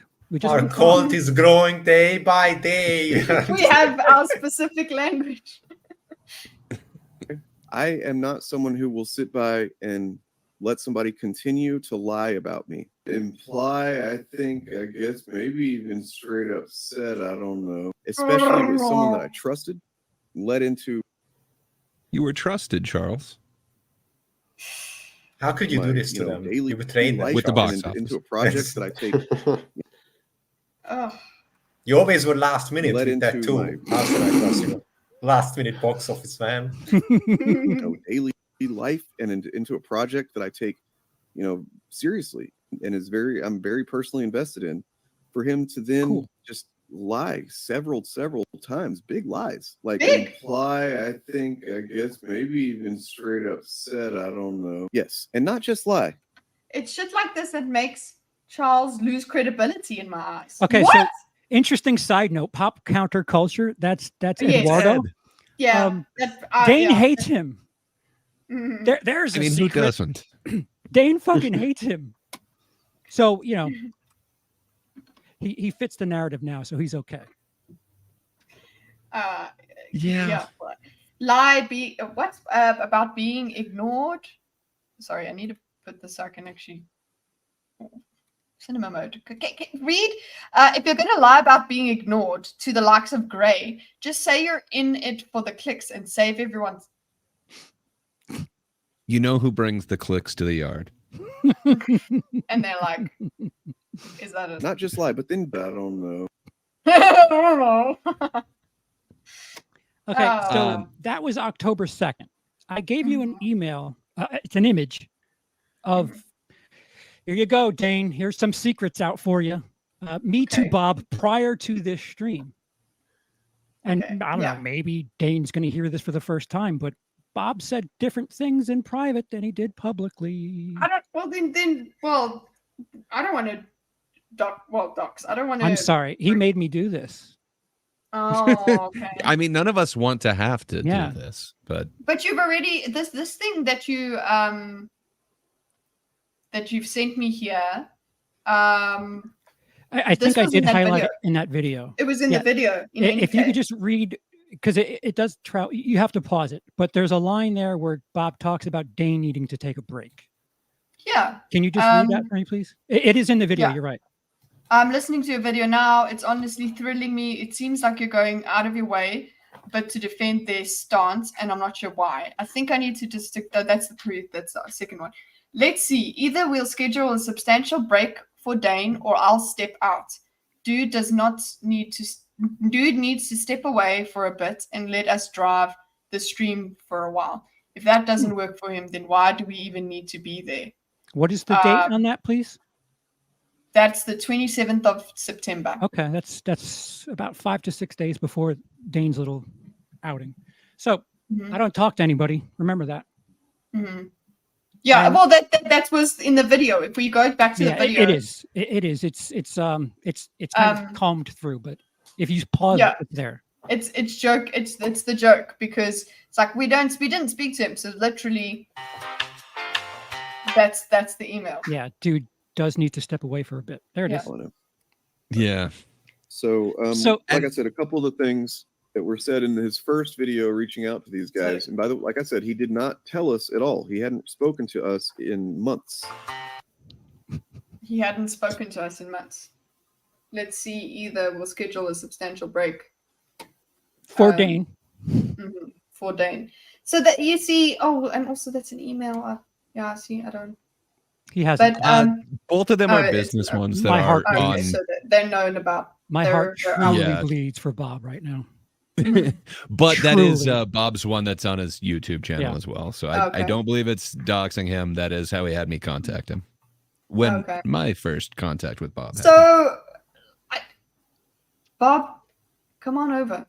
That's all I'm saying. Oh, he can't do that. He'd have to ask Dane. And it's not Dane's impossible to talk to us, okay? It's we are tolerating of people who disagree. We are, especially me, open to having conversations about people who are capable of just sitting down and talking about why they think about it otherwise. It's not that it's not a harmful thing to sometimes talk with people who disagree in a normal, chill environment. It's enlightening. And I don't feel like we set this up quite rightly. Sorry, when I explained the video that Dane did a little while ago, where he was explaining his perceived sins that he did from this. I wanted to present this. Yeah. Mm-hmm. Go ahead. Oh, okay. You do it better than I do. You do it better than I do. Go ahead. The whole reason why this was put up is the number one thing on there was that he did basically dox medical information of Charles and more personal information in this. And his whole thing is that, like, no, he never did that. This is not a thing. So not only did he do this in the past and like justified it while doing it, saying like, I never wanted to do this, but it hurts me to do this. But then it's just like constant lies until the point where he just recently made this video where that's kind of the first point that gets addressed. Yeah. And just a Chad YouTuber's fan keep track of this one. Should we watch that? Yeah, because it's only a couple of minutes for that first part. Yeah, it's only like 4 minutes, so it should take us 6 hours to get that. But the first part is only, I think, the 4 minutes where he talks about this, the thing that we just watched. This is like from a month or two ago. So my silence, it is what kind of spurred this. It's not just out of nowhere. My silence wasn't at all me saying that all of his shit was correct. I just thought we were done talking about it, but apparently not. Yeah. Oh, so that's this. So this is kind of why we think that people started commenting on us. Like, why aren't you talking about it? Nerdette reacted to this as well recently, within the last week. Oh, okay. Enough with bullshit. Hey, and welcome. This is Actual Fan. My name is Dane. Around here, if you're new to it, we talk about. Thank you. I really appreciate that. Are my greatest sins as a content creator. So, and he had said, can you respond to this? So somebody made this list about me. Someone. So I'm not going to act like Rags is a perfect angel, but Dane is certainly one to condemn someone else's morality when he tried to leak. So this is the thing. When he tried to leak with Screedia's private medical information once he left the initiative. Okay. So leak in private in medical, it's a different kind of way of wording it, but I see what he's referring to. I'm not sure who. It is kind of disturbing to think that somebody who doesn't like my content has been paying this close attention, because pretty much I think it's not like something that's you do. No. Hypocrisy number one. I think they're just things that people would notice. I don't know that he's paying that close of attention. Like, I don't think me and Patrick were necessarily going through with a fine-tooth comb, but it seems like every stream we watched that wasn't privated, there was something messed up in there. I don't know. I don't think this is an extensive list, is all I'm saying. Mm-hmm. Some sort of thing that is a fact or happened or whatever, right? But the interesting thing is that not a single one of them, well, okay, with the exception of one, not a single one of them really comes close to even breaking my own ethics, my own moral ethics. Standards. You need to have ethics to be broken. And this person seems to think that it does. And the whole point of him sending this is because I have criticized Rags, EFAP in general and stuff. And apparently this person thinks that I have no leg to stand on to criticize them based on morality. When really it's not about, it is about morals because everything is, but he starts out saying, I'm not going to act like Rags is a perfect angel, but Dane is certainly one to condemn someone else's morality when he. And I haven't condemned Rags' morality, really. I've condemned actions and things that he said repeatedly. So this first one is the one that gets closest to being something that, I would say, yes, if I had it all to do it all over again, I would do it differently. But at the same time, I don't feel really terrible about it. Oh, cool. Pick a lane. Okay, it comes the closest to being moral, but he doesn't feel bad about it. I mean, he felt bad about it at the time, but now he doesn't feel bad about it. It's okay, that was like Dane. months ago. You can feel sorry about that. You can say, shit, that was a dick move of me. Say it. It's better than owning that. Actually, you own it by saying it's shit. If he says that, then Rippaverse Goalposts will say that for a while, and he can't have that. Even if it's true, he can't have other people spreading his nonsense. People might ask because I didn't actually do anything that. And here's the thing on which all of my morals, all of the things that my views, what I call bad and good content and stuff like that is all based around the concept of harm. Ooh.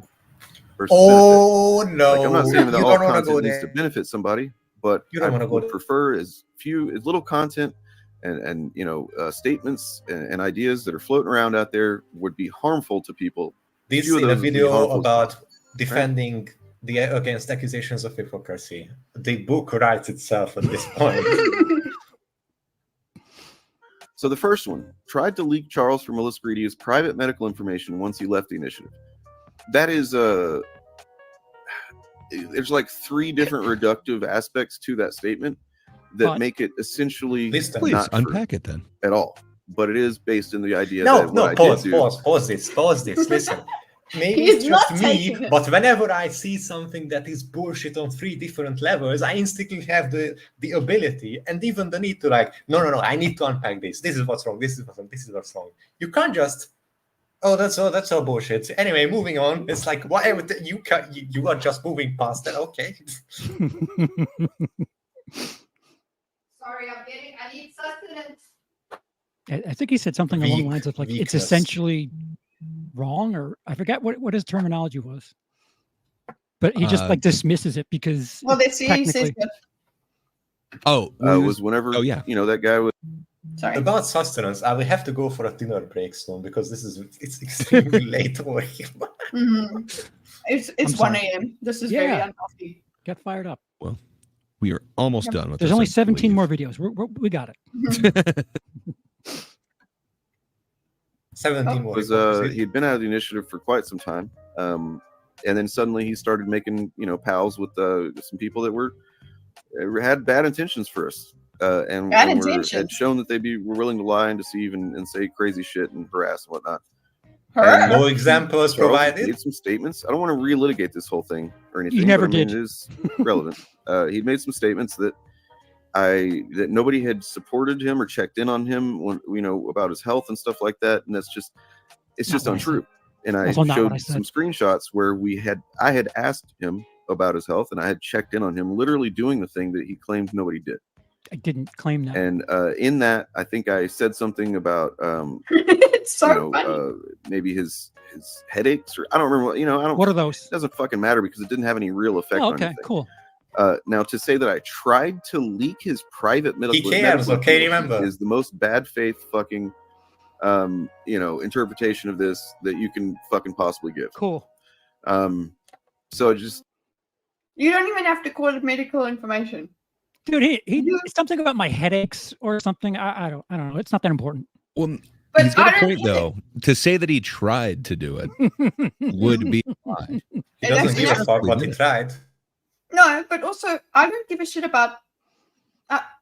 He's trying to nitpick on this. Oh well, it wasn't exactly medical information. Blah blah. You showed a DM that had personal information in it. That's already a betrayal. I'm sorry, I don't give a shit. He didn't dox you. Fine, that's not doxing, but there is a breach of privacy there. That I'm sorry, I don't care even showing a DM that said, "Oh, I had an argument with my wife and it was horrible," and that is a personal message that he has no business sharing with other people. Especially if he's trying to say it to show what a great friend he is. Look, everybody! I asked Charles how he is. Listen, he asked me about my headaches or whatever or something. Well, yeah, I don't give a fuck. Yeah. Something. So yeah, this guy worded it. This person who wrote this worded it wrong, but it's still wrong, bro. They got the Willis Greedy name right. That's all that matters to me.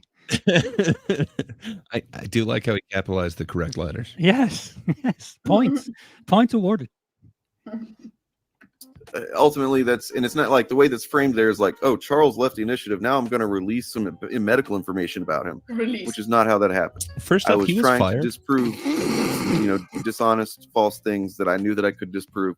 And I was doing it kind of in a panic because I was dealing with this bullshit suddenly and I was frustrated. And I didn't think about the fact that even saying that he was dealing with this specific thing, and it wasn't even a super specific thing. It wasn't like it was literal his diagnosis or anything. No, I don't even know what that would be. Headaches. But it did say something. It's like, okay, yeah, I will grant that. I could have done that a little bit better, right? Beyond that, he could have done it. Everything in this list. He didn't want it. So tried to force Endymion to delete his channel. How the fuck did I try to force him? I made him. Yeah. So that's basically the end of those claims. And then, me and Patrick we are the names that cannot be spoken on that channel. The enemy. But you should have known never to talk to us. You deserve all you've got. Yeah, it'd be a shame if I have other receipts. And knowing how much he doesn't like other people taking hold of this scandal. Or asking questions. If anybody has a connection to EFAP, I'm answering messages. It would be a shame if I had other receipts and shared them with EFAP. It would be a shame, wouldn't it? It would really be a shame. Again, I'm answering messages. He doesn't want to do this. It pains him to do this, guys. Okay. Nobody wants me to do this. But listen, guys. If anyone in chat, sorry, Blockfish, what did you say? Oh, the crossover event we all need. Yeah, this isn't a thinker sponsored thing here. This might cross into UT territory, but hands are already dirty. I don't care. I really don't care at this point. Yeah. I was fine staying quiet until I found out that he's just, as of a month ago, thinking that nothing happened. Nope, sorry. My silence wasn't me saying you're right. Sorry. No. That's why I said, tell us the drama. Bring it onto Scuff Stream. Do it. Tell us. Yeah. And I see your side of it, and wow, it is as stupid as what he's done. It is as stupid as it sounded. So, but it does go without saying, or it should go without saying, but I have to say it. Anyone in chat who wants to go and who thinks that they can go and get into fights and whatever with the people they don't mention in these videos, that's not what we're about. No, okay? yeah. We're talking about the actual issue, the moral. We want to have conversations. You don't need to go and speak to him directly, okay? No. This is just... Yes, we made fun of people, but it's not. Don't take this as an okay sign for being an asshole to them. Right. I'm not going to tag them. This is my fight. Self-immolate, to be certain. So we appreciate that, Cameron. Add. I just mailed 3 horse heads. Well, we were talking about Godfather earlier for an iconic scene. Get the We appreciate the effort. Not, if you're that silly, you are not welcome as a thinker. Right. So I also want to make something abundantly clear, because that was kind of thought of, misconceived in the past. I do not have an issue with Turf. I do not have an issue with Eric's Reloaded. Bob, I got a couple. Did some crummy things, but I wouldn't say I have an issue with him. Dane can get fucked for all I care. So I don't have a problem with the Phantom Initiative. I do have a problem with them siding with him during this. But if he's just going to pretend like nothing happened, then my turn. Charles, I don't understand how you still baffled by this. You went over to another tribe. I stand against you. You're a traitor to our banner. Don't you understand? We didn't want to do this. It pains us so much.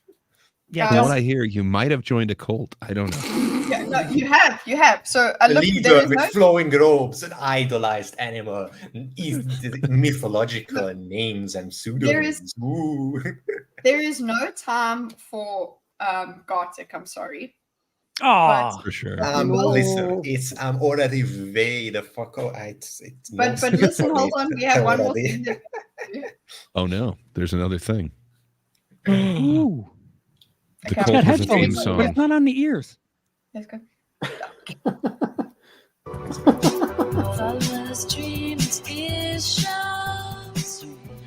for cheer, we go, go, go. Come on, we dance, we vibe, We dance. In the cup, we feel the flow. Got the kid and let's unite. Spreading joy through day and night. Getting sharp and I like it. in the stream, catching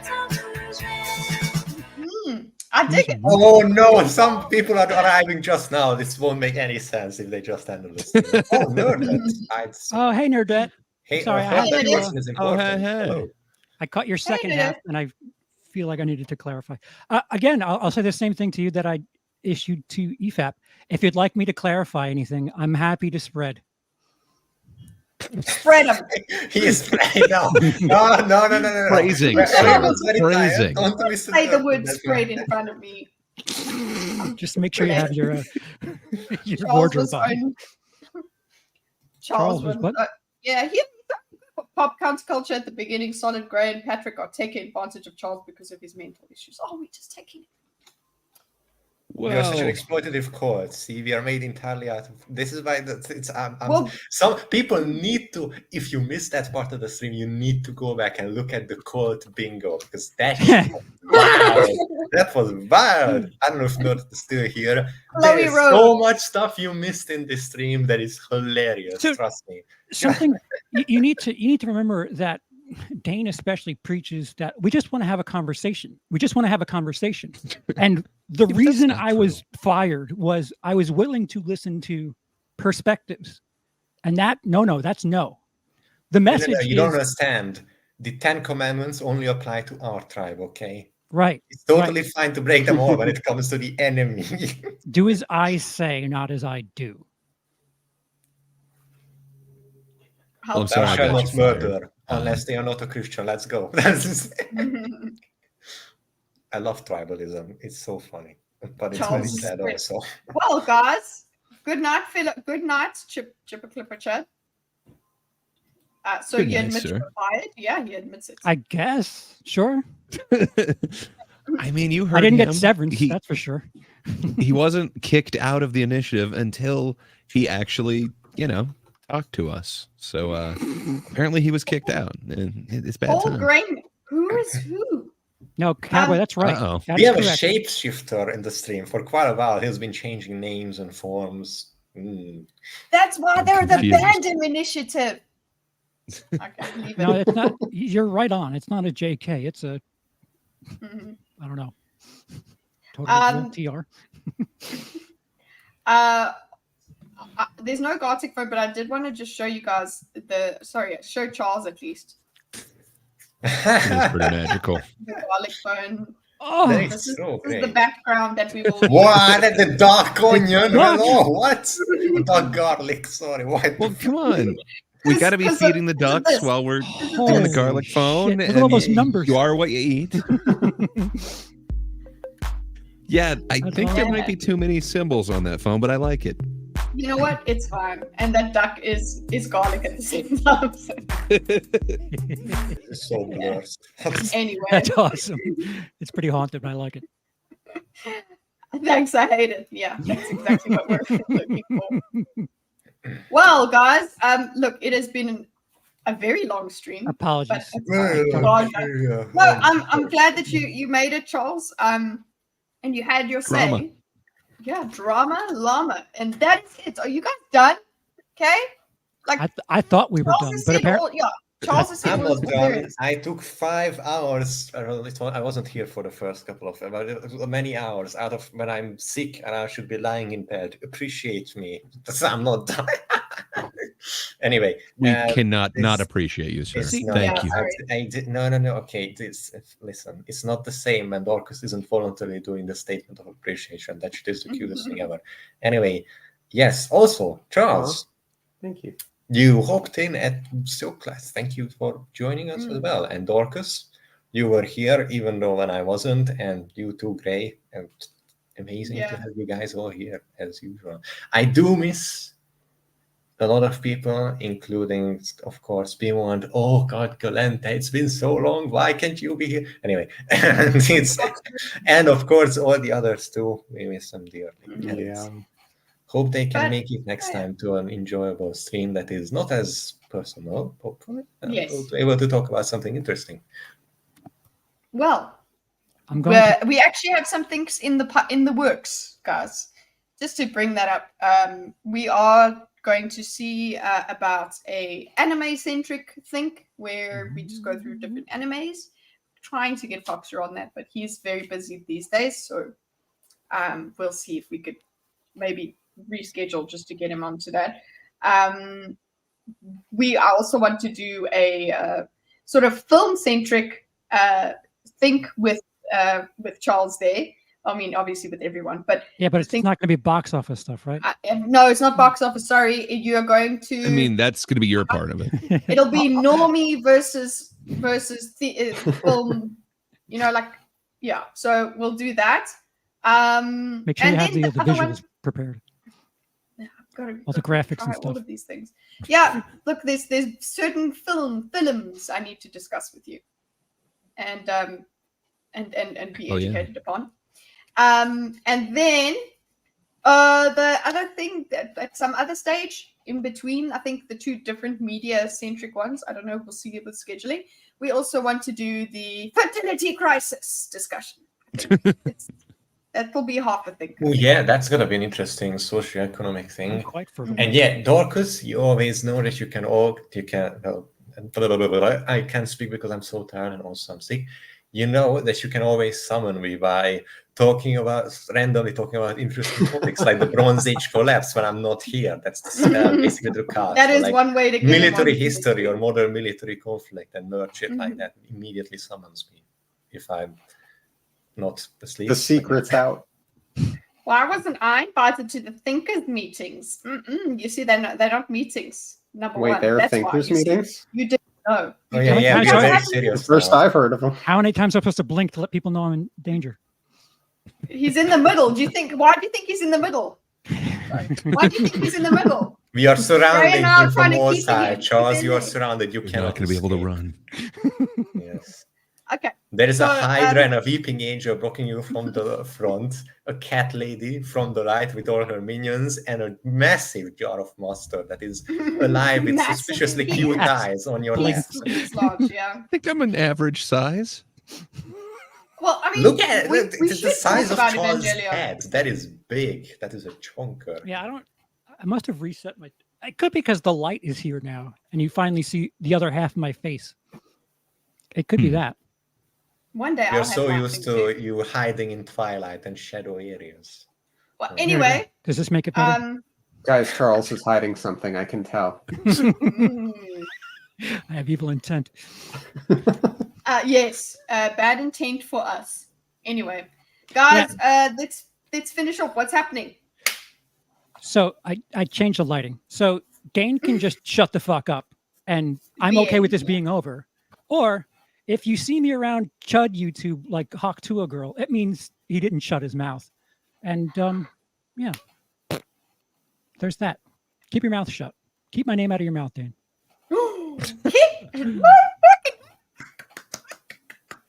Did you just Will Smith him? I did. He did. I have the lighting for it, so it. Okay. Gray, who started all this cock? Yeah. Sorry, and you brought him I'm here. glad you're here, Charles. You said, can we keep it? And I was like, oh, I guess I have to. Well, I shouldn't have done it.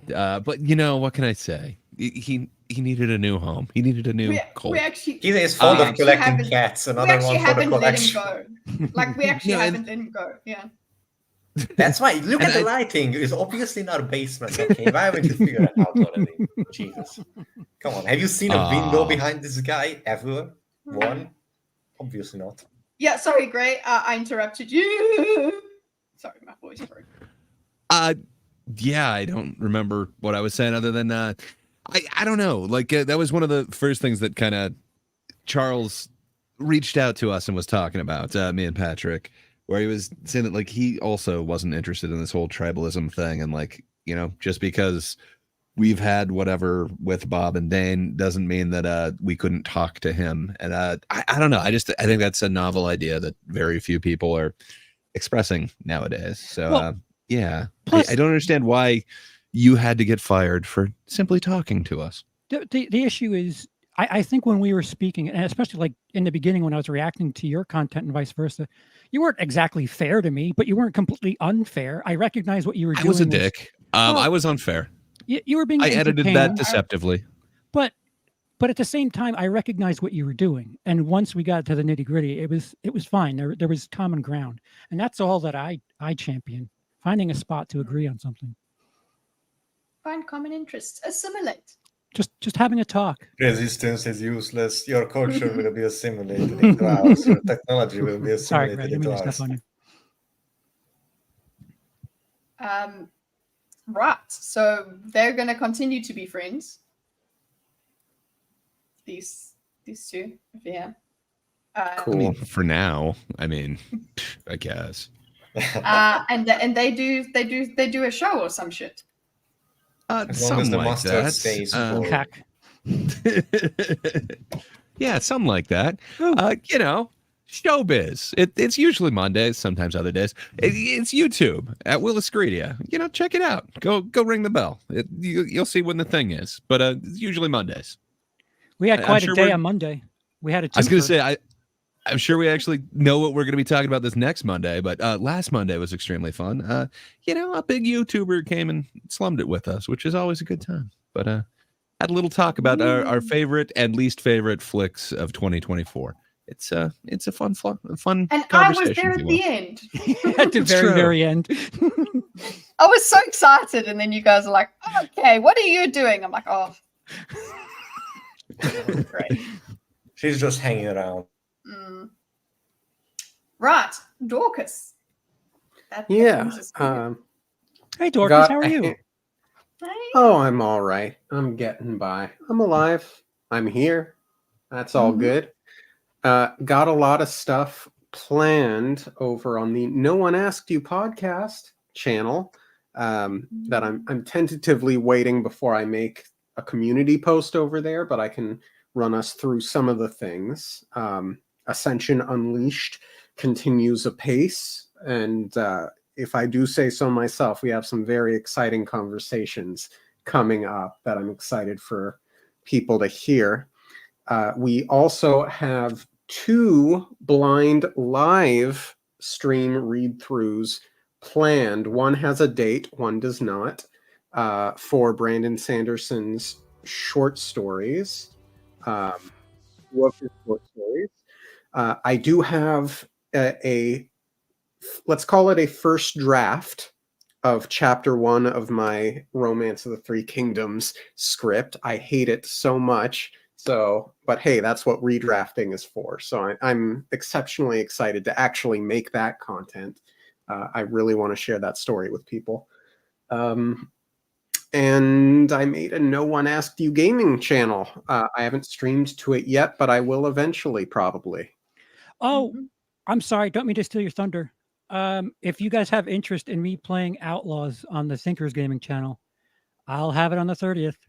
Do it. My botched, non-existent episode 2 only Hollow Knight thing is one of the things that just hang around there, cursed forever. Sorry, he wants it to be flash. You only see it once in the Discord and it's gone. No, that's not why I couldn't. There are other reasons, but that was one of them. So yeah, I don't usually record. I tried, it didn't end well. For those that were there, they know. Everyone else, shut up for cup. Nothing's getting out, okay? The recording, what happened during those recording sessions stays in those recording sessions. Okay, yeah.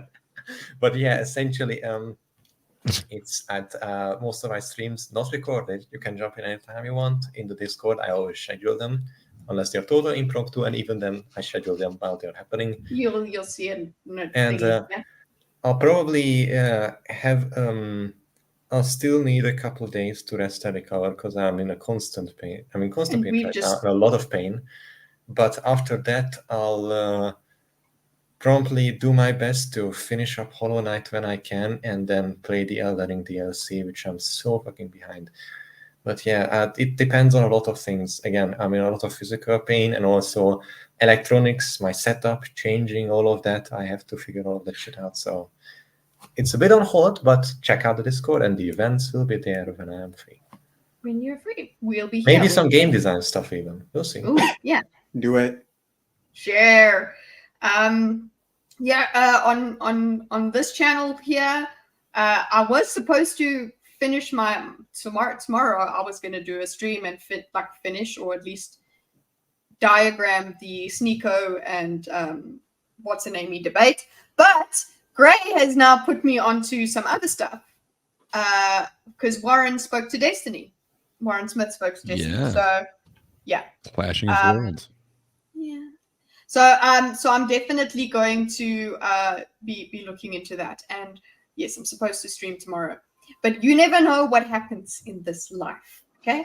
But just remember, that being said, I am planning on memberships by September, okay? End of September. Woo! We'll be doing stuff. Money. Stuff is coming. New things. More, better things, okay? It's not going to be great immediately, but I'll try, okay? Cool. Join the Kitty cult. But we've also, got flowing robes, mythical names, ADHD people, all around. Kite, when you set up your channel memberships, you need to do them, acolyte to zealot. Yeah, there you go. I'll do it. Kitty cult. Princincia Leia. Guys, this is a nice chill song, but we're done thinking. Do it.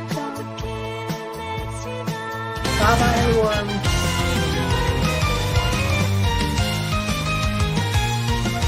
Curse music at the same time. Oops.